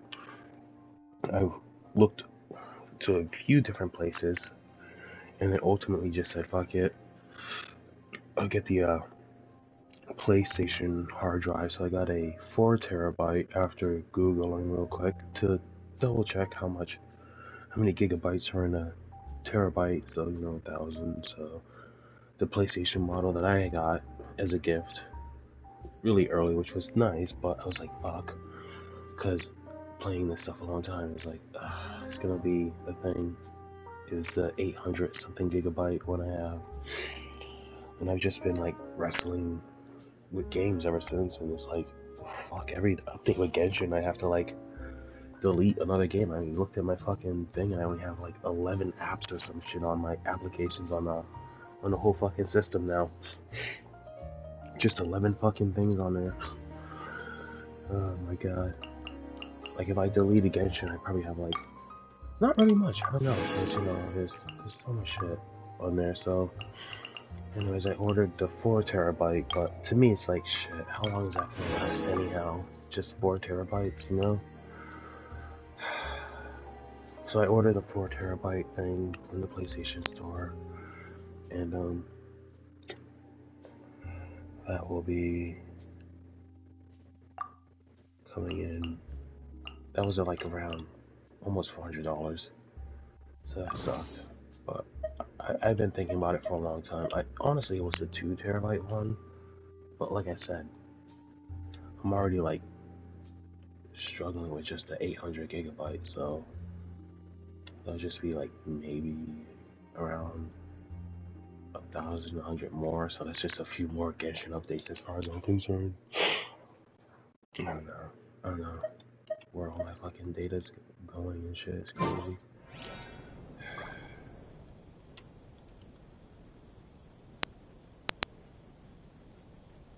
But yeah, I have system software that's like ready to install.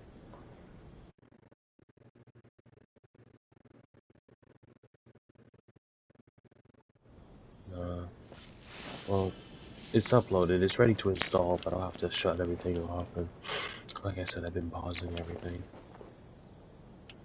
Holy shit. What?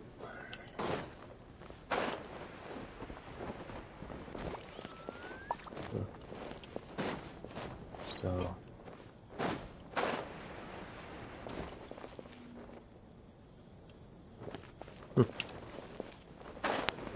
Fucking Shogun, calm down. Take Long them. way for this. I have no need. So, yeah, I'll be playing more games though. That's something that I'll be doing more variety of different games. Because I'll be able to finally download a few more. Just a few, I'd imagine. Well, I don't play a lot of giant games like this. Like, the one that I do want to play will be Skyrim. And of course, what's it called? Illusion shattered! I was wearing this shirt earlier. Go figure. Wrong character. So...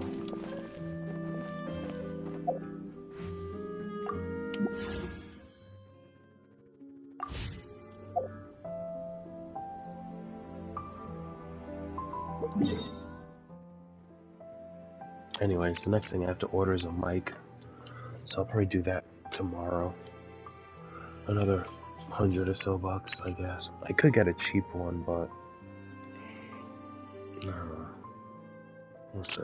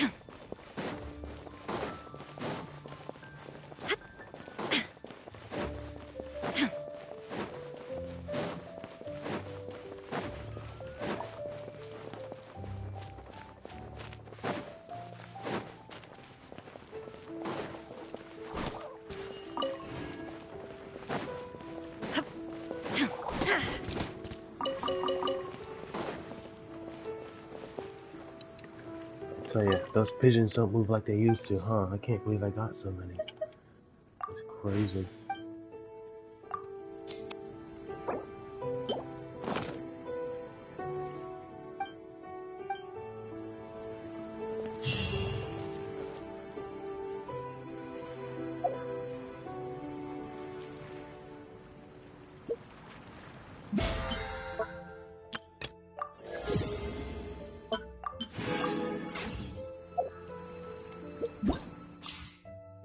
The world remains constant over centuries, but life is like the dew at dawn, or a bubble rising through water. Transitory.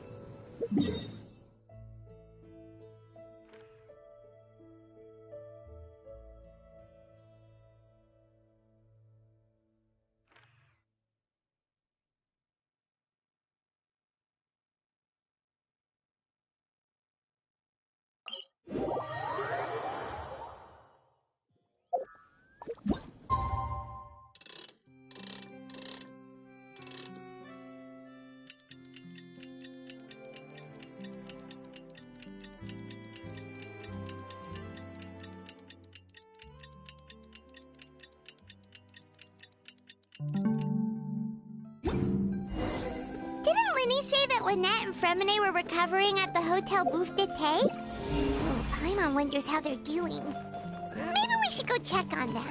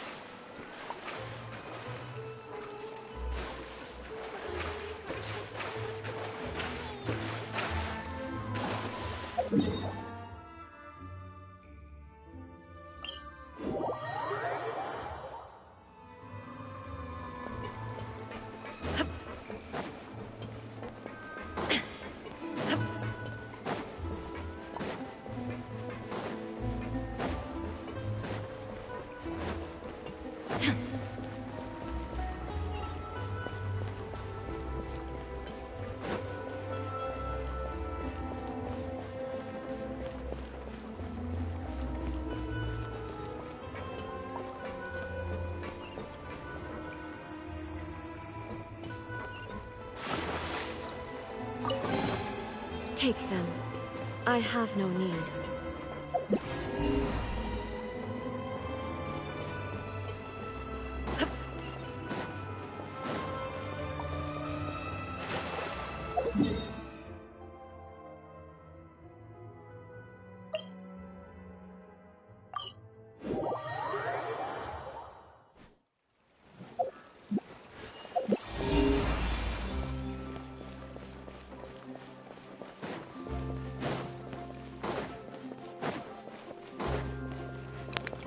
With this new treasure compass system, oh my, the loot is gonna flow.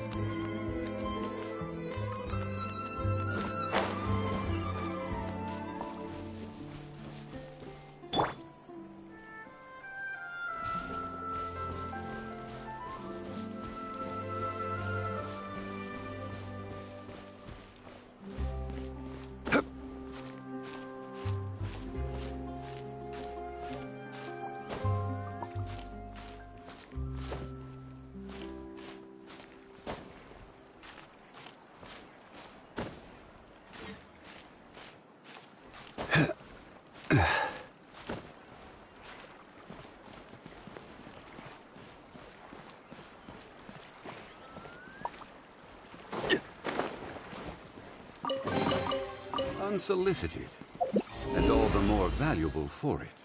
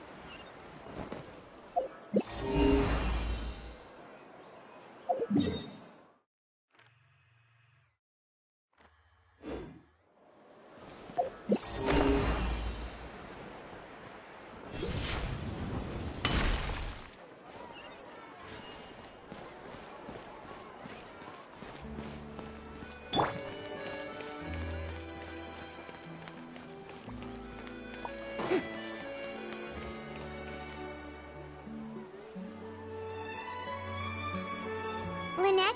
Fremine? How are you feeling? Much better. Whew, what a relief! What about you? Are you feeling alright?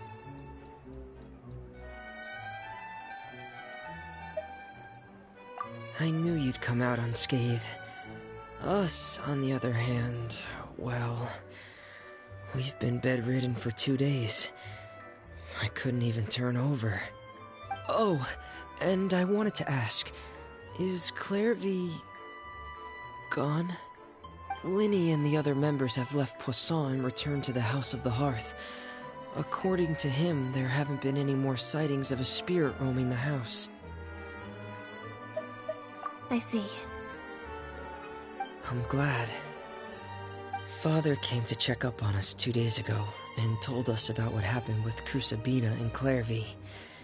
Actually, I've met Crucibina before. Wait, what? You've met the former knave? Crucibina died a year after Clairvy. It was during the year between their deaths that I joined the House of the Hearth.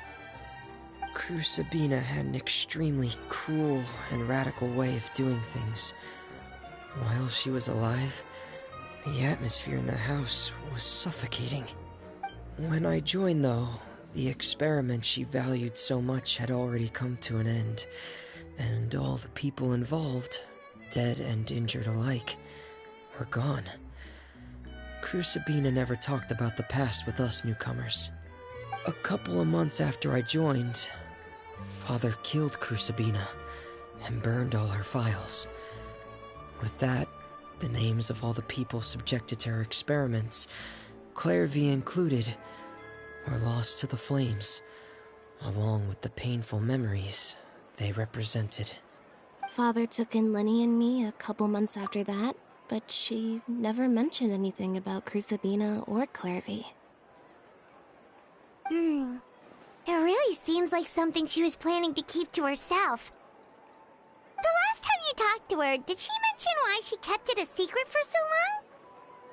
She said she didn't want us to be affected by the darkness of the past. She was worried we'd develop a false sense of gratitude towards her if we knew about it. The foundation of a family should be free of any corrupting influence. Whatever happened in the past, it has nothing to do with who we are now. And that's what Father told us in the end. But I still thanked her for everything. It was only after hearing about what Crucibina did that I finally realized how insignificant our lives could have been. The members of the house meant nothing to her. To say that she valued them in any way, even just as a tool, would probably be giving her too much credit. If Father hadn't taken over the House of the Hearth, I probably would have already... Father rarely brings up the fact that she saved us. She doesn't believe that being indebted to her should be what ties us together. But even if we didn't owe her anything, we would still choose to stay. Because this is our home. We may have arguments or times when we feel wronged. Some people may even choose to leave. But as long as Father is here, we will always have a home. Whether the path before us is bathed in sunlight or shrouded in shadow, we'll follow Father wherever she chooses to go. So I wanted to say thank you for helping us make it through this crisis. Without your help, we could have lost a lot more along the way. Oh, we didn't do anything, really. Of course. You're welcome anytime. Are Filial and Nantoy okay? I actually saw them at a cafe this morning. They didn't recognize me. From what I could tell, they were drinking coffee and talking about one of the operas that started running recently. They seemed happy. If I had to take a guess, I would say they finally found the kind of life they always wished for.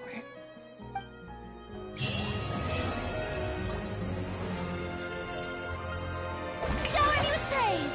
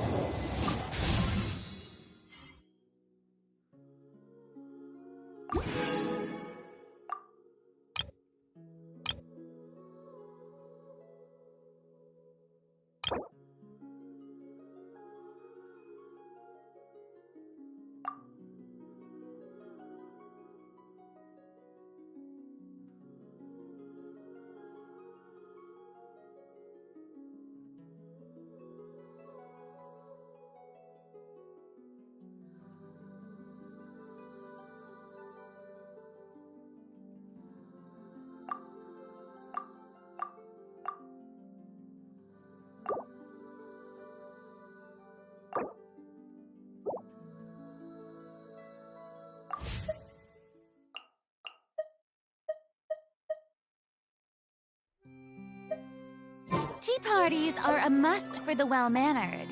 If you'd like to learn the proper etiquette, I'd be happy.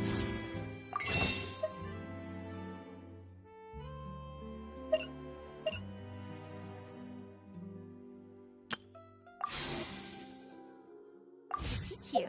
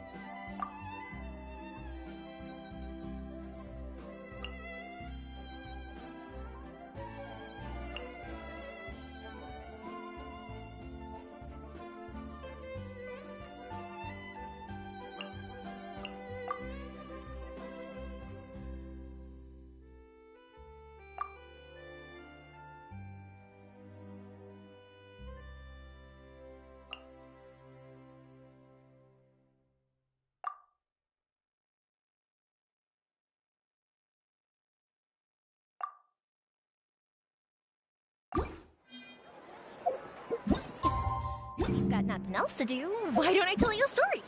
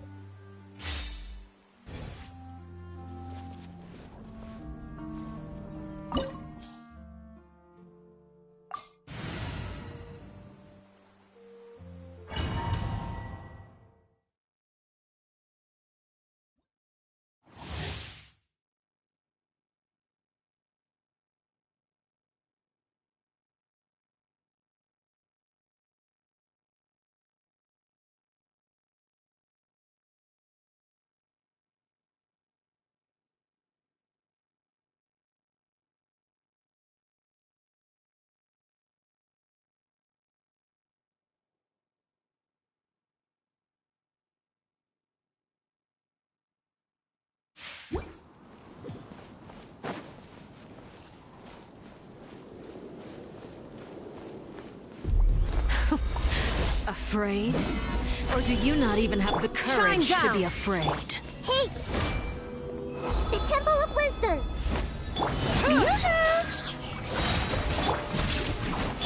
Let the world collide! How amazing.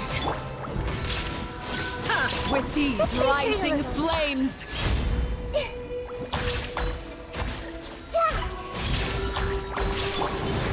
Stabilize! Is it my turn now? I see everything!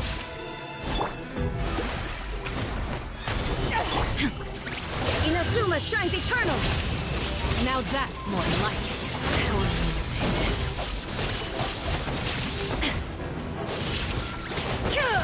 Order guide you! With the fall of darkness, destruction shall rise! Have a taste of the show begins! Hey! Who's next?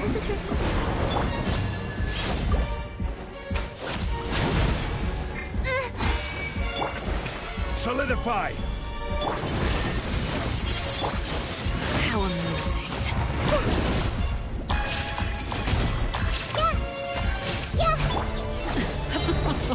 Now you shall perish! Trapped like a bunch of helpless animals. Time to shine! Stabilize! This is order! Grow, grow, grow! There is no escape! Make yourselves at home! Commit it to memory!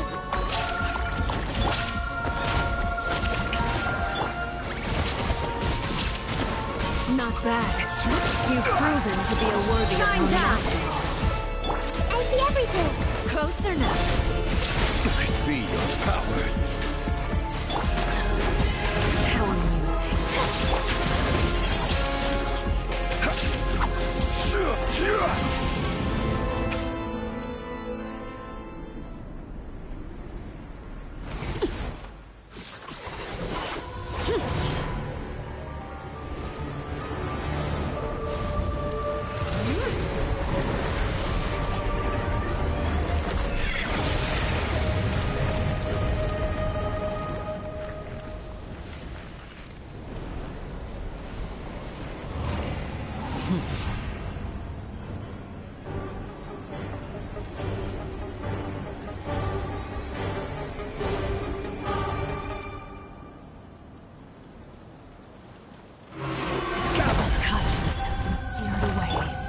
My blade is all that remains. There is no escape. Grow, grow, grow. Order guide you. Torn to oblivion. Shine down.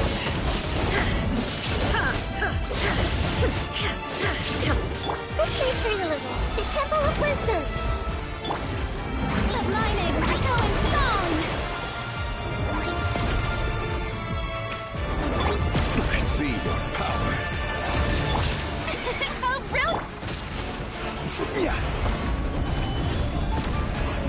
sun and moon have set. Only ruin remains. You struggle in vain. Illusion shattered. Stabilize.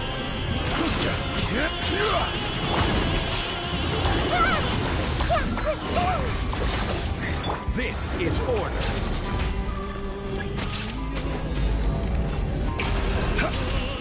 Let's see how strong your resolve Solidify. truly is. May I present?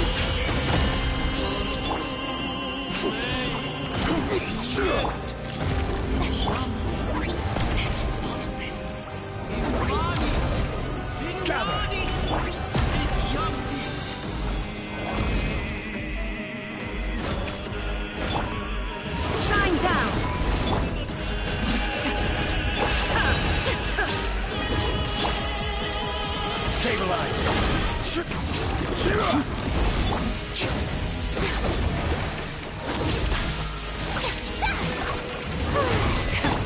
Share my knowledge.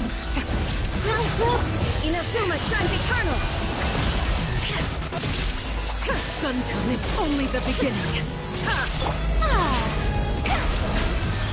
Let's see how strong your resolve truly is. Solidify. Who's next? Feeling a little. The sun and moon have set. Only time to shine. Struggle in vain.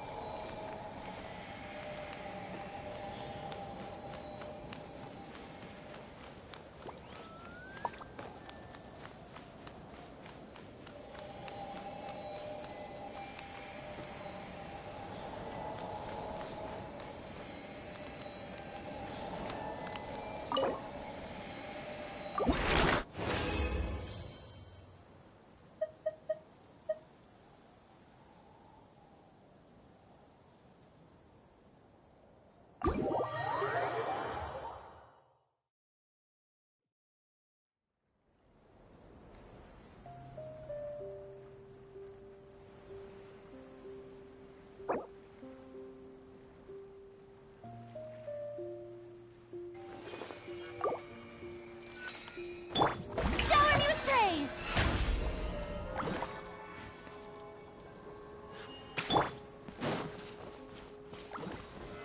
Stabilize.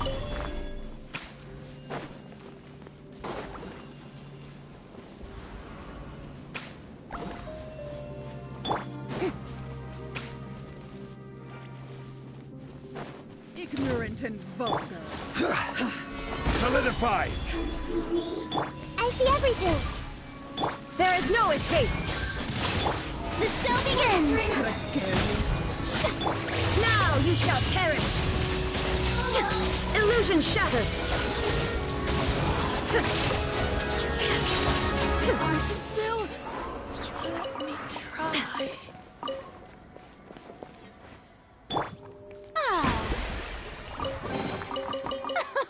Splendid! More interesting trinkets.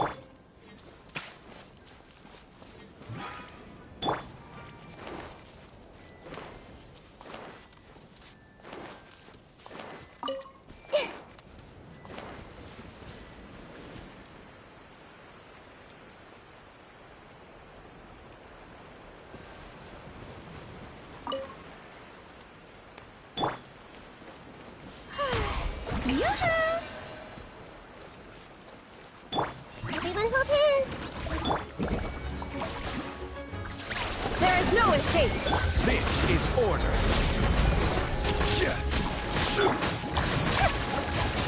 I see everything. Yeah! Ah! The Temple of Wisdom. Yeah!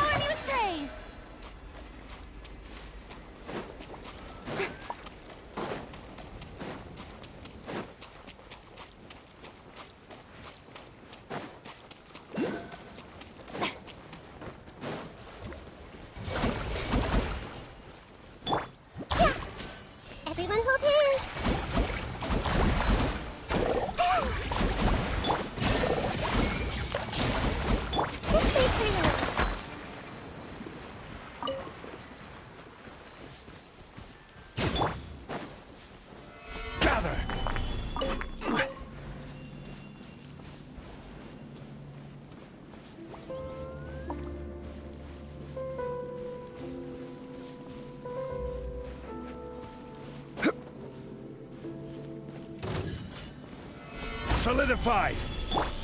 Hey!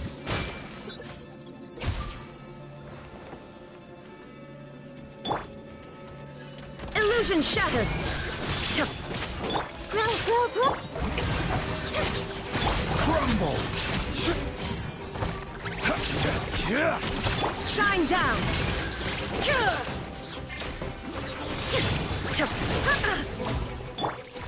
Gather!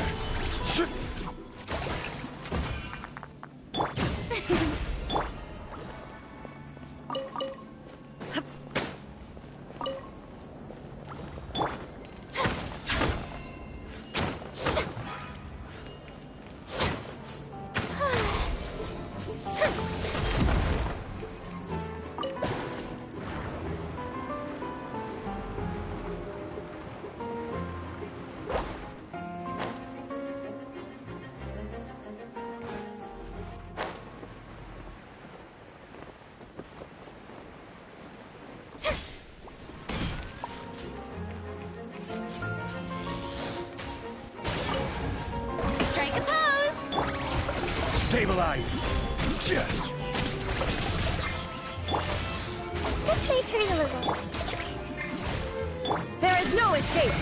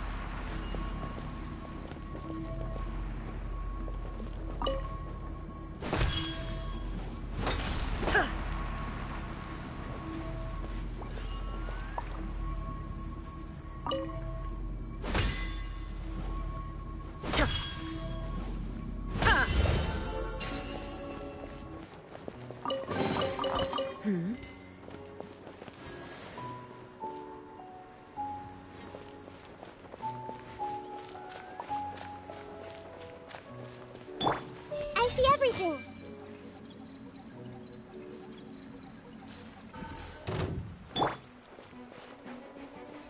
Shine down! Solidify! Grow!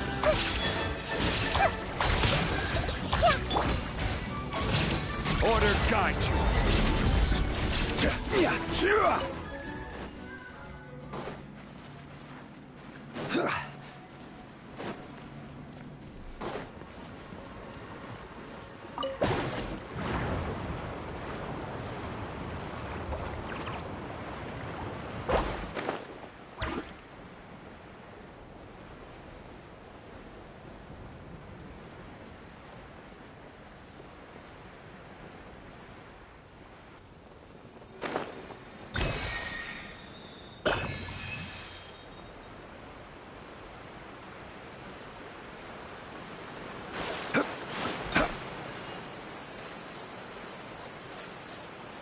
Shower me with praise!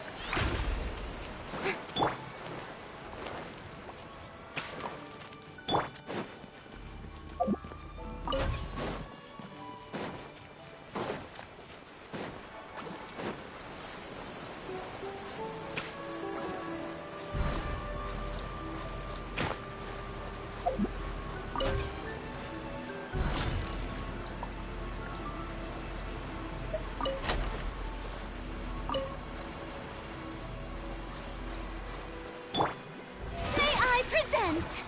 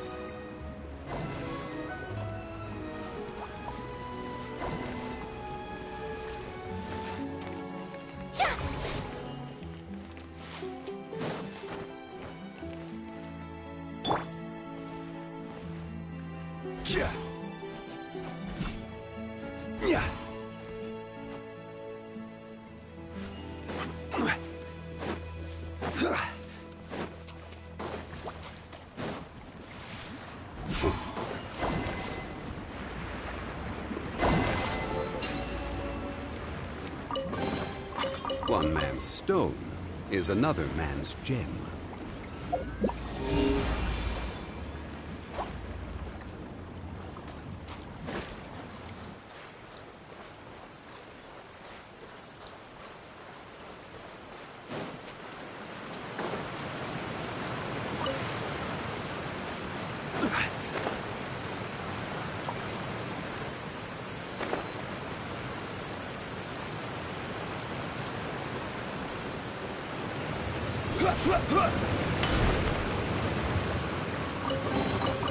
Certainly worth the extra mile. Illusion shattered! Committed to memory. Ha! Sharing my knowledge. Strike a pose! Can't run from death.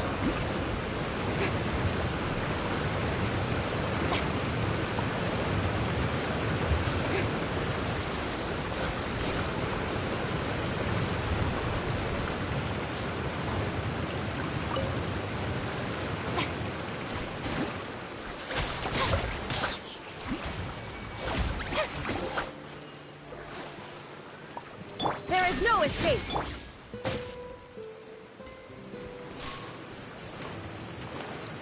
Everyone hold hands.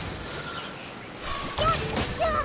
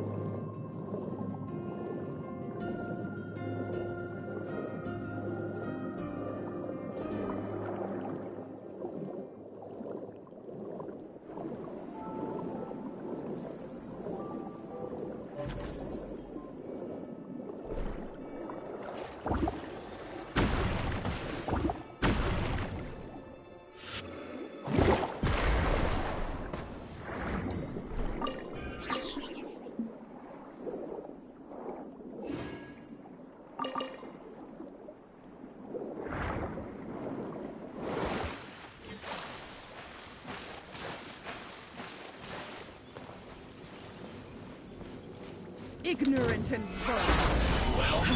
Shine down! Yoo-hoo! Let the world collide! Hey! You scare me. Torn to oblivion!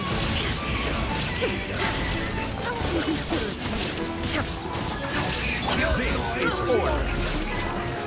I gather. Miscalculated.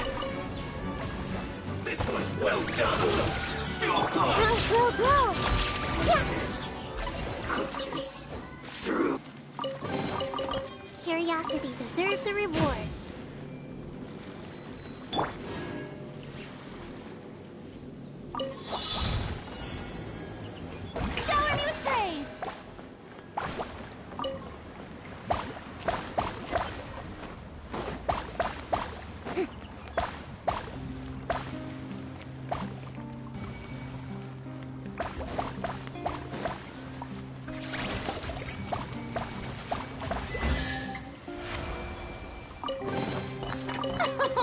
Splendid!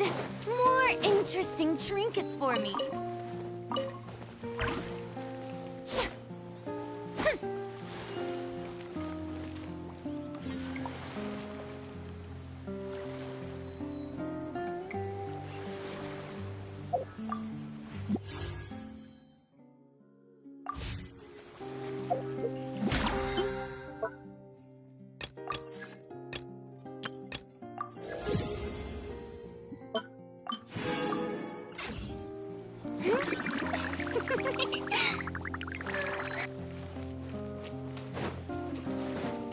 Please appreciate my sincerity. Stabilize! I see everything which must go on. The Temple of Wisdom! Let my name echo in song! It is nearing its end. I've warned you. Joyous times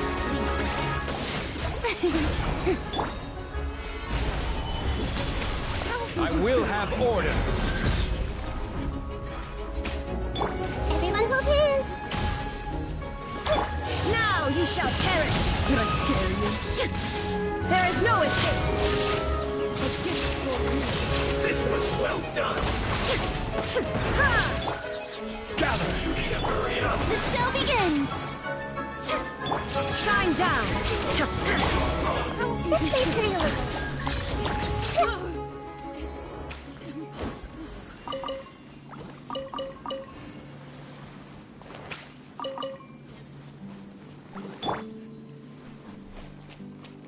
May I present?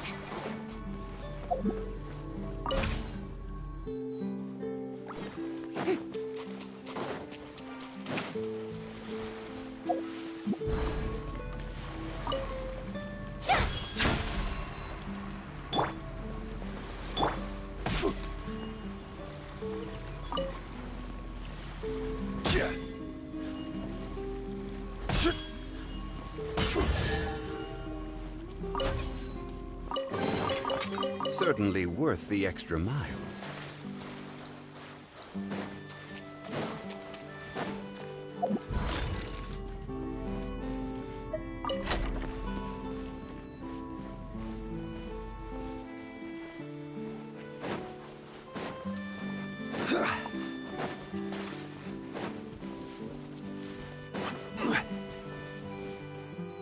There is no escape! How brilliant! Roll, roll, roll! Yeah, yeah, yeah!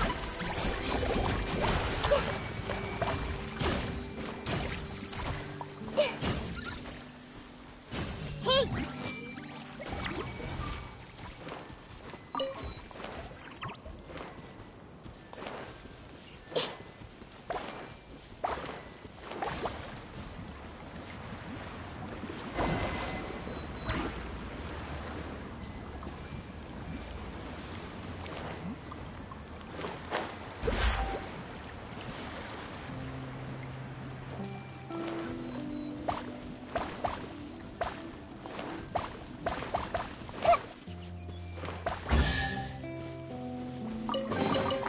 I wonder who this gift could be from.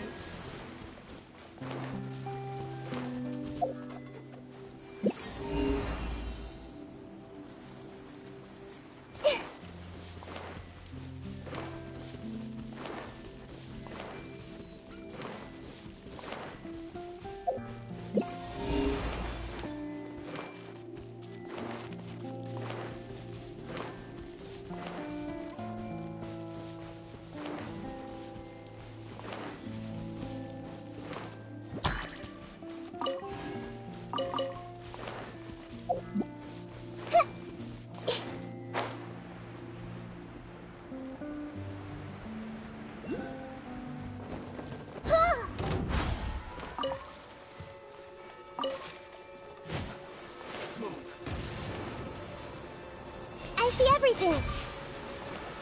Illusion shattered! Don't be a killjoy! They've only stabilized! Strike a pose! Looks like not too far. You need a hurry up. An unfortunate fault.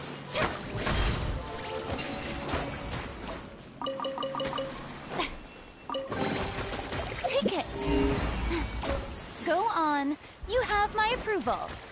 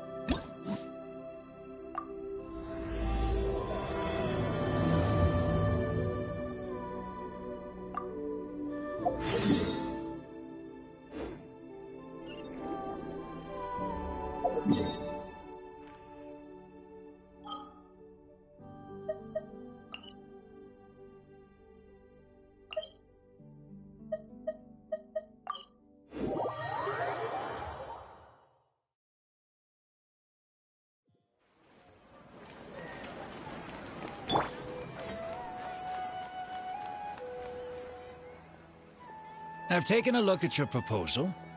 It's much better than the ones you showed me before, but I'd still like to make some changes. Oh, come on, not again. Isn't this the 6th proposal I've shown you? What's your issue this time? It's a bit hard to put into words, but the design still doesn't look quite right to me. I have to say, that's a terribly vague and unconvincing explanation. Please enlighten me. What would feel more right to you? For starters, don't you think this roof is jutting out a bit too far from the top? It looks almost like the head of a fungus. This door, too. I don't think it needs to be nearly this large. If you could reduce it to around my height, you could use the leftover materials to construct a few more rooms. The roof and the door are the most fundamental parts of a building. If we were to change them, then what would be left of the design? Even if the soul of the building won't be lost, all traces of architectural style would be gone. Anyone with the slightest inkling of architectural knowledge would know to leave them alone. Oh, I understand the principles of what you are saying, of course, but the truth remains that I'm still a bit unhappy with the design as is. Is there anything else that you can do? Oh, actually, I just got an idea.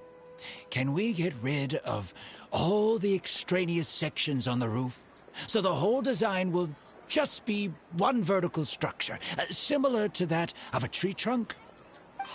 What? Don't architects often say that symmetry makes everything more balanced and pleasing to the eye? This way, the proportions will be completely balanced. I really don't know how you managed to come up with such a ridiculous idea. Wait, don't tell me. Someone hired you specifically to commission me and put me through the ringer? Come to think of it, though, I really don't think I've gotten on anyone's bad side recently.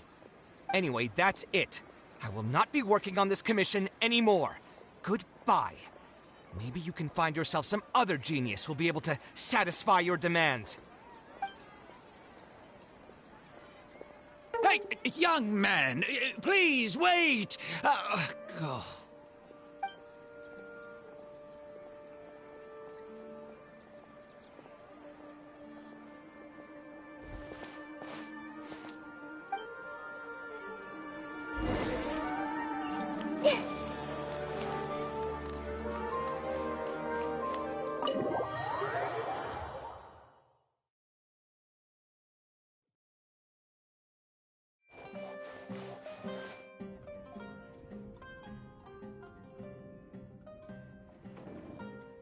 Taking this commission was truly the worst decision ever.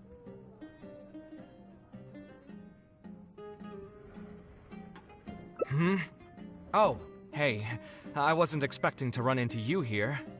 Actually, while we're on that, what are you doing here at the tavern? Don't listen to anyone who says that drinking is an elegant pastime. It's no good for your health.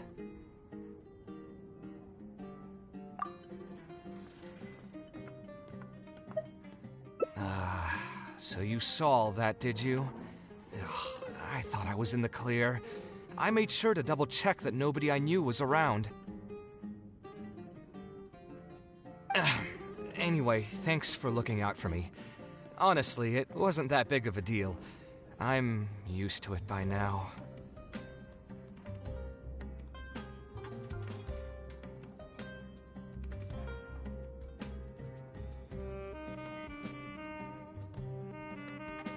Stress is just an inescapable part of being a working adult.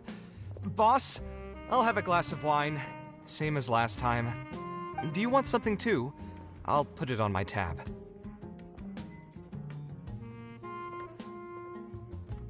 Wine and a glass of juice coming right up.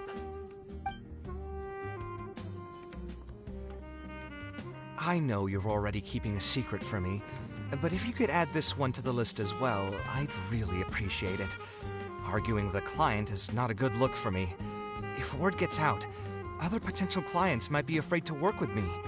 That guy, though, what was he even going on about? All those ridiculous demands of his? He's just a blabbering fool trying to act like a know-it-all.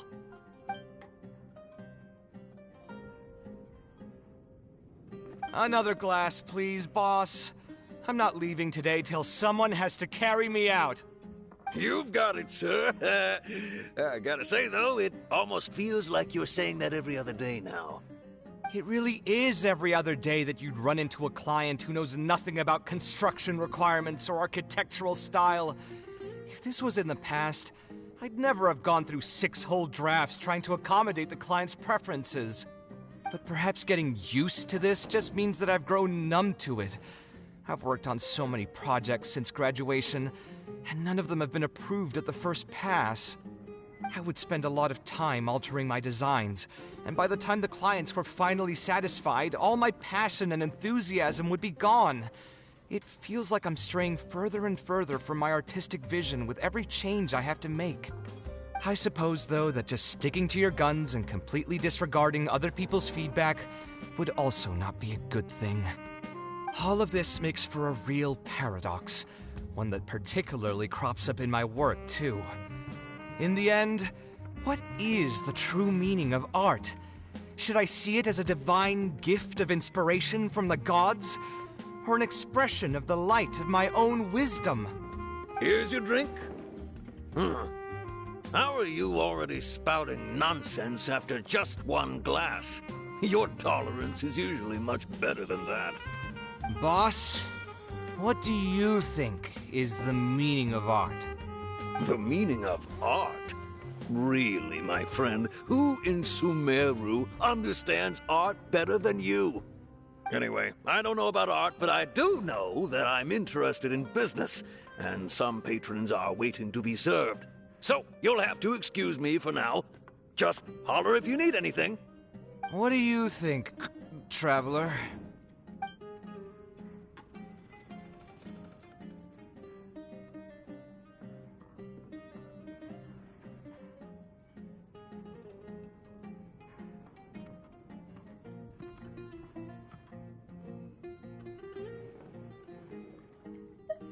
Exactly. So our thoughts on the meaning of art are rather similar. In Sumeru, and especially Sumeru of the past, the arts are not a popular discussion topic. Trying to talk about the arts is basically the key to killing any conversation. It's too bad that I'm not in my best form today. Otherwise, we could have talked about this for a little longer.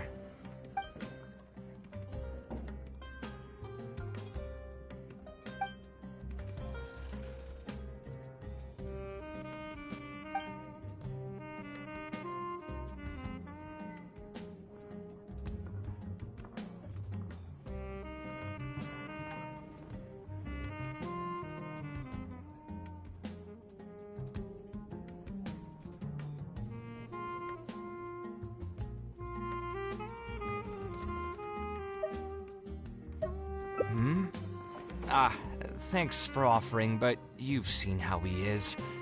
He's not going to listen to anything I say. He understands nothing about my design, and all the suggestions he made were as if he just wanted to mock me.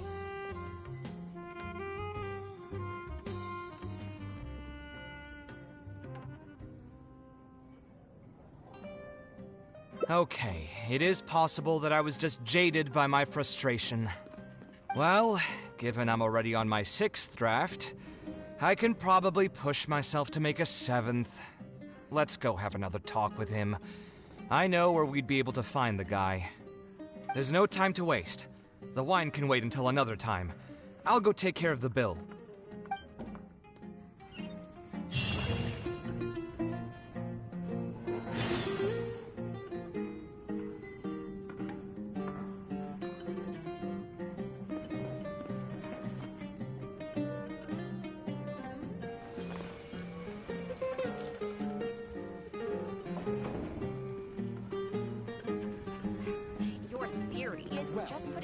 Your perspective is just tunnel visioning. Not yet. Why don't you join the Corps?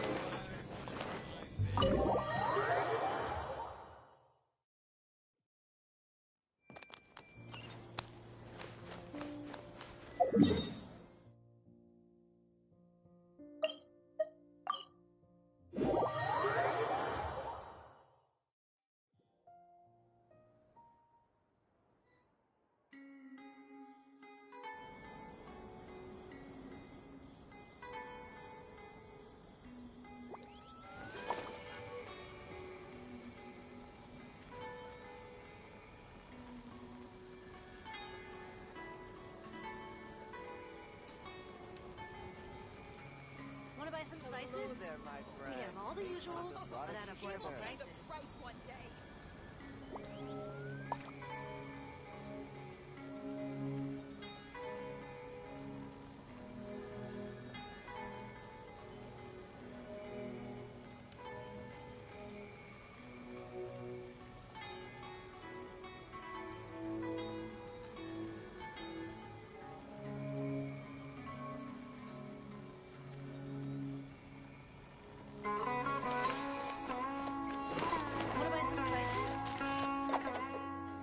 Kaveh, what are you doing here? I've changed my mind. I was overreacting earlier. Can we try discussing the project some more? My apologies as well. Now that I think about it, some of my requests were indeed a bit unreasonable. If I choose you to create the design for my project, I should have a bit more faith in your vision. Thank you for understanding. Mutual trust is the basis for good communication. Now that we've got that out of the way, I think we can have a more productive conversation. To be perfectly honest, your commission request has been the most peculiar one I've ever received. Even now, I still know nothing about the building's intended purpose. All I know is that you want to build something in the desert for public use. I am aware that overly specific requests will restrain the architect's artistic freedom. However, knowing nothing about the intended purpose of the building also means I have no idea if I'm on the right track. I've produced several draft proposals for you to choose from, and you've rejected every single one. If we don't get on the same page, it could be a decade before we can finally break ground on this project. Yes, I've given this some thought already. I think we can go with the general direction of the latest proposal that you just showed me. It's just... Just what? Putting the building design aside, can we get some less expensive materials for the floor tiles? Yeah, I know someone in the business, and the red bricks he sells can go for pretty cheap. The timber here as well.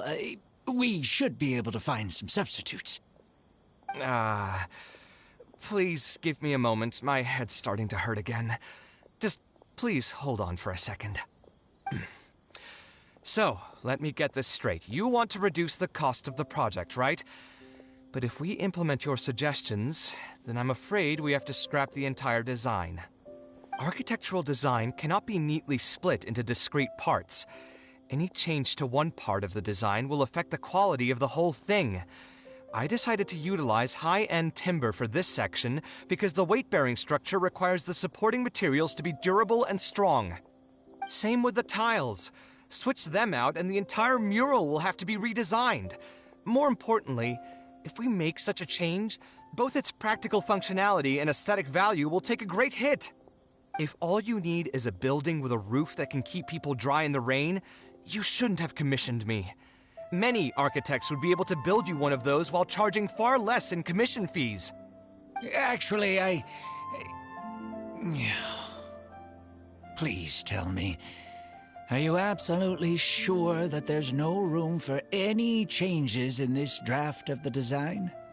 I think the most important thing for me is to understand what you would actually like to get. If you could tell me more about your vision, I might be able to work with the design some more. You are the client, after all.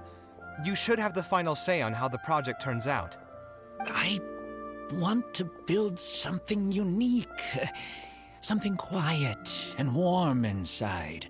A refuge that can block out the world outside.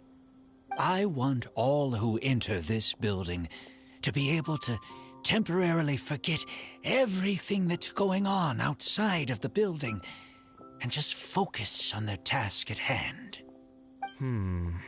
That's a bit more information than last time, but it's still extremely vague. To put it another way, every rich person who wants to build a mansion for themselves would request something like this.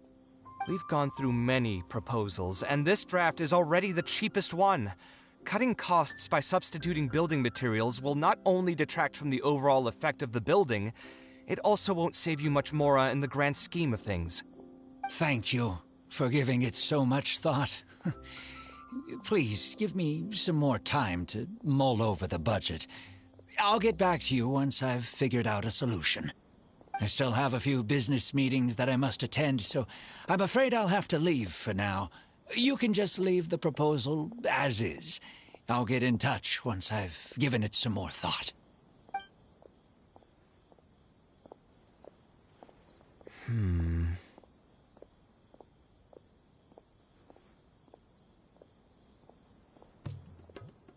I also have a similar feeling. Is that really okay? I mean, what he does now is none of our business. He does seem really suspicious, though.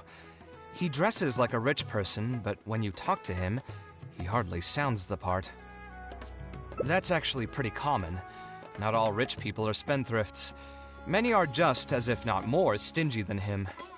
The more mora some people have, the more they love interfering with people's lives. Like constantly reminding you to pay back your debts, or hinting every other day that it's time for you to pay rent. Actually, now that I think about it, I'm not even sure this person really wants to work on this project with me. Putting his vague requests aside, he's still finding excuses to procrastinate even when we've decided on a plan. Who knows how long construction will take if he keeps delaying things like this? We should find him again and get some clearer answers. The sooner we can break ground on this, the better.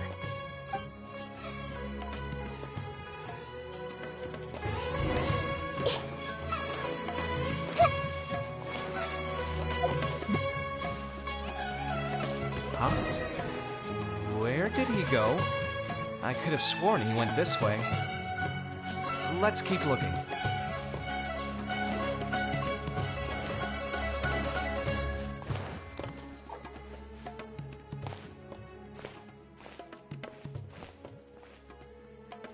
Oh, hey, look! Isn't that Badawi? It sure looks like him, but he's dressed completely different now. What is he up to? Didn't I tell you before? I'm not looking for more workers. Plus, aren't you a bit old for physical labor? If something happens to you, I won't be able to pay for it. Oh, you won't have to worry about that. I grew up as an Eremite mercenary and worked in the desert my entire life. My body's still in great shape. I don't have many talents, but I still have my muscle. If you need someone to unload goods or drive away sumpter beasts, I'm your man. You used to be an Eremite mercenary? I know there are a lot of bad apples in our ranks, but most are just trying to make a living. We're not that greedy by nature, and we'll do our best when given a job. Let me think. I'm sorry, but I still can't take you in. I don't have any open positions right now, and don't have the mora for anything more. How about this? Why don't you try your luck somewhere else? Okay. He used to be a member of the Eremites? Huh. From the way he was dressed, I would have thought he was a merchant from the rainforest. Let's ask him about it.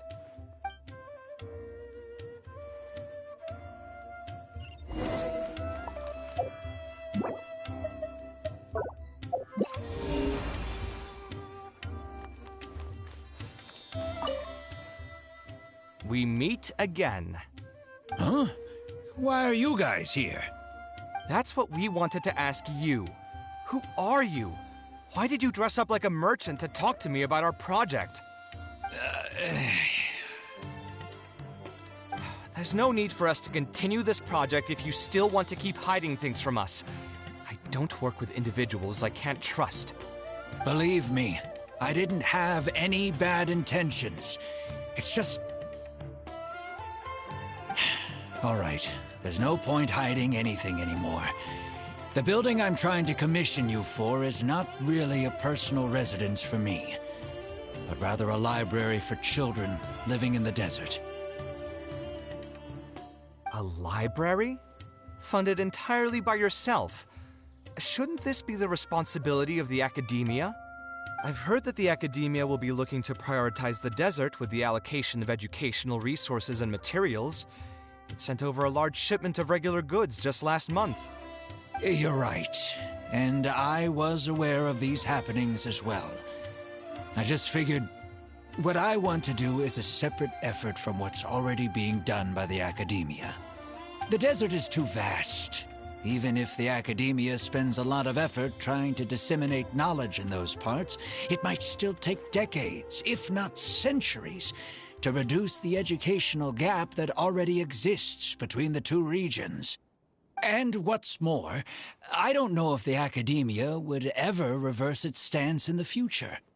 All I know is that as a desert dweller, we should not wait passively for good things to happen to us.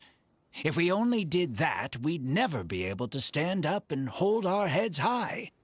I don't have much longer left on this world, so I just want to use whatever time I have to contribute something to my homeland.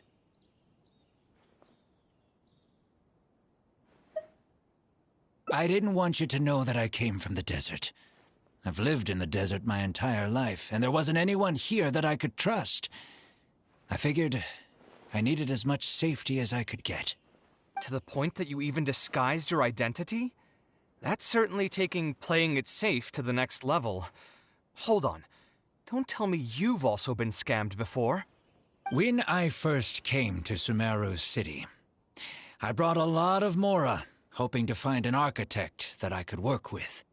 Someone agreed to take on the project, and even took a sum of Mora from me, but then disappeared without a trace. After that, I heard that there are a lot of untrustworthy people in this business. Some would run as soon as they've been paid, while others would deliberately use expensive materials and take a cut of the construction funding. I spent a while collecting information in the city, and eventually learned that you're the most famous architect in all of Sumeru.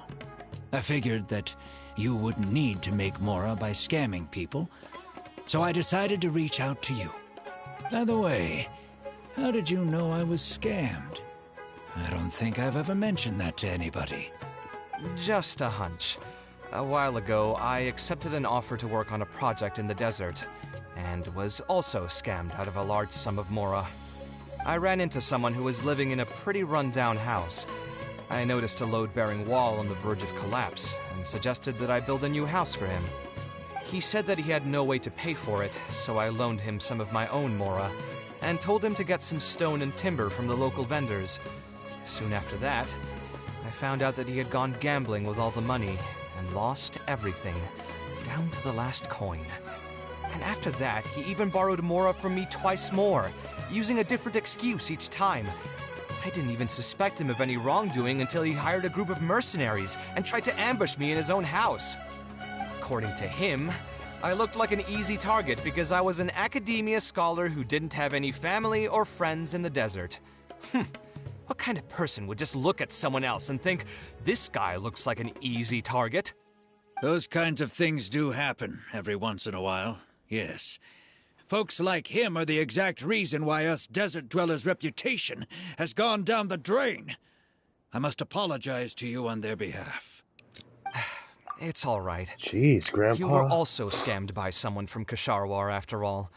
I should apologize to you on their behalf. Wow, goddamn. Grandpa's about to fucking shit a brick. Those goddamn fucking scammers. Ultimately, neither of our experiences had anything to do with the desert or the rainforest. People who are new to an area are always easy targets for criminals.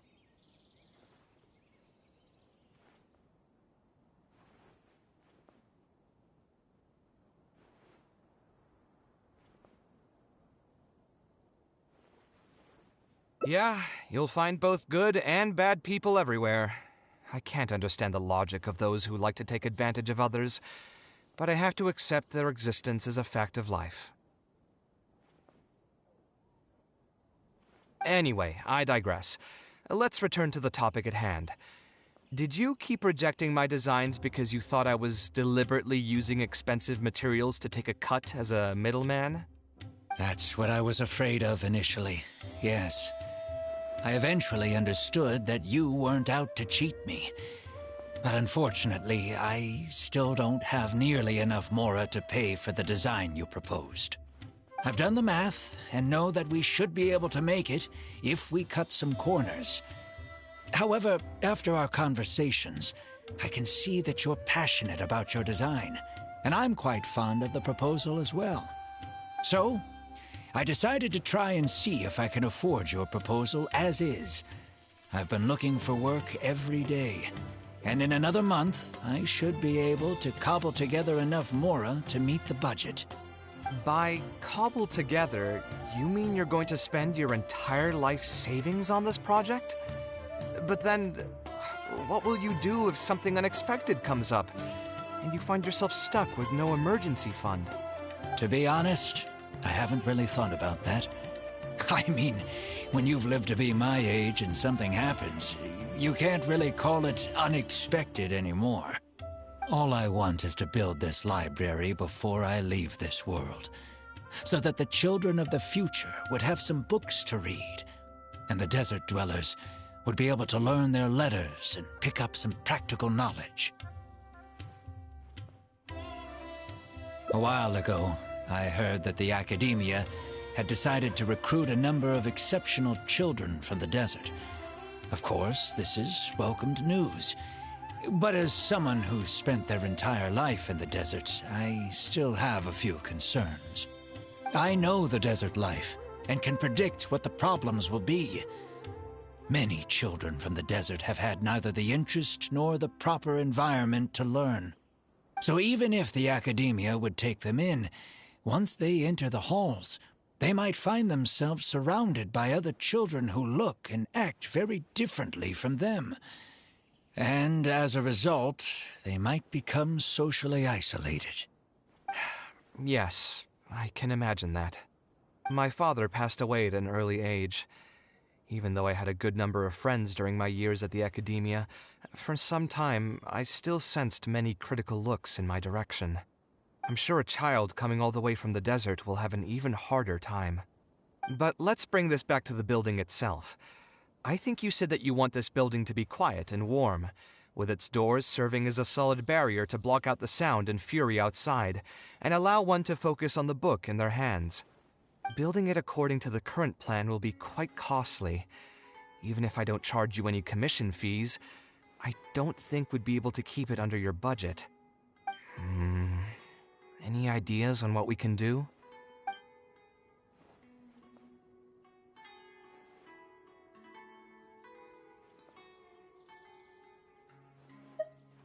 Sponsor the project? You mean convince wealthy merchants to join our cause and pool their money together to build the library? That does make sense. A library is a big project, and it's going to be hard to fund it with just a single person's Mora. What do you think? If we can find others to sponsor the project, we could potentially increase the size of the building 2- or 3-fold. It's all fine with me, but where do you think we'll be able to find these sponsors? Well, you're right. If I really think about it... Her? Hard pass. With her shrewd and greedy personality, she would never put Mora into something like this. Now there's an idea. She probably won't say no if all she'll need to do is to make some introductions instead of spending Mora. Let's go and pay her a visit.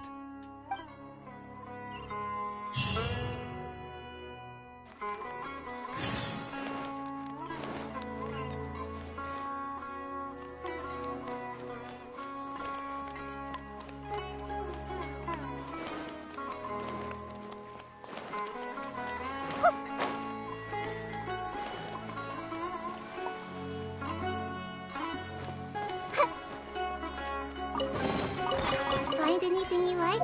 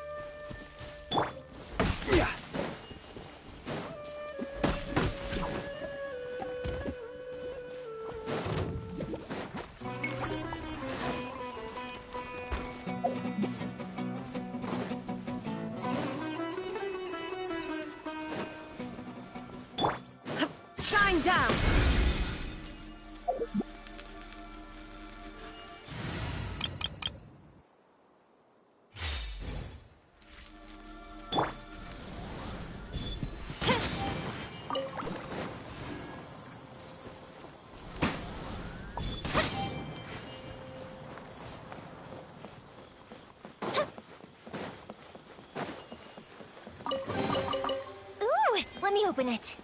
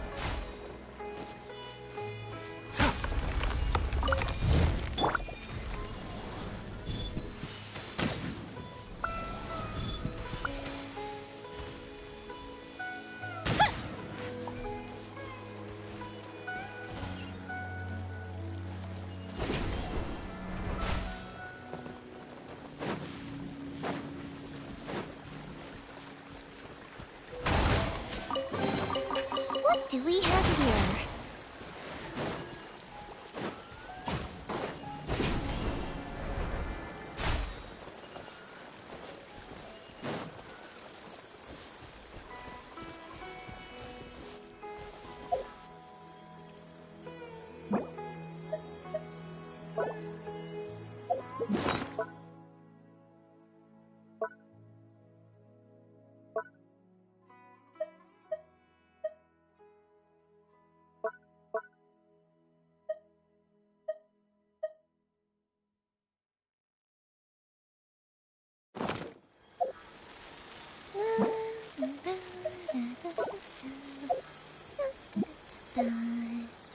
Oh? Oh.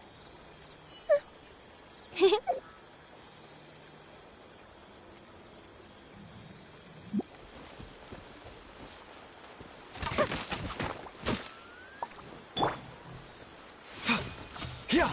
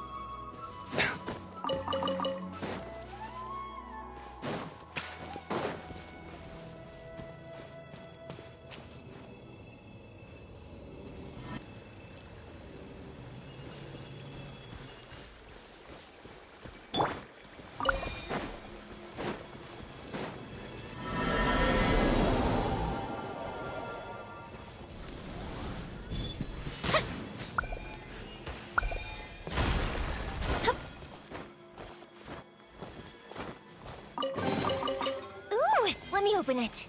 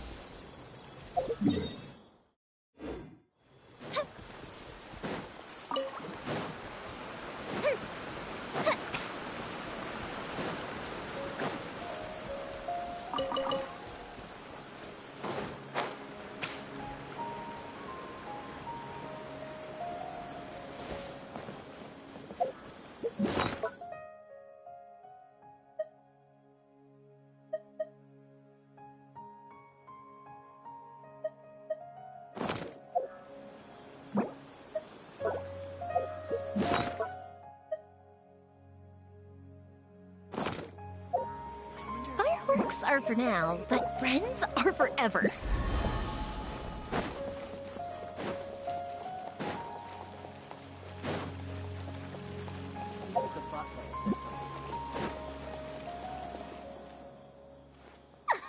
Oh, now here are some unexpected guests. What brings you to the Palace of Alcazar Zeray? When I saw Kaveh, I almost thought it must be that time of month again. Sadly for me, I must wait a few more days before I can collect my shiny Mora. Hey, can't you think of something else for a change? You are literally living in an objet d'art, and yet your mind is still fixated on nothing but Mora? What is the point of wealth, anyway? Is your happiness entirely dependent on your hoard of cold, emotionless Mora? That's exactly right. Mora is extremely valuable, you see. If you don't keep your mind on it, your Mora may just find its way to somebody else's pockets. If you ask me, this place is still way too empty. Just give me some time and I'll fill it to the brim with lots and lots of Mora. You're hopeless. Oh, so you have an actual reason to visit me? All right, let's hear it.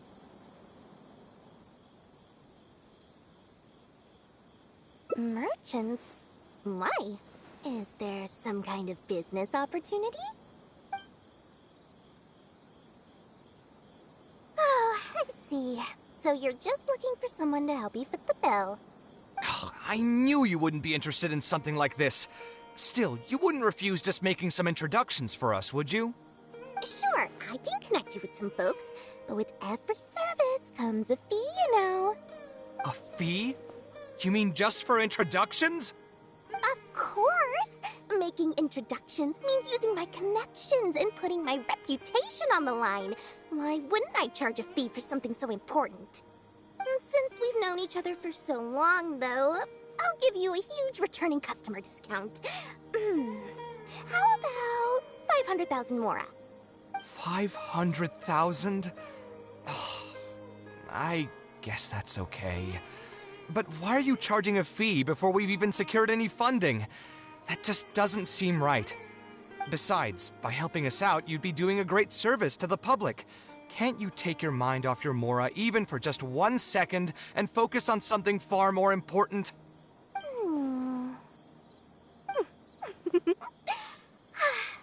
Very well. Since you're so passionate about this project, I'll help you out and waive the introduction fees. 3 of my business partners came by earlier today to discuss some things with me, and they still haven't left yet. I'll arrange a meeting for you, and just so we're clear, it'll be up to you to present your project and discuss any deals. Thank you so much. You can wait here. I'll bring them over to you.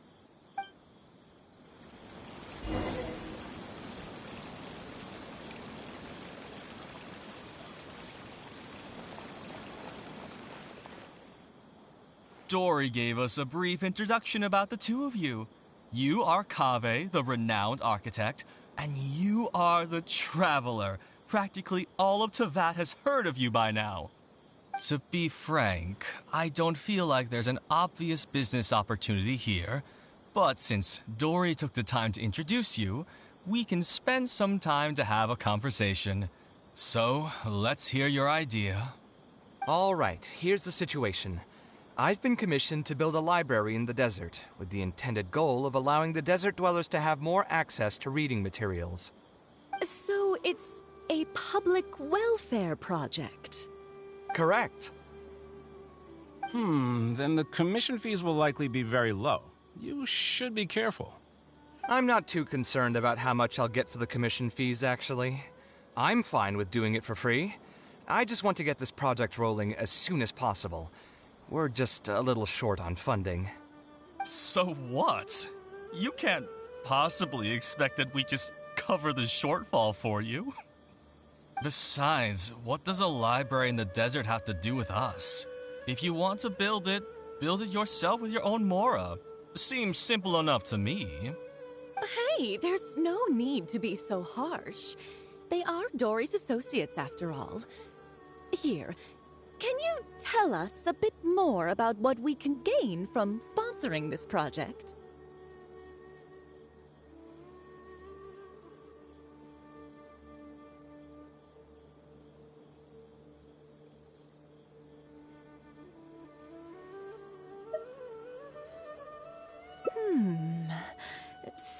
we'd mostly be doing it for reputation and exposure. There is some value to that. It could make doing business in the desert a bit easier. Well, just speaking for myself, I've got nothing in the desert. I also have a concern. It feels like there's not much to profit from in the short term. But in the long term, the reputation gain also doesn't sound like it'd offset the cost of the sponsorship. Then how about this? What if, instead of building a single library, we commit to an entire complex of buildings dedicated to culture and education? Wouldn't that just cost more? Yes, but in that case... Mr. Cave, please tell us what you have in mind. I'll just give an example. If we were to build a library and a school near Aru Village, then the desert dwellers would gradually begin to migrate towards the area. A whole suite of buildings will be able to host more traffic, and thus drive the economic development of the entire area. In turn, that would lead to direct business opportunities. I've been to the desert several times. Although there are still many lingering tensions between the two regions, the amount of interaction has been steadily increasing, and in the long term, the desert will only become more and more important to Sumeru. You do have a point. Education in the desert is indeed an industry that has not been tapped into. If we can be the first to place stakes in the area. And you just believe anything he tells you? Even the greenest amateurs know that urban planning will affect population flow. If you don't believe me, you can ask anyone on the street to confirm it to you. You...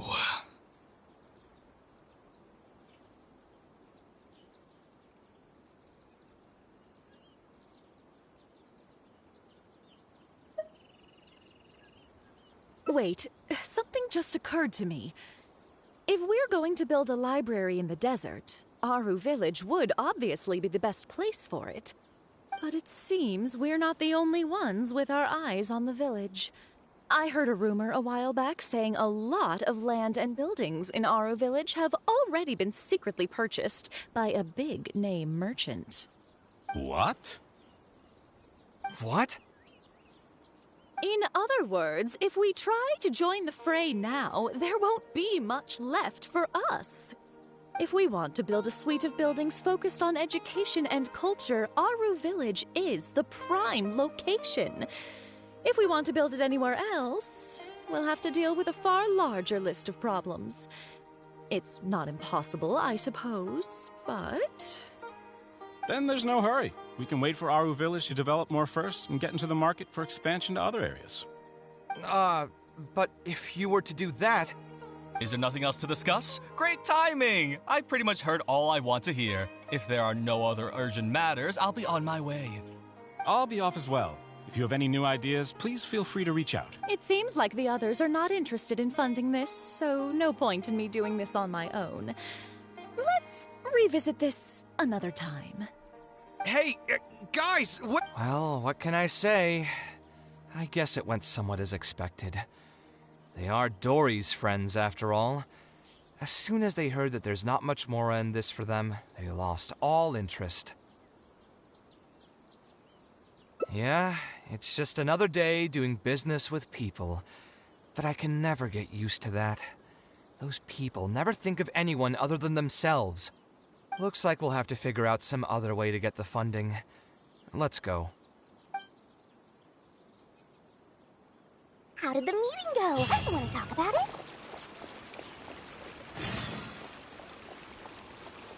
I just wish this... Oh? Where did all that passion go from earlier, I take it you weren't able to find a sponsor for your project? Please don't tell me that you're here to mock us. What kind of person do you take me for? Would the kind and generous Lord Sakuma Bay really do such a thing? I will say, though, I more or less expected this outcome even before I introduced them to you. You can try to talk up the project all you want, but the facts will remain the same. This project is high investment with slow returns. No sane person would put their money into this. But this isn't just a business project, right? Also, if you already knew no one would want to partner with us, why did you still try to charge me 500,000 mora? You scammer! You might want to remember who your creditor is before you start talking like that, Kaveh. I'll pay back every last coin that I still owe you, but that's a completely different matter. Alright, since you're so devastated about this, I'll set you up for dinner with another big-name merchant. In fact, I'll be inviting the most famous merchant in all of Sumeru, so I'll be counting on your performance. What? Really? I would like to sincerely apologize for my attitude just now. So, where would we be meeting this merchant? Follow me. Oh, I suppose both of you can come.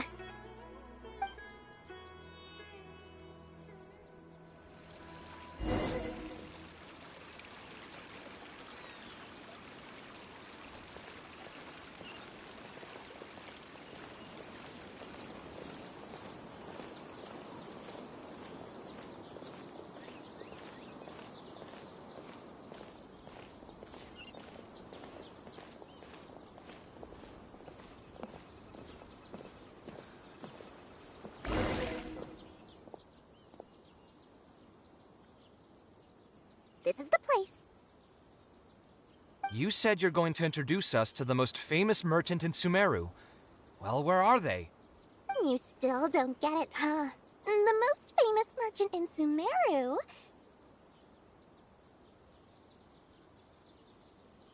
Huh? So you meant yourself all along? Then why did you bring us here? Well, I've given it some thought, and that complex of education and culture buildings that you mentioned does hold some promise. It'll be a pretty big Mora sink, and I'll have to fund it all on my own, but that's not really a problem for me. Seriously? Where's this generosity coming from so suddenly? Are you trying to scam me again? The reasons are not important. What's important is that I'm willing to help you. However, you know just as well as me that once this project actually breaks ground, it'll start sucking Mora from my pockets like crazy. So, to cut costs... I get it, I get it. I won't charge any commission fees, and I'll take responsibility for the entire project. Splendid! Then let's sign the contract right away.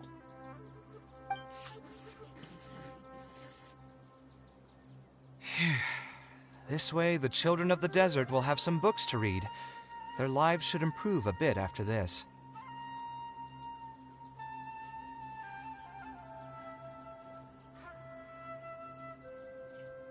Of course, there are a few things better than using my knowledge to help other people change their fates.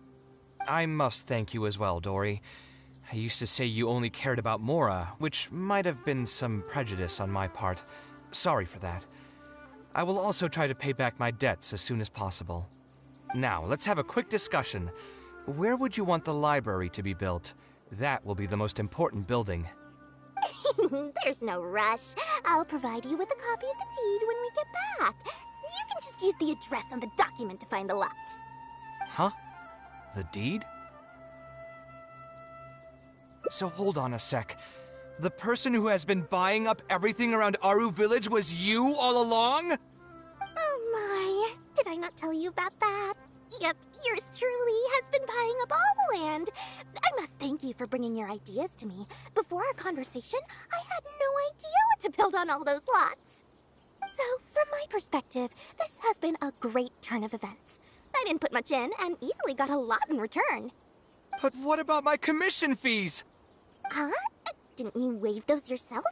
I was just gonna say that to cut costs. We mustn't procrastinate and should start construction as soon as possible.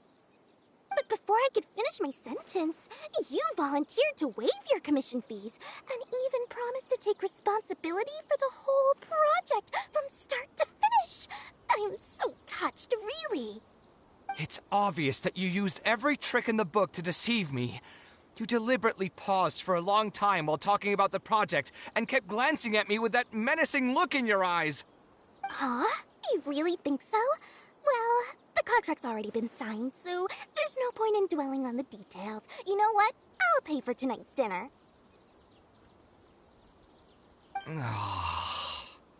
Fine, I'll drop the argument on the commission fees.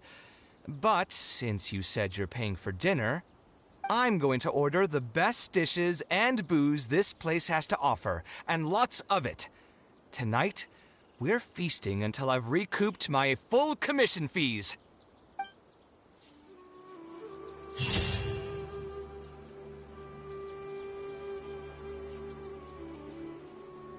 wonder if I'll ever be able to create something so incredible.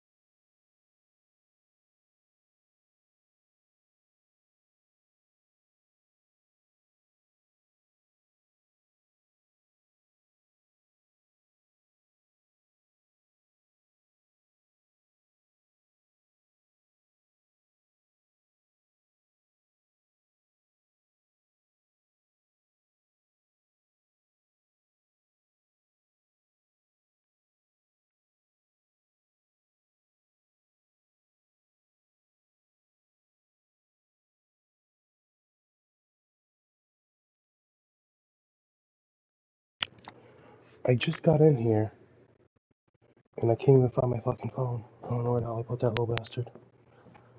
God damn it. Ugh. Let me see here.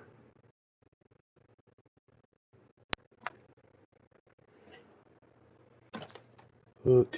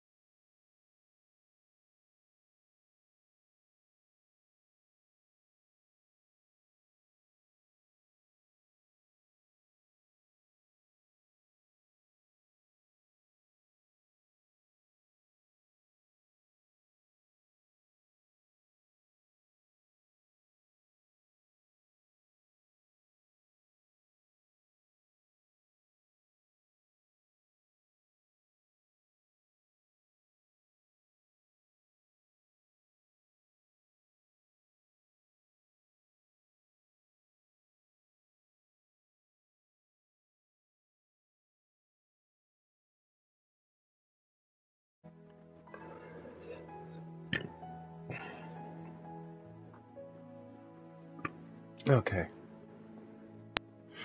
Well, I'm back. Wow. Fucking. So, oh damn. I gotta stop fucking with that. I'm gonna fucking break that shit. Alright, there are lots of treasures everywhere.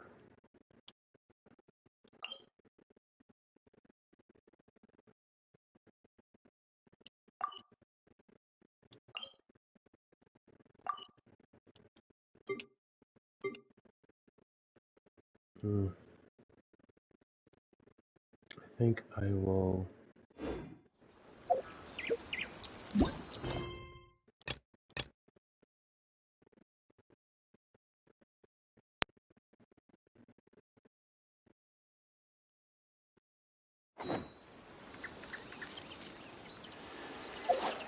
All of those things.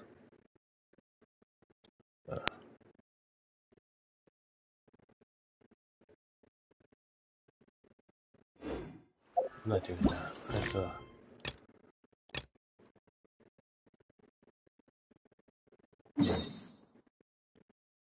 oh, interesting.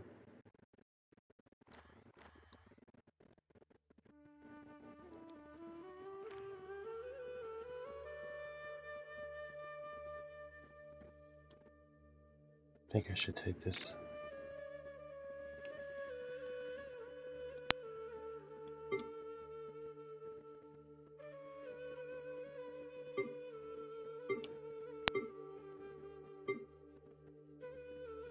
Well, it looks like it's up top, so.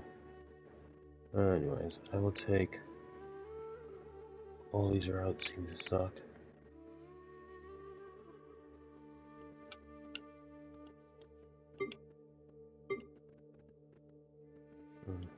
Go this way.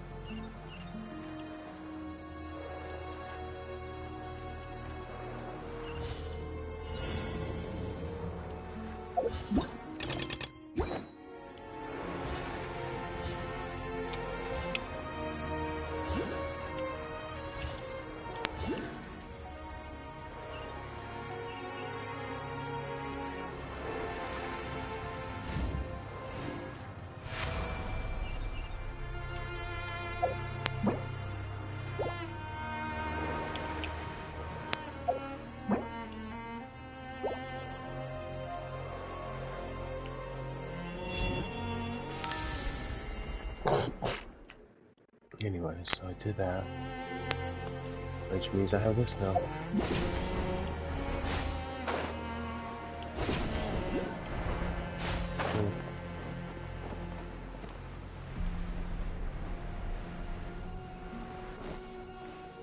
Anyways, let me just go.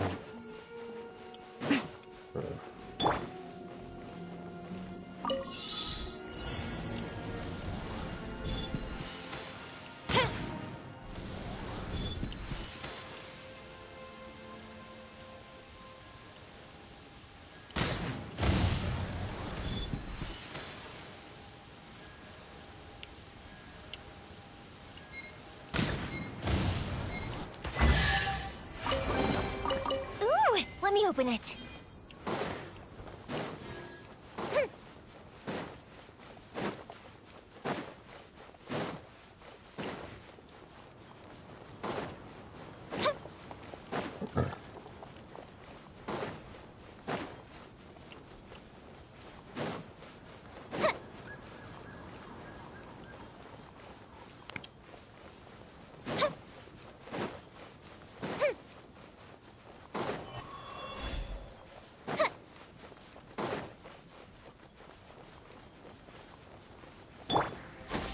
Skyward! Scatter!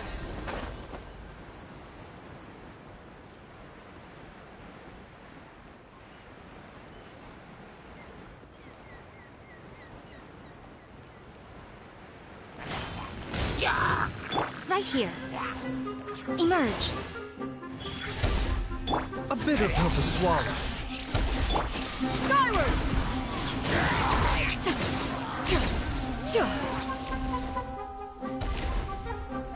Mind the side effects. Show them. Right now. Time for a light show!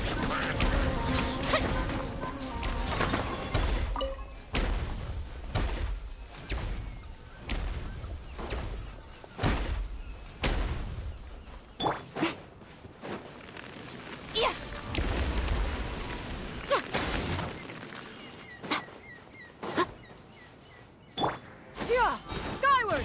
Scatter! Ah, what trinkets have we here? Present them for one's perusal.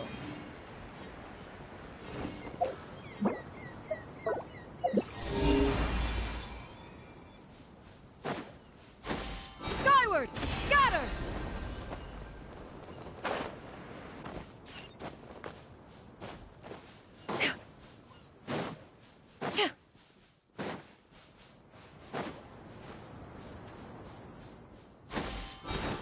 Scatter!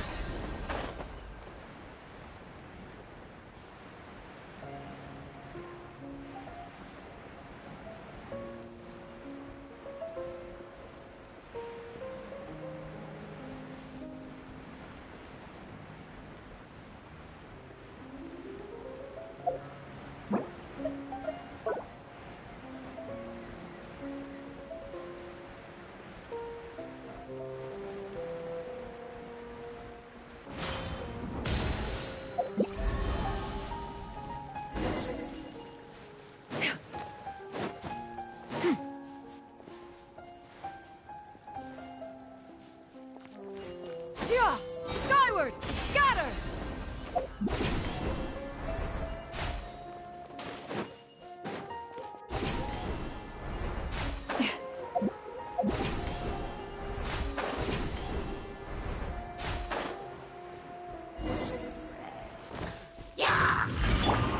Right here. Emerge. Right here. A bitter pill to swallow. Go Bishop do!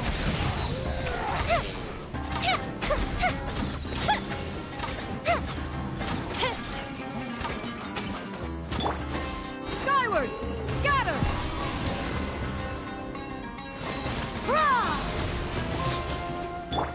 Ridiculous!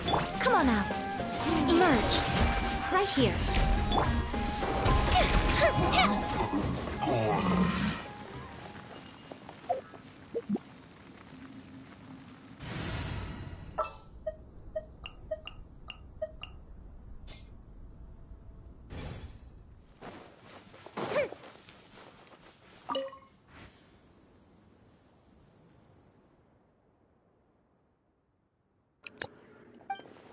I sigh, thank you both for saving me.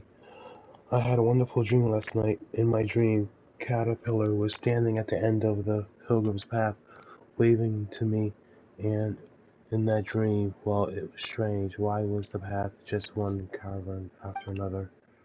But Caterpillar was there, standing at the very end of the narrow way, leaving the part with the dogs aside for the moment. I believe it to be an omen, so I brought, and I would be running for the maid. I guess this is another day lost for you.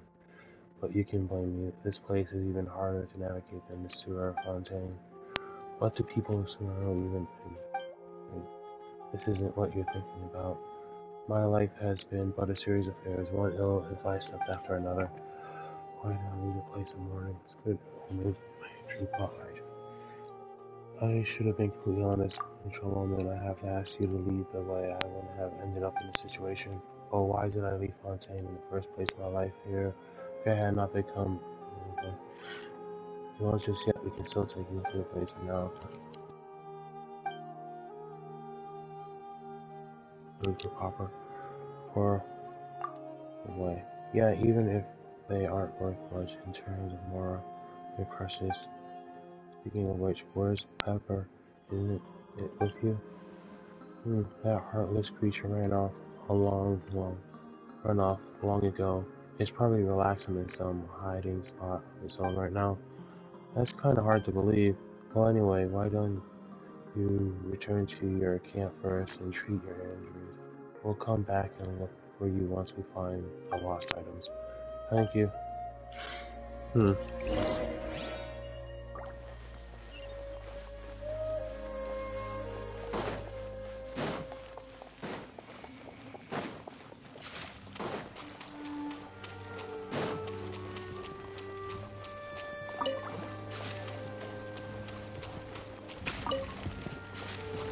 Show them. Right now. Emerge.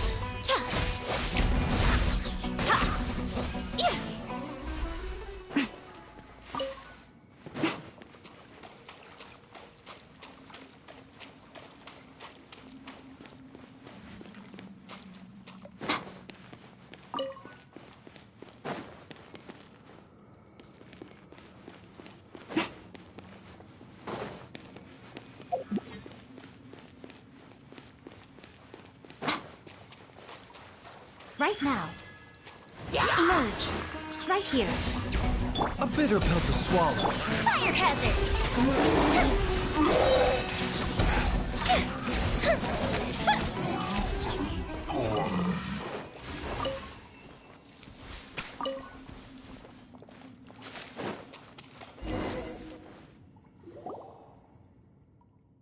Hey, isn't it Pepper seems to be guarding something too?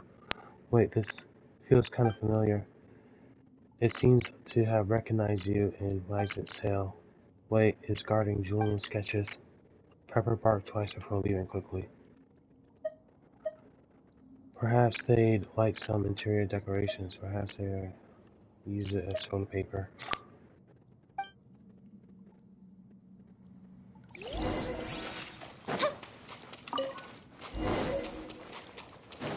Very cool.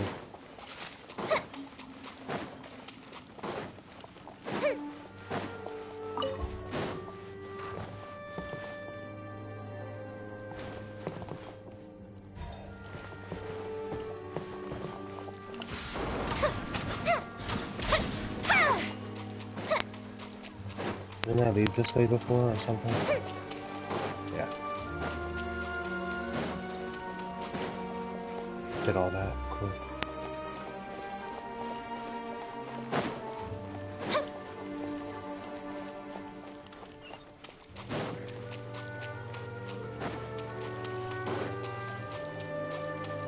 Yeah, last time I came here.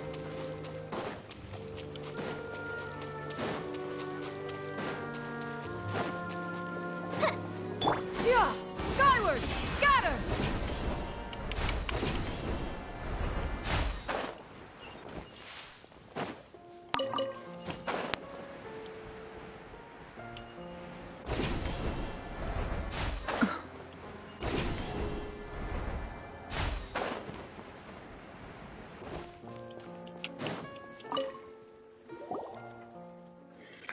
guess we thought Pepper's already back.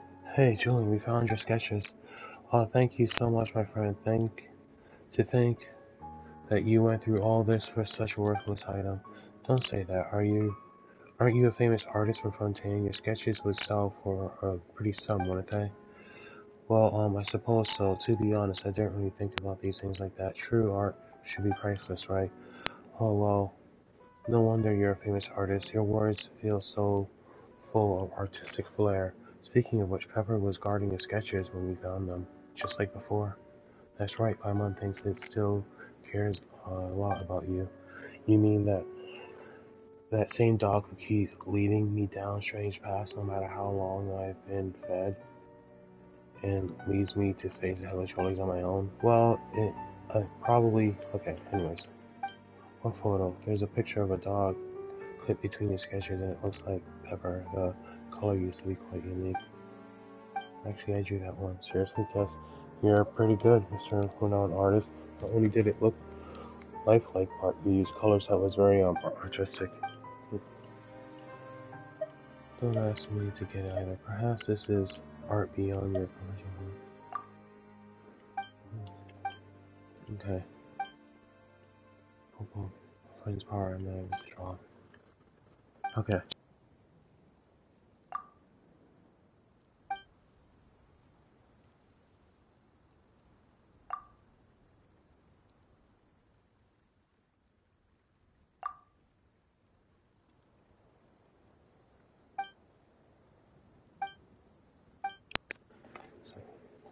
Okay, I'll try to keep it going, you know?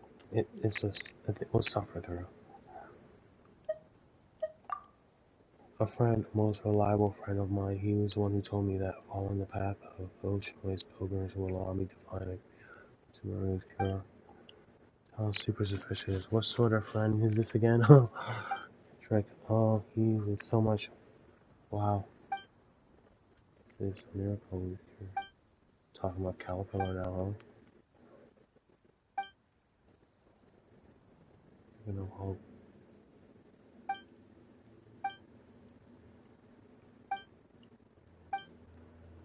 Thank you, friends. Ooh, adventurous stuff.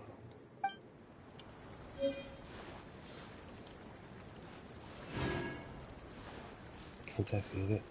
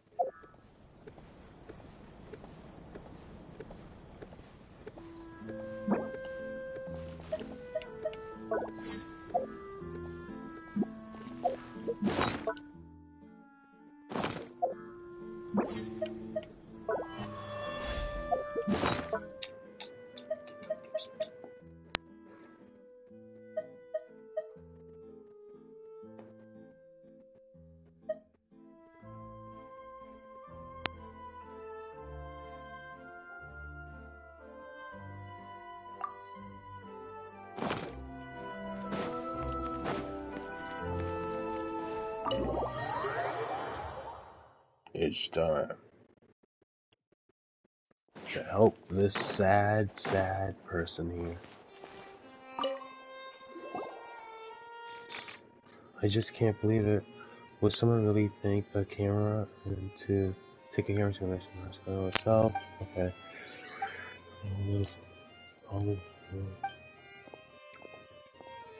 And that makes sense.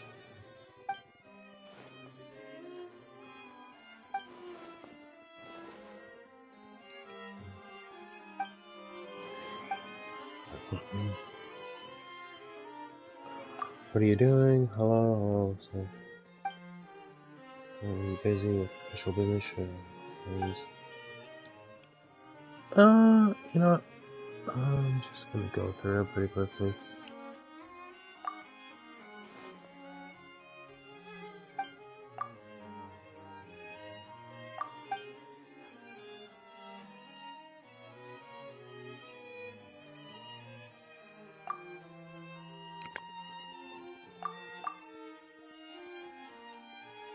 I just figure with my reading speed, people will be able to do just well keeping up on their own. I'll just skip through.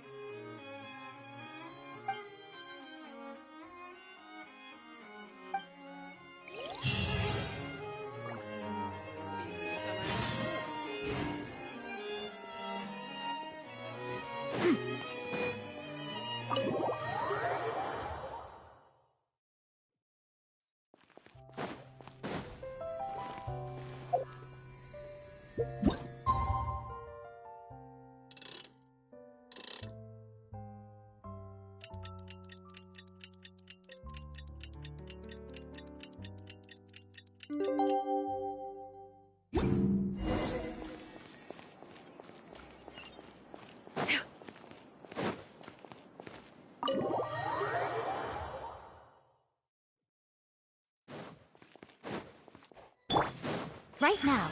Emerge.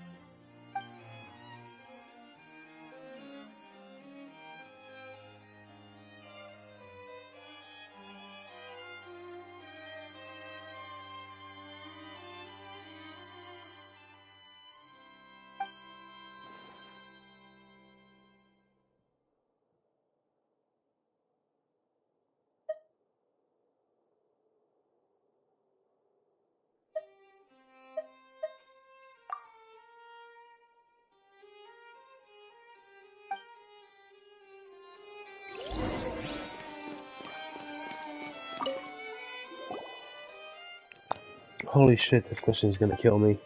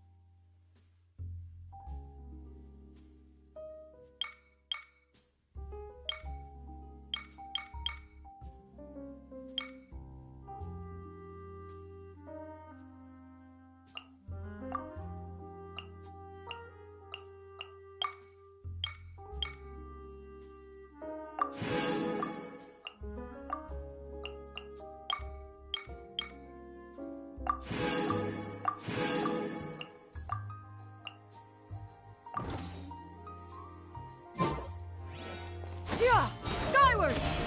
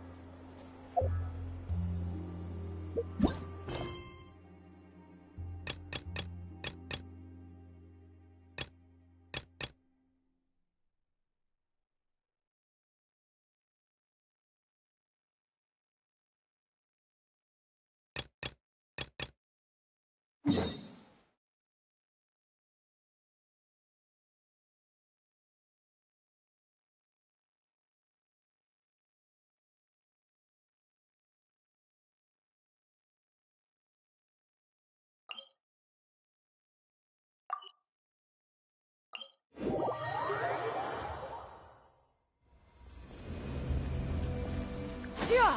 Skyward! Scatter!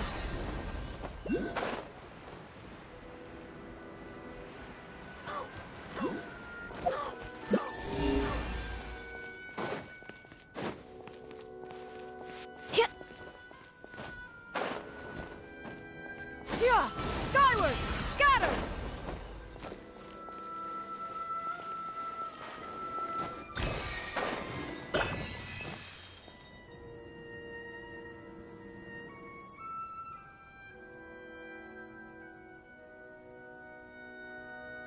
Yeah! Skyward! Scatter!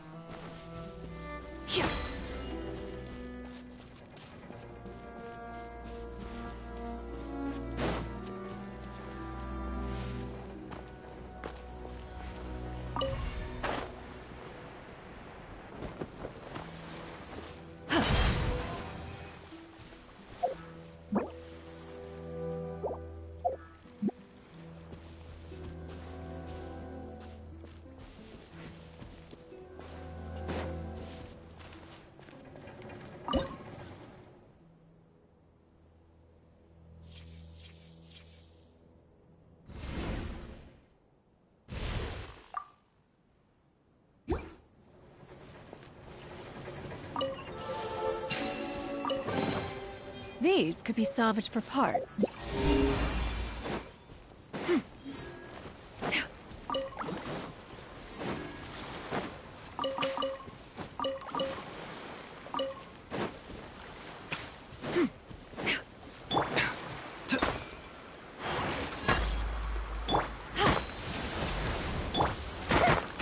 Time for a light check. Come on out. Right now. Yeah.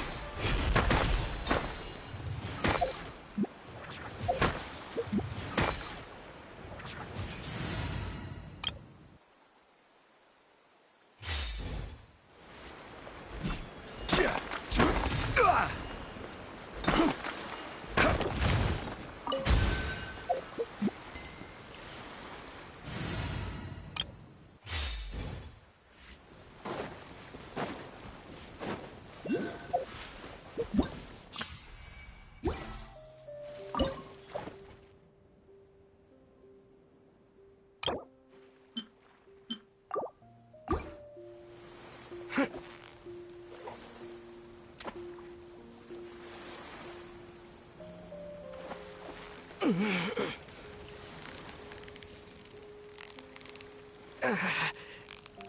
close, so close! Stay cool!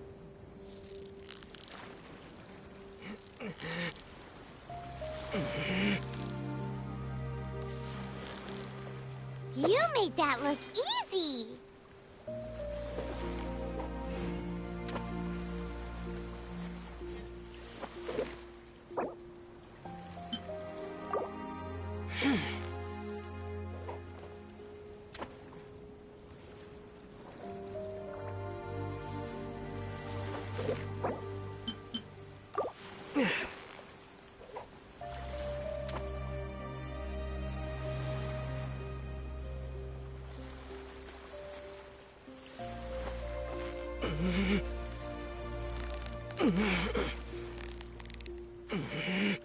You've got it! You got it!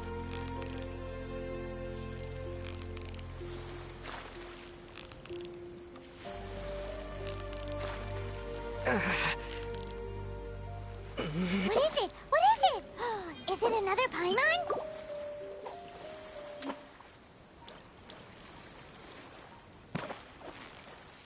Victory is almost...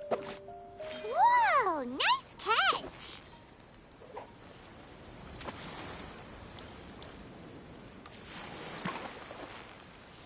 So close. Whew! That was a tough fight!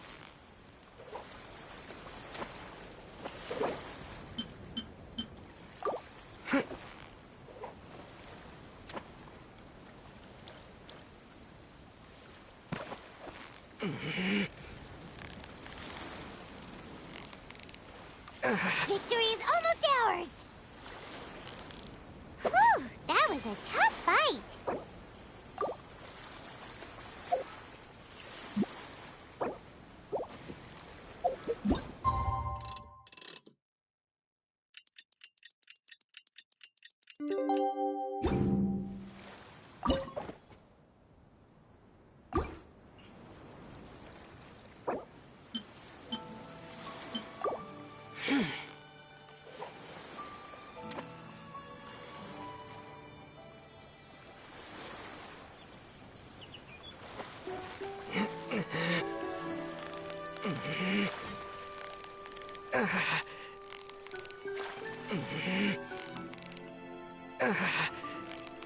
Yeah! You nearly got him!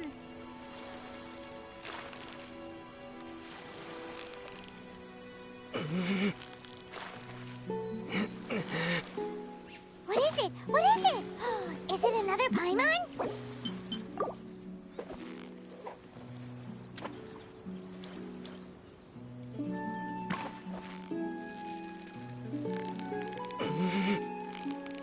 So close, so close! Stay cool! Whoa! Nice catch!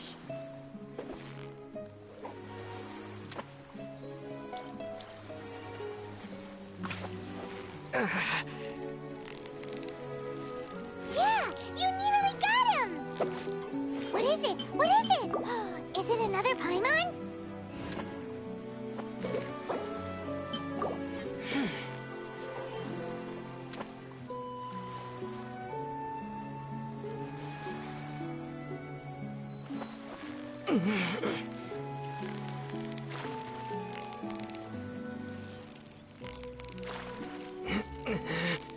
You've got it! You got it!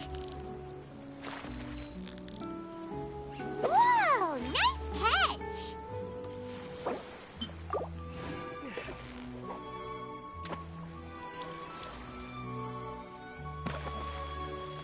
Steady now! Wow! Paimon's stomach is rumbling already!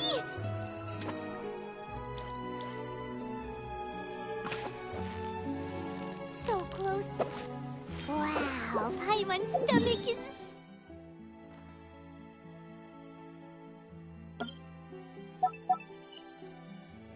rumbling already!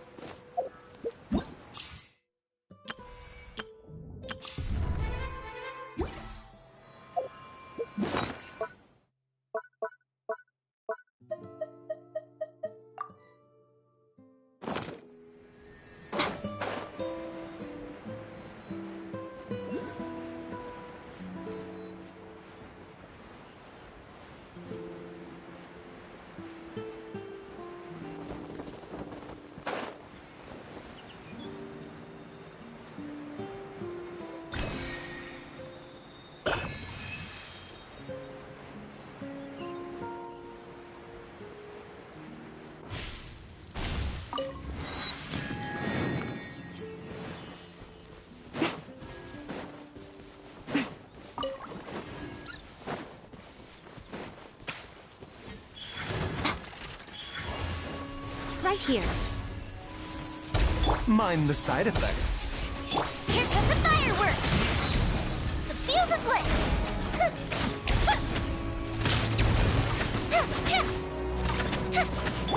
Skyward! Scatter! Emerge. I'm always watching. The doctor will see you now.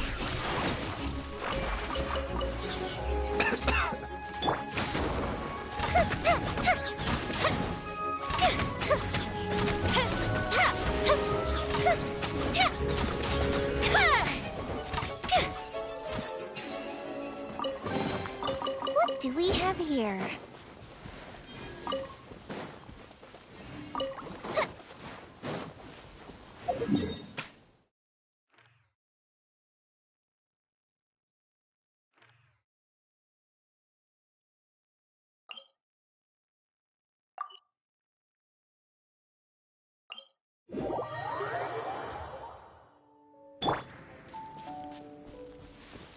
Yeah! Scatter!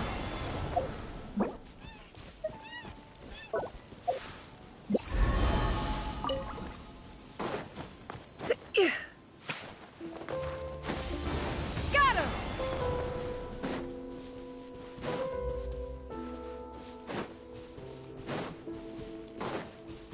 Yeah! Scatter!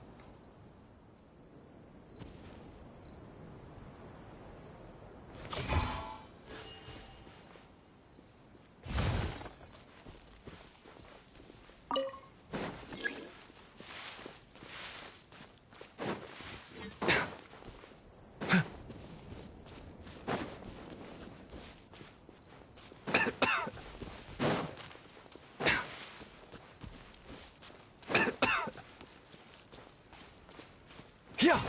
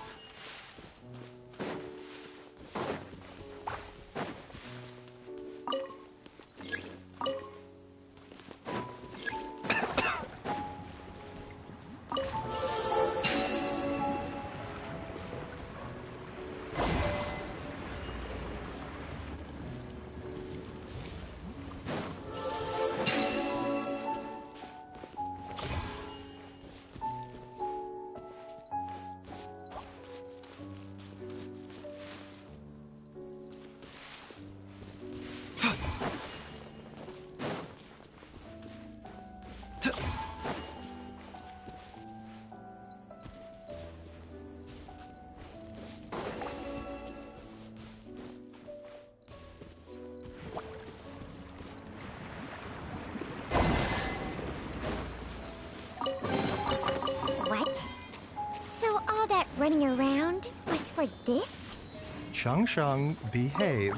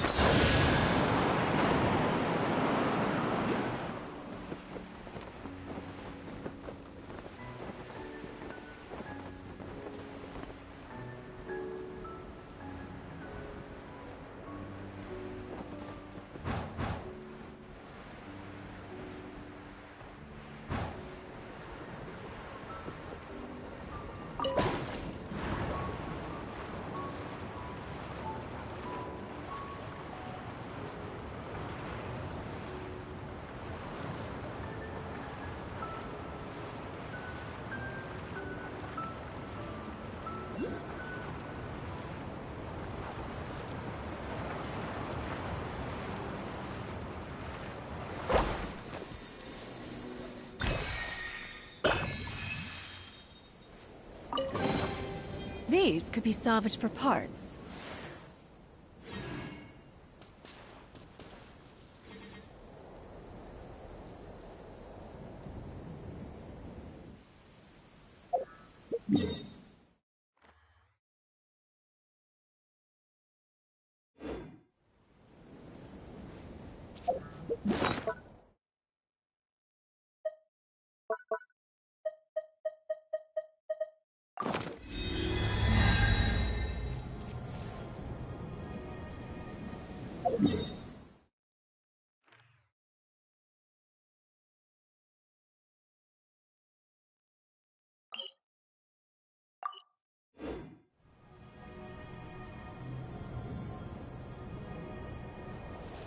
Yeah!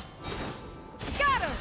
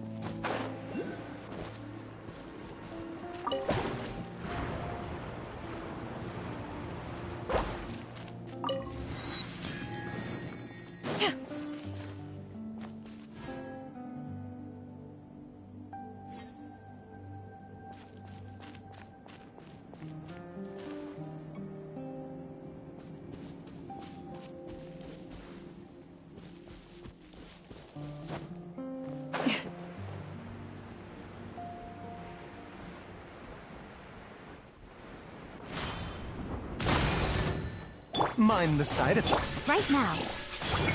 Right here.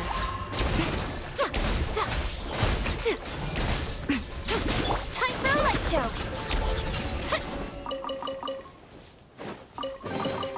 What do we have here?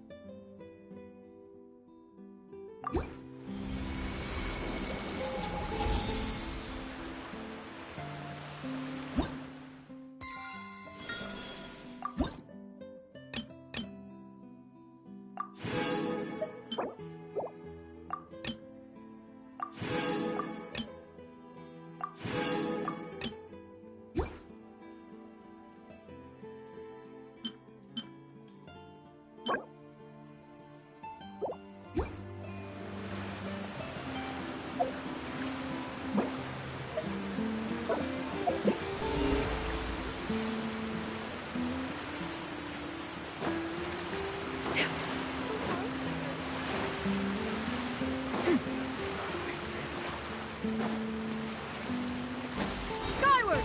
Scatter!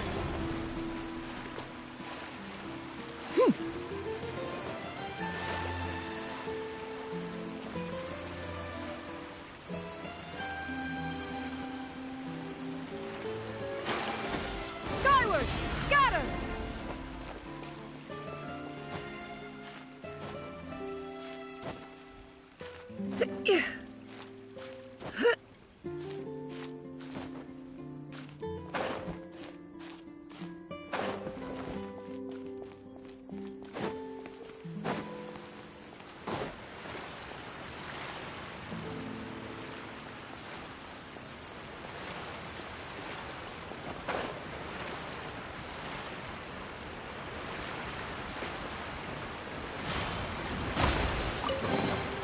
These could be salvaged for parts.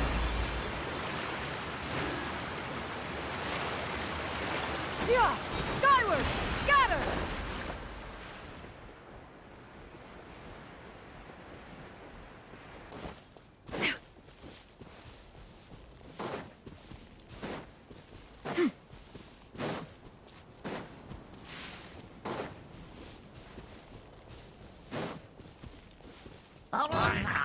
Seize the skies!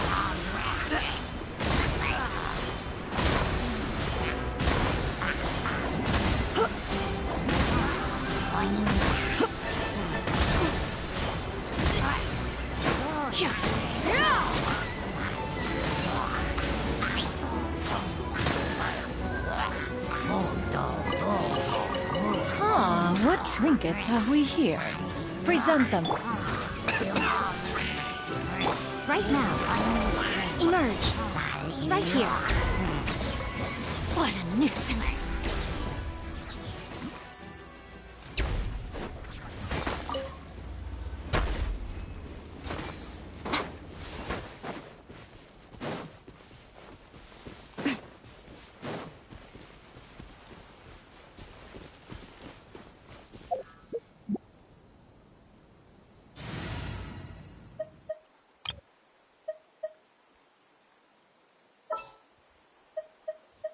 We'll need a strategy.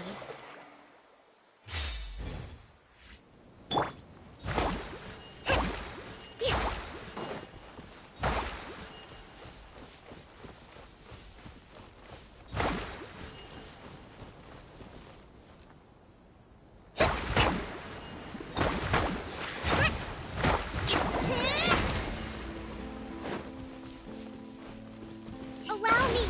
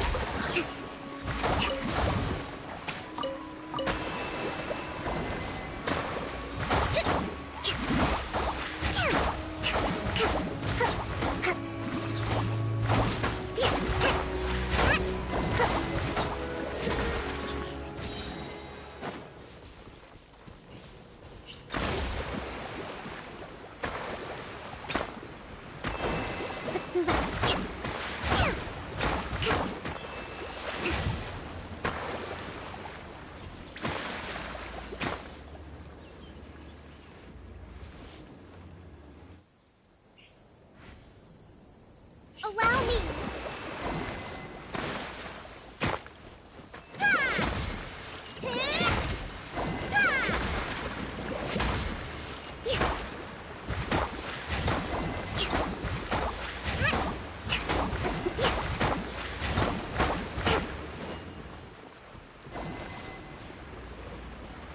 Rest and rebuild!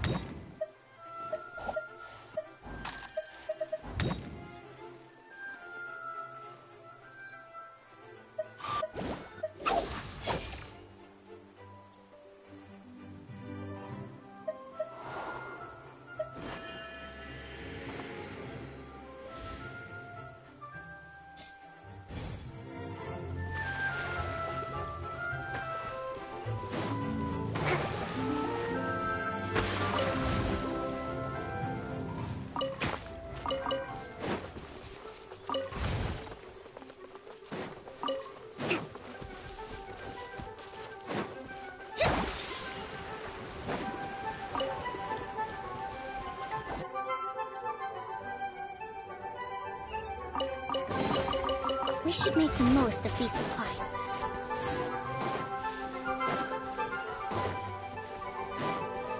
Let's move out.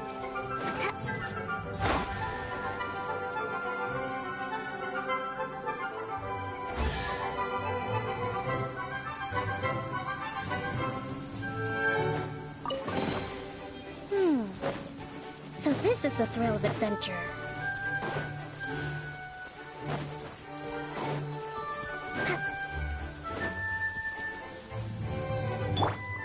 There is no escape!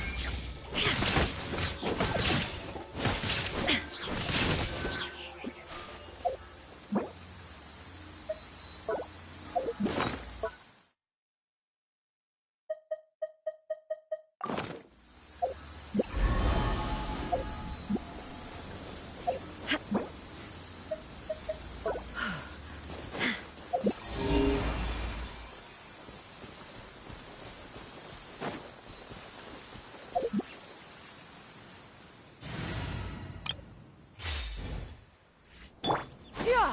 Skyward! Scatter!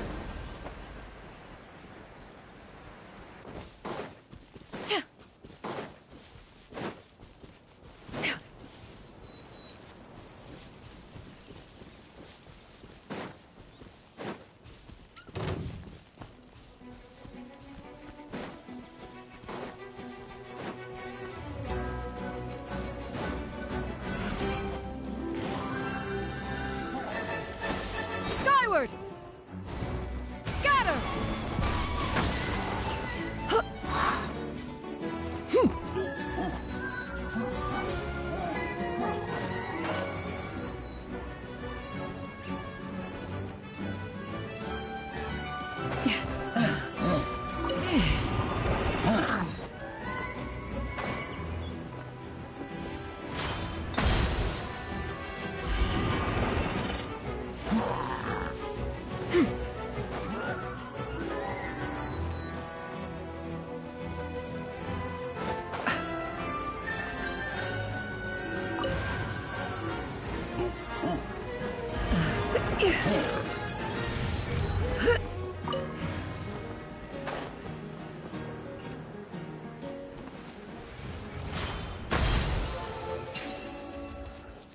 Yeah!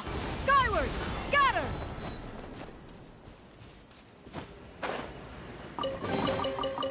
Ah, what trinkets have we here? Present them for one's perusal.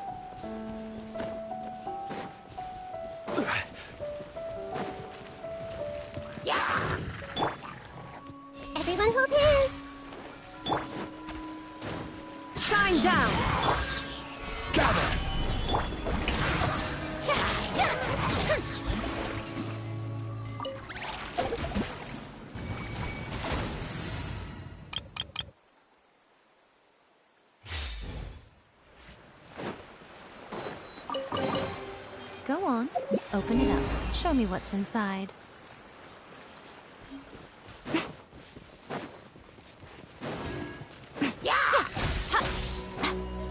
Mind the side effect. Fuse is lit!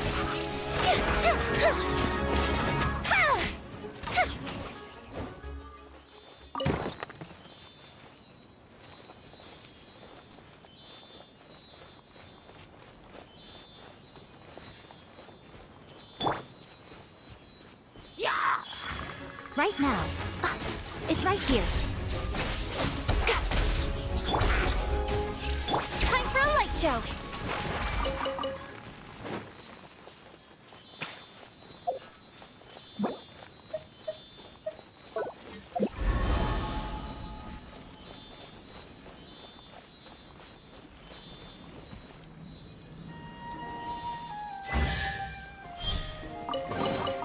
Ooh, let me open it.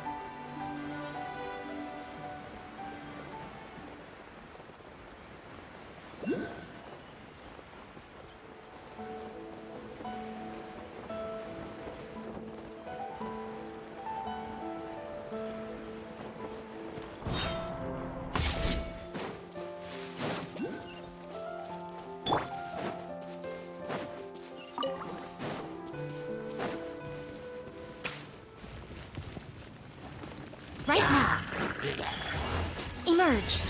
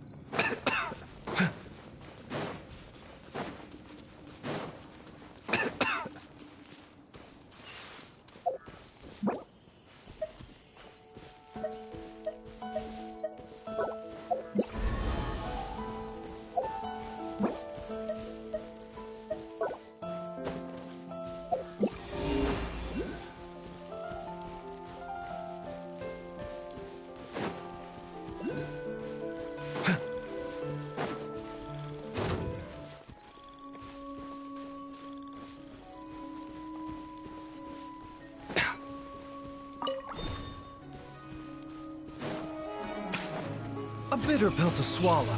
Show them. Right here.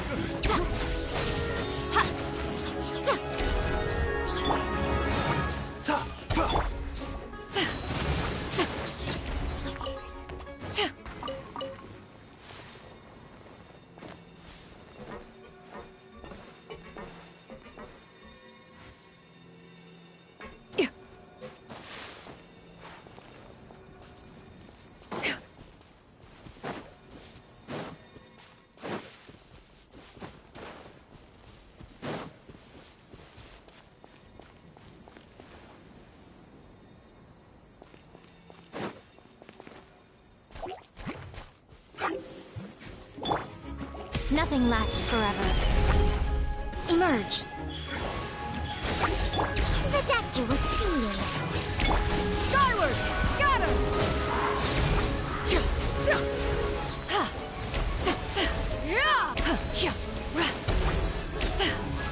A bitter pill to swallow.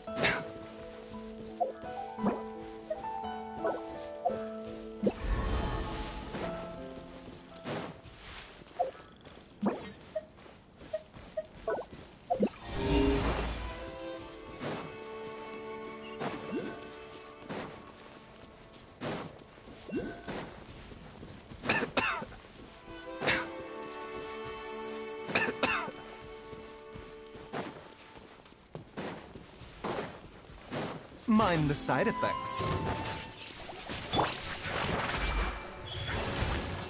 Right here.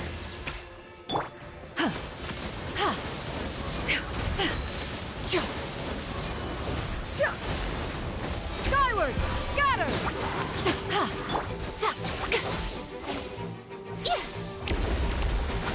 Right now. Emerge. Right here.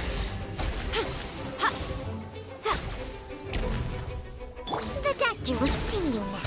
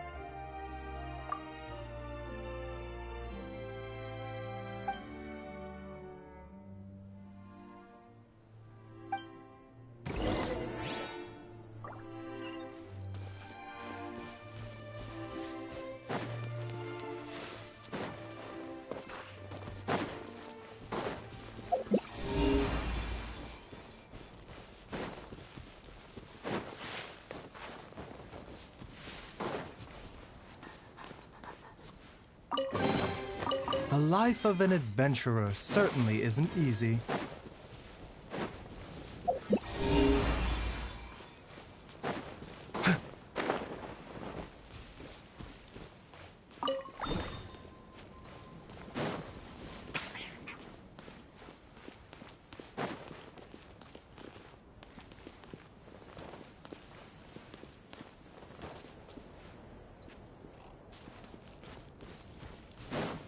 Mind the side effects. Come on out.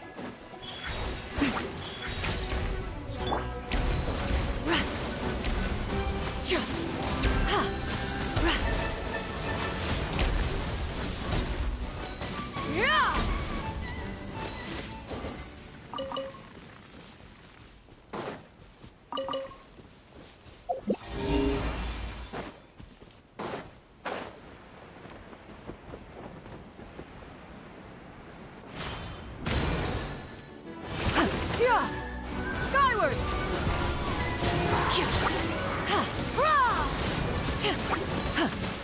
The doctor will see you.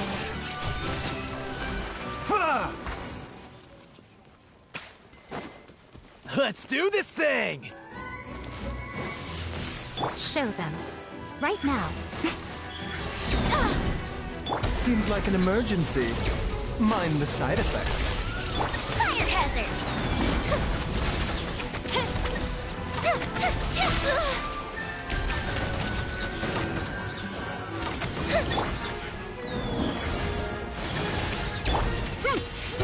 way for the adept! The doctor will see. A sight to behold. What we should do! Time for a light show!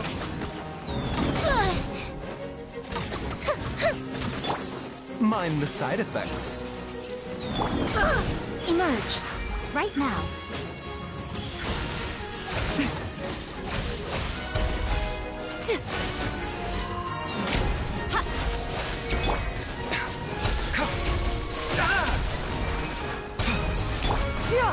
Skyward! Come on out. Right here. Emerge.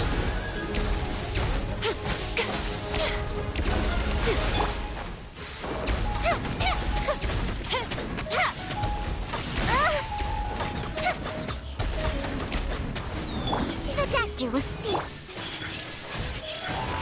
Right here. Skyward! Scatter!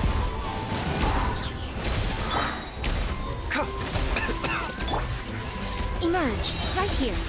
Fire hazard! That didn't count!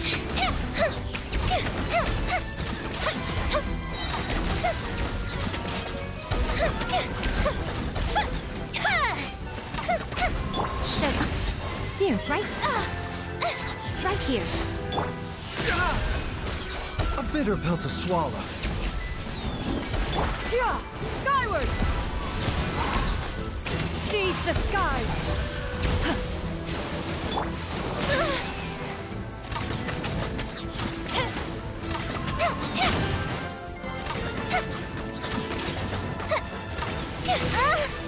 Come on out.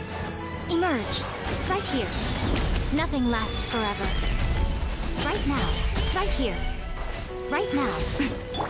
Feel the split!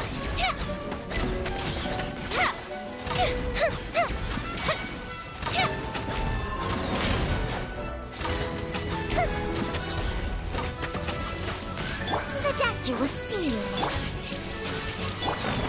Right here. Right now.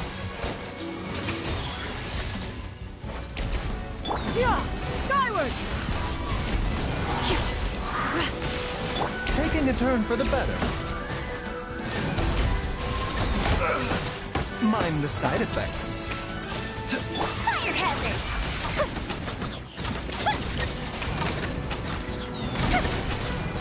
Gotta watch it. The doctor will see you. Show them. Emerge. Skyward! Scatter!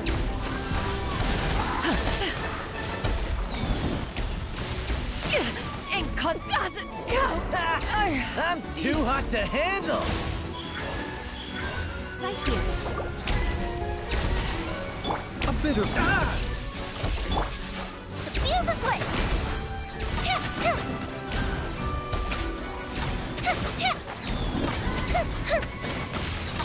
That didn't count!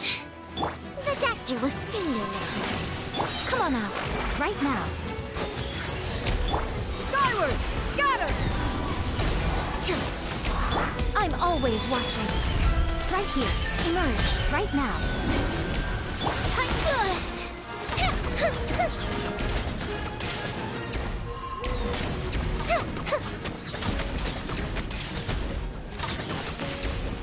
Show them. Emerge. Mind the side effects. Skyward! Scatter! Seems like an emergency. Feel the split!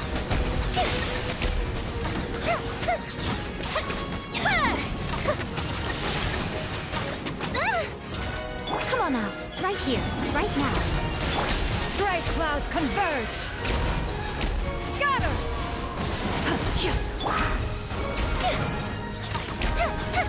A bitter pill to swallow.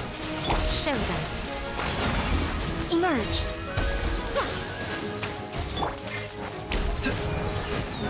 This is nothing. Skyward! Scatter!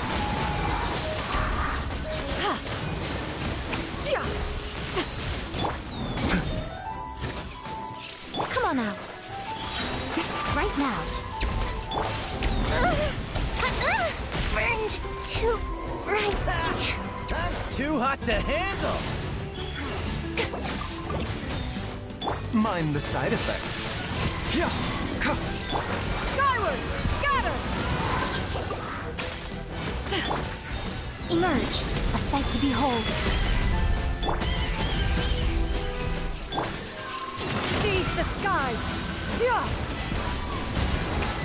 Infinite kilt. The doctor was Right now, emerge. Taking a turn for the better. Yeah! Skyward! fuse is lit.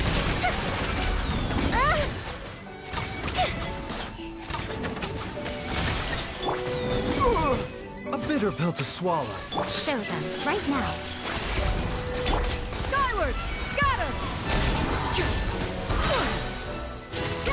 Make way for the... Come on out. Emerge. Fire hazard.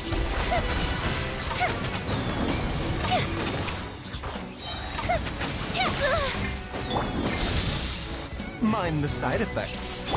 Right here. Emerge. Right here. Yeah! Skyward! Scatter!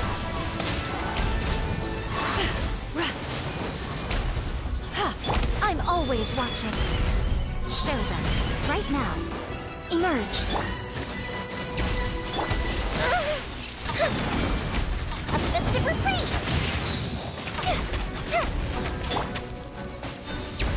A bitter pill to swallow. Come on out. Right here. Emerge. Skyward! Scatter! Riveting! Yeah! The doctor was right now. Keep it real.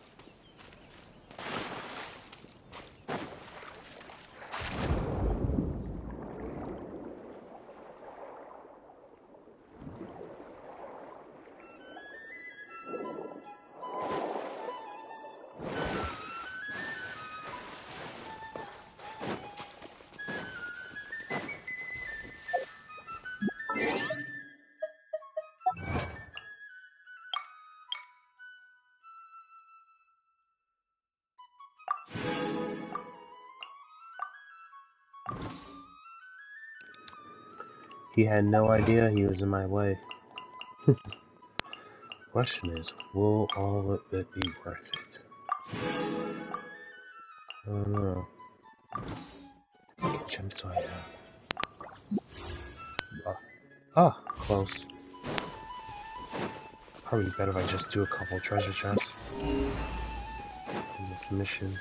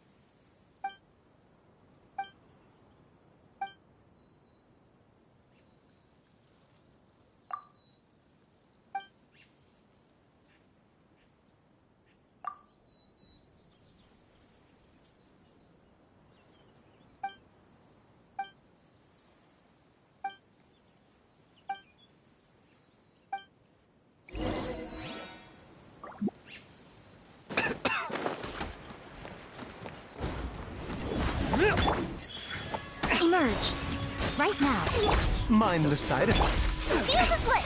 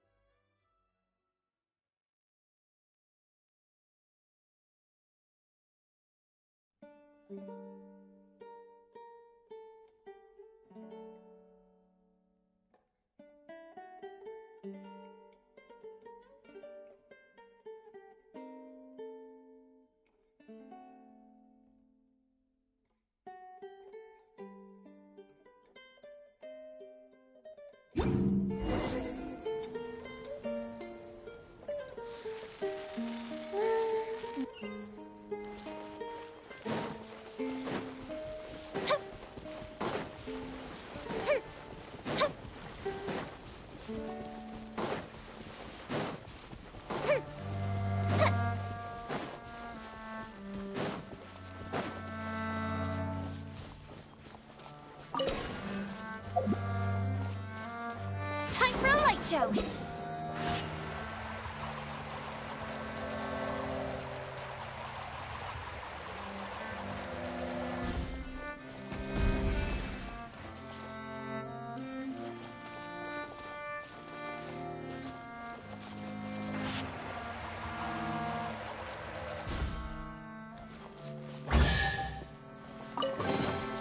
Ooh, will we find any firework materials in here?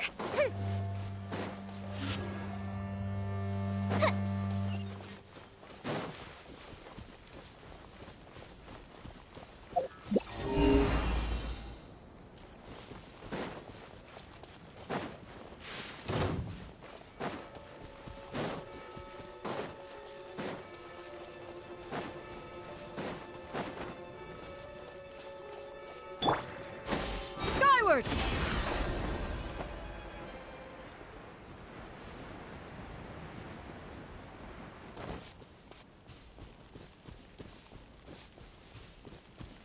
Yeah! Got her!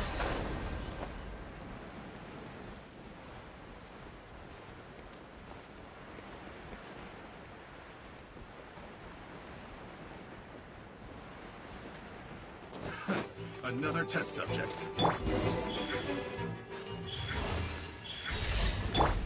A bitter pill to swallow. Fire hazard!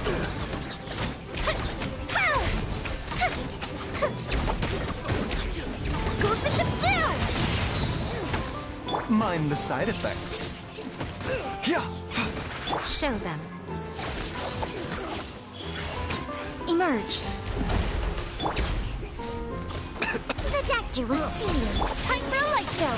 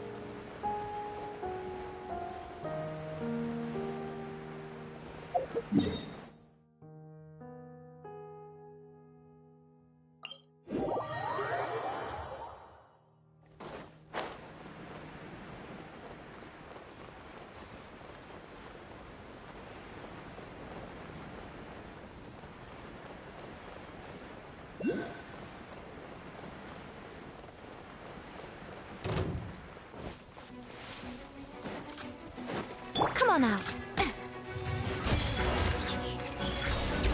Mind the side effect. Fuse is lit! That wasn't so low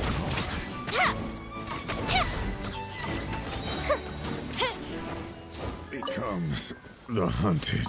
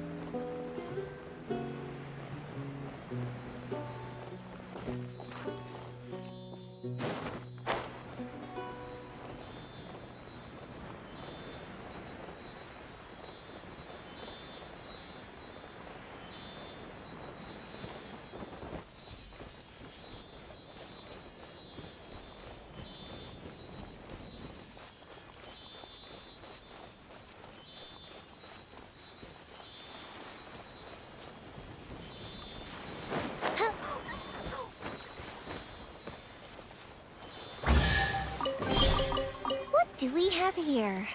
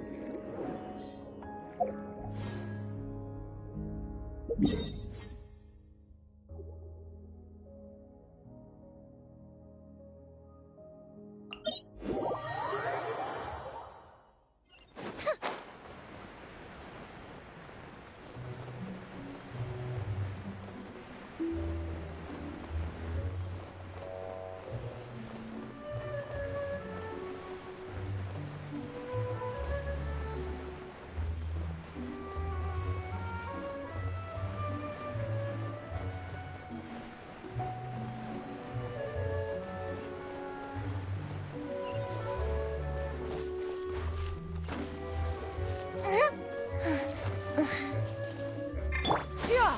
Skyward! Scatter!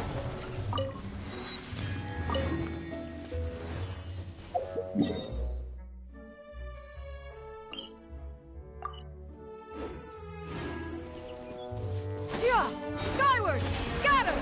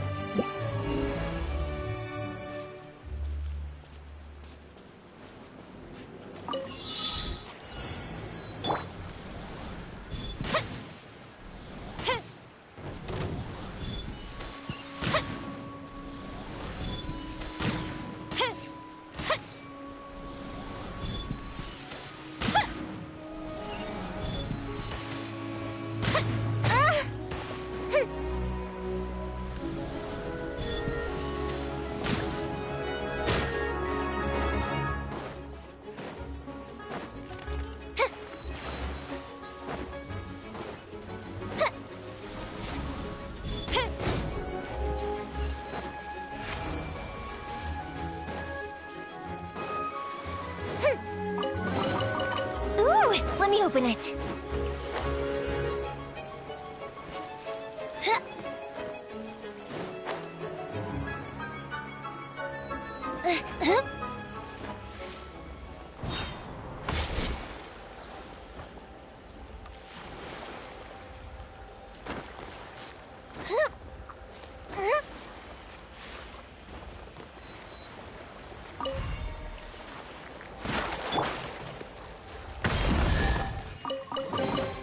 Don't forget to wash your hands.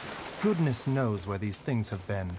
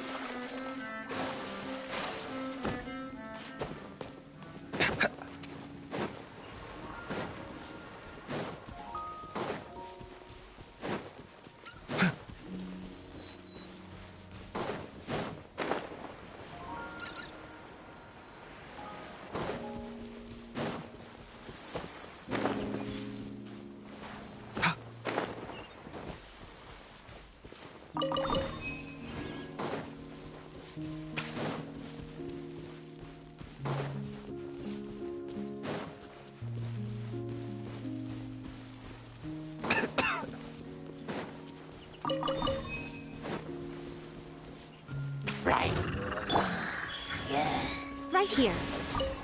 Emerge. The doctor will see you now. Time for a light show.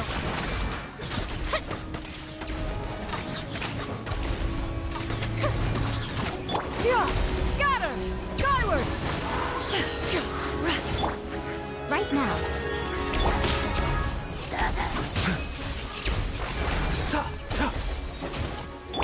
Yeah! Skyward! Scatter! Fuse is lit!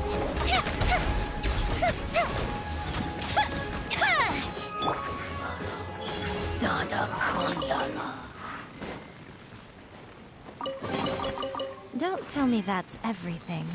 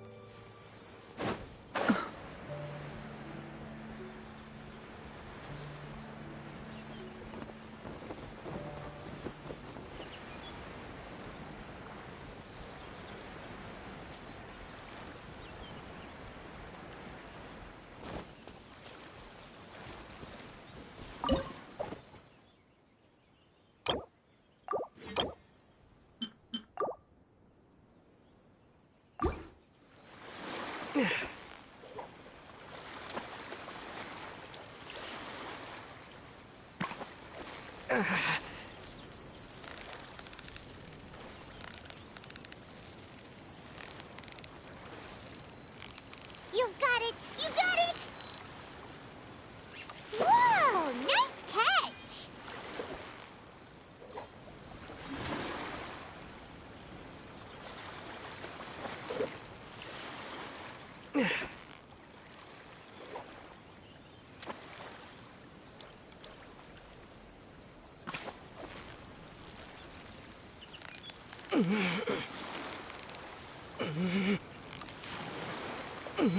Victory is almost ours! What is it? What is it? Is it another Paimon?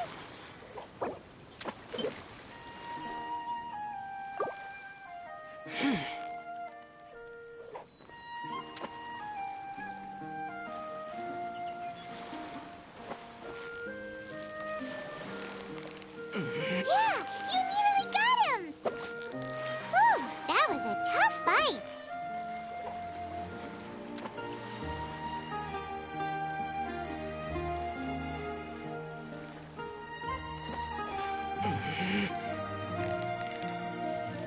You've got it! You got it! Whew! That was a tough fight!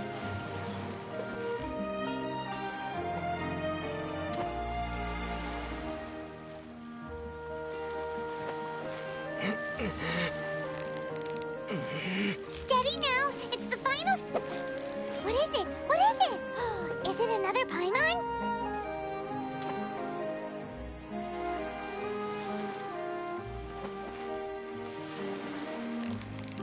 So close, so close! Stay... Whew! That was a tough fight!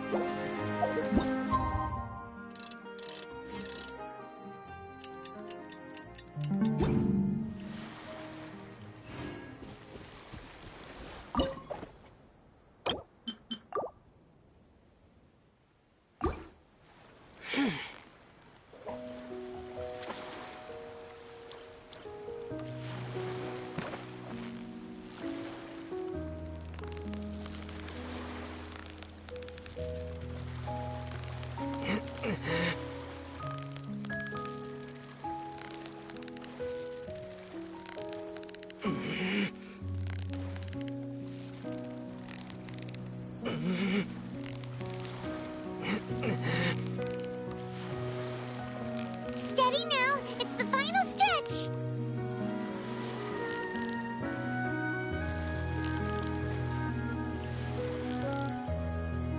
Paimon thinks you've earned yourself a new title! Favonius Fish-Catching Extraordinaire!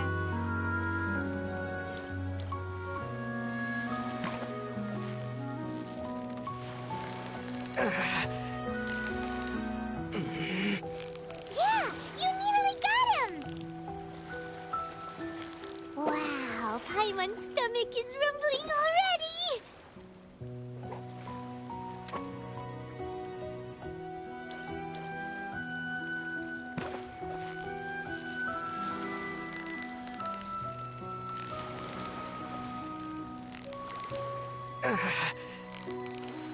You've got it! You got it!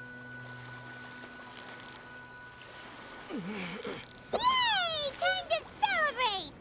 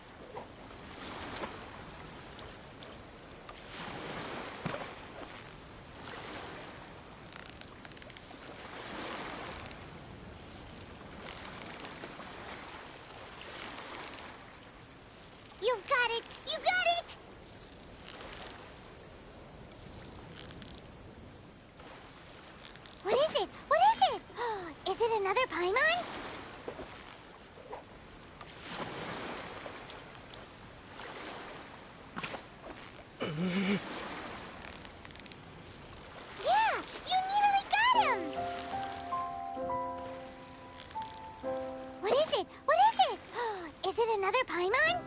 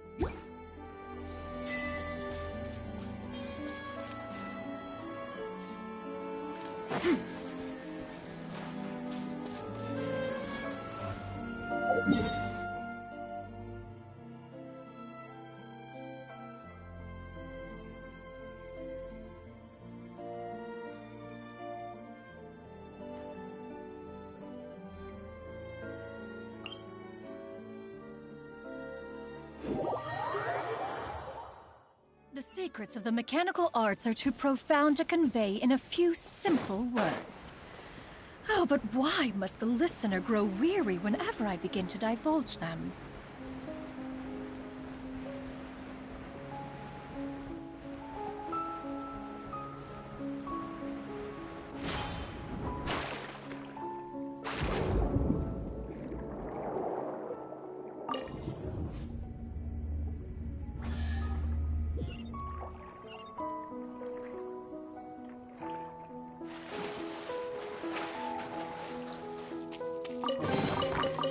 Ah, what trinkets have we here? Present them for one's perusal.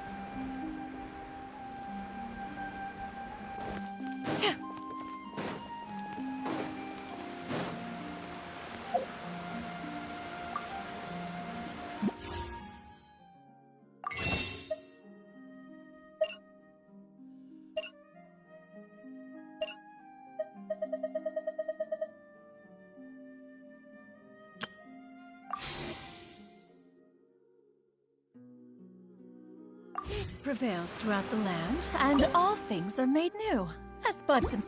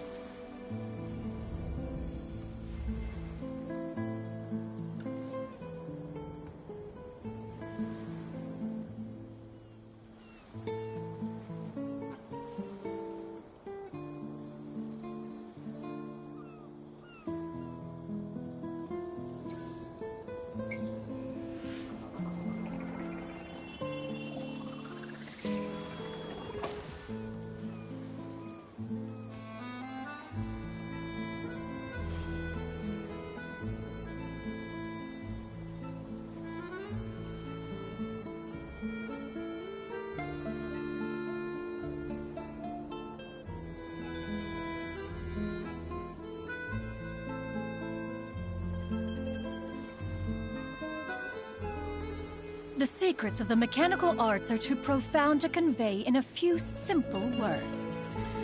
Oh, but why must the listener grow weary whenever I begin to divulge them?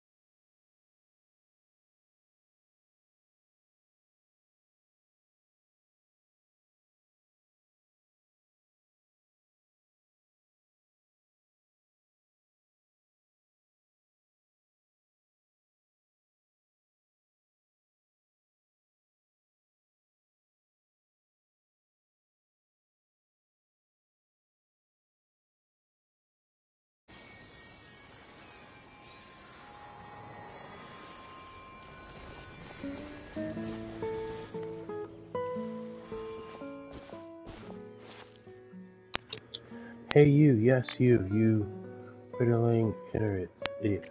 What are you doing dragging your feet for? Waiting for us all to get old when the breezes are all just... oh shit, it's them.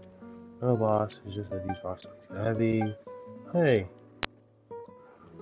The dude they call an idiot. Me? No. Nothing moving. I got dark floors, quacky, show. Okay. Some people over there. Train. Why do we have to go ask them? Oi, you big, and tiny thing. What are you smoking over there, huh? Can't leave any witnesses. Hey, anyway, we should have talked. Man, that burrito's kicking my ass. Oh shit, the cat. This is Reagan, Paimon. Okay, Tarkor. Alright, I'm gonna turn this off, enjoy.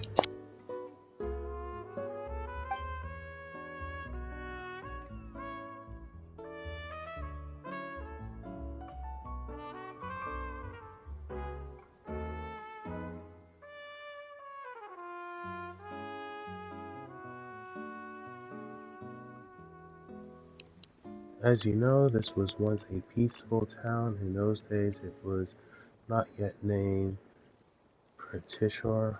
We Fontaines lived here in peace and safety until the golem armies of the Dark Lord Remus came. He was an awful tyrant, one who claimed to be the ruler of all waters. His forces had already obliterated countless towns and cities before arriving at ours. Oh my god, he took our lands, polluted the sources of pure water, and even tried to use magic to tempt us. The raised high bell towers and fortresses, fortresses, and the Dark Lords fell. Melody enslaved our kin, but we Fontainians free rejected his rule. Thus did I and the warriors under my command march to war across the land. Oh, nice ward building, very detailed. And then what happened next? How'd you defeat the Dark Lord? Okay. Just a fucking round.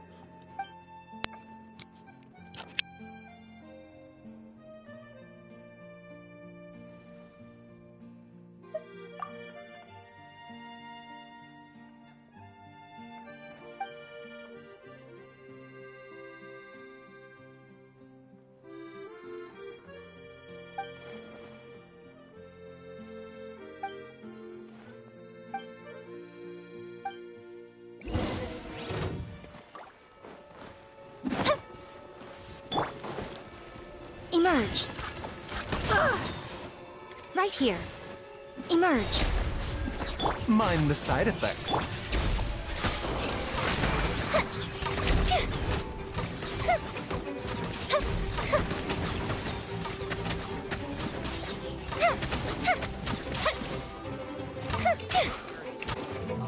I gotta admit, I'm a little bit shocked. That's why I'm fighting him, to be honest. I wasn't really paying much attention. Oh, there were thieves who were beaten so badly they couldn't spare even a thought for the treasure. Oh, they're gone now, huh? Guess they weren't acting after all.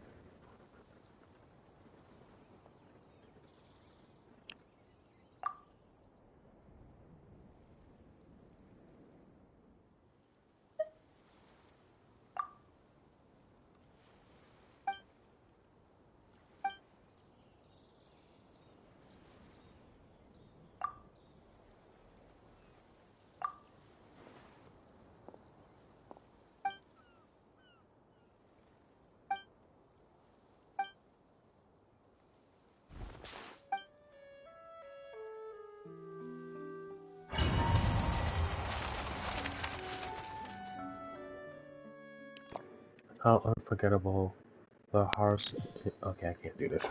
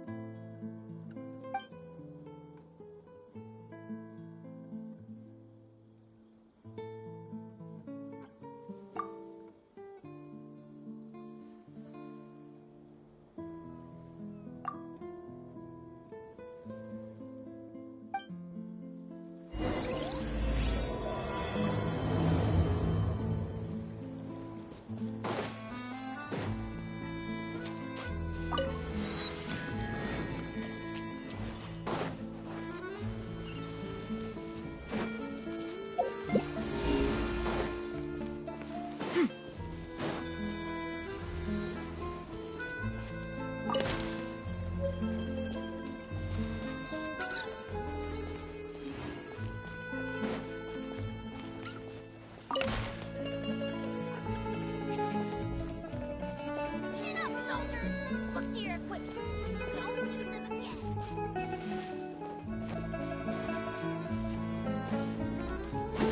Skyward! Scatter!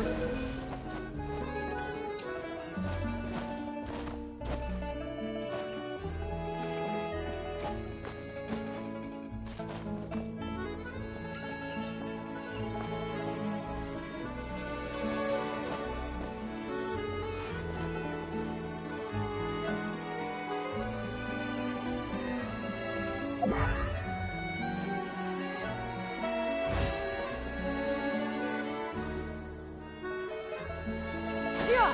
Skyward! Scatter!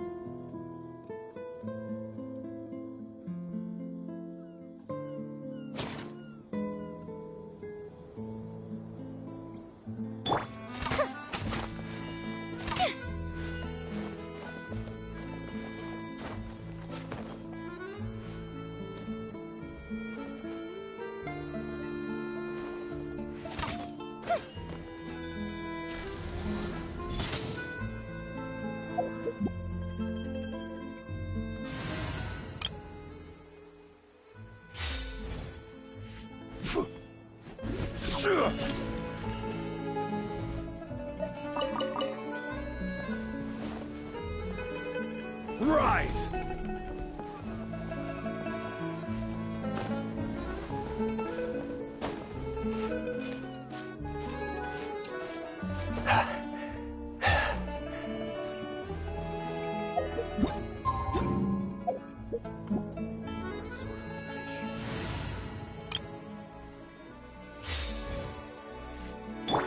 Yeah!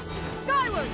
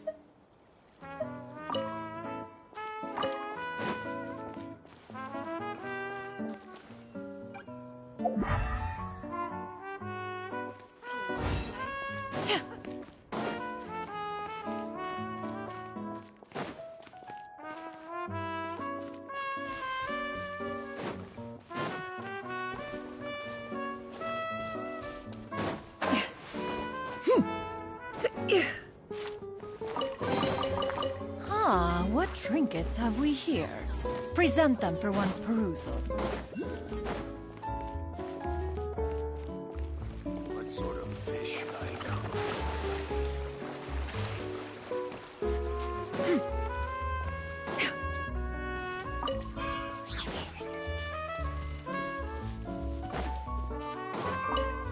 Yeah!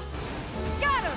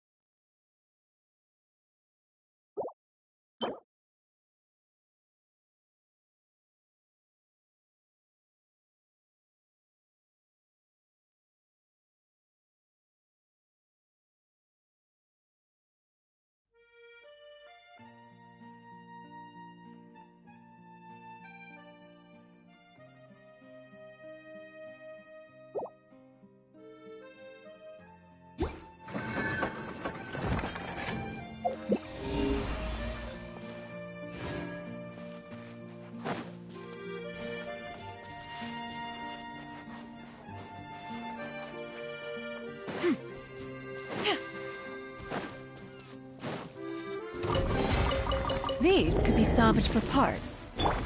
Right now. Right here.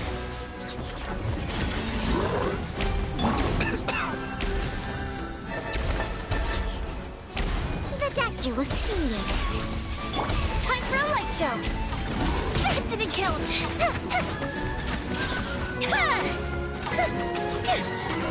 Yeah! Scatter!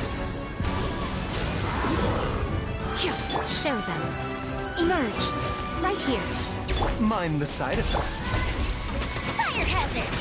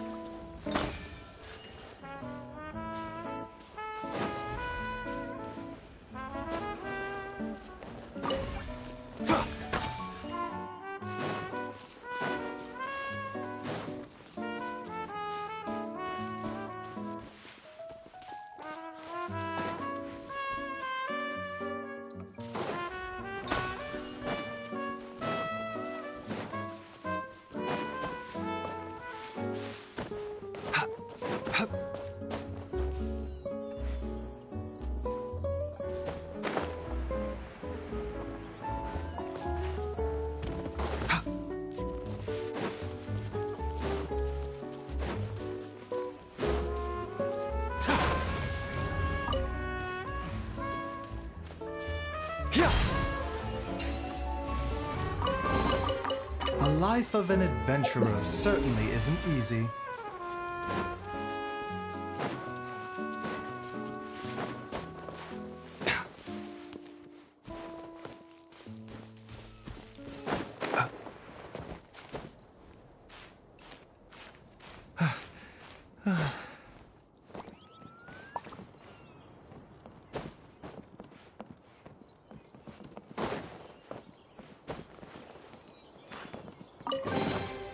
What? So all that running around was for this? Shang, behave.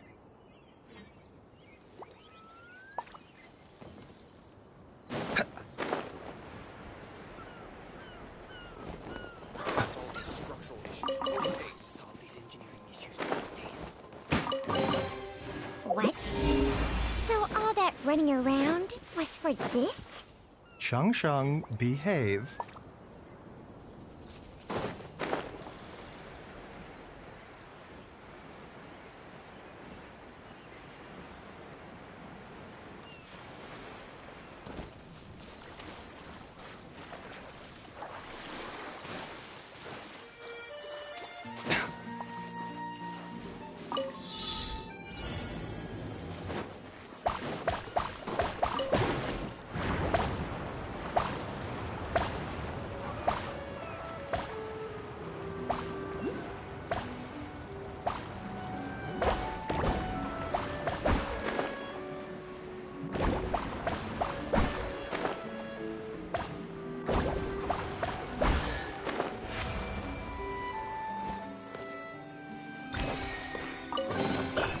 What?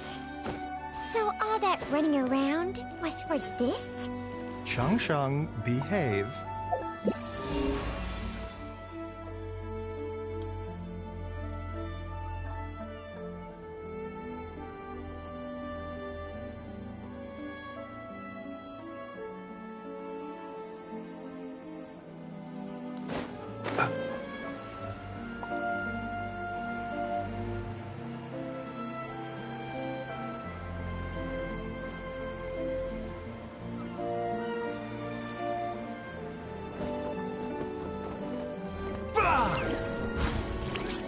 Right now.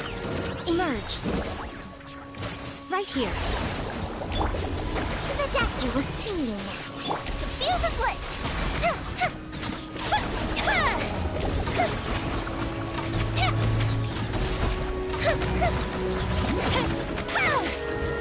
Mind the side effect. Emerge.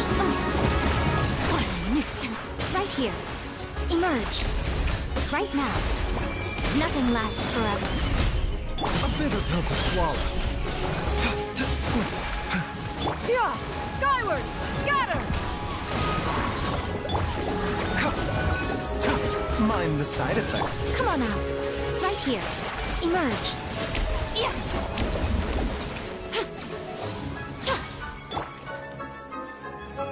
The doctor will see. Right here.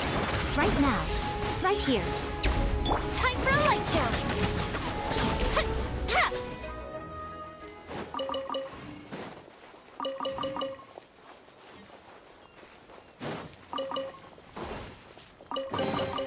What do we have here?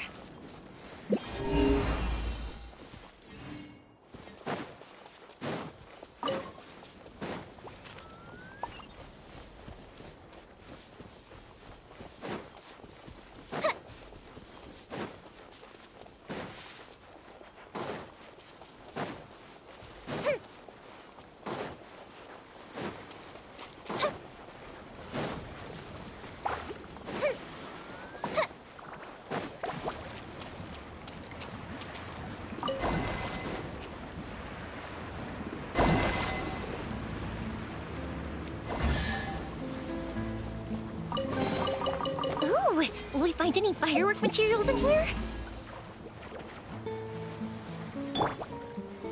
Emerge. Right here. Right now.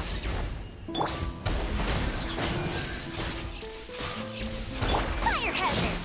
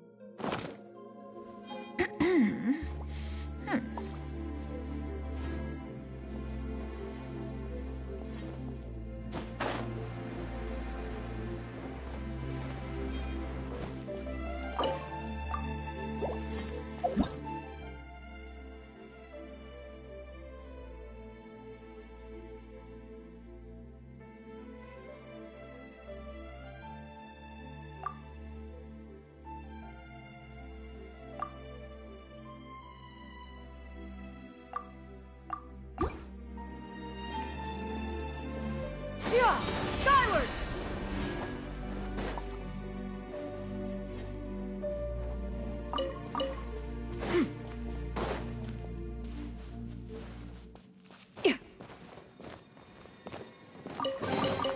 These could be salvaged for parts.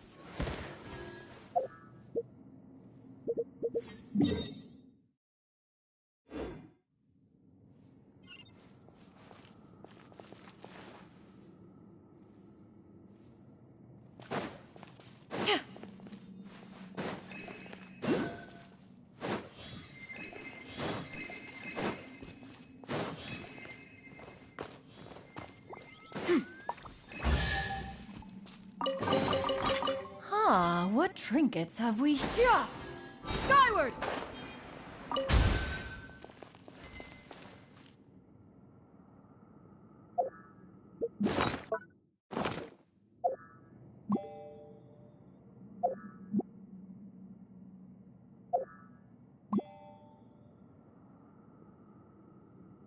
Peace prevails throughout the land, and all things are made new, as buds in the spring.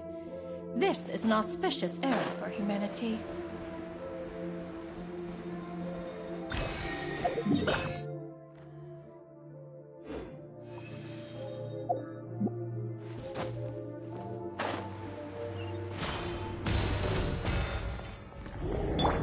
Right here. Mind the side effects. Fuse is lit!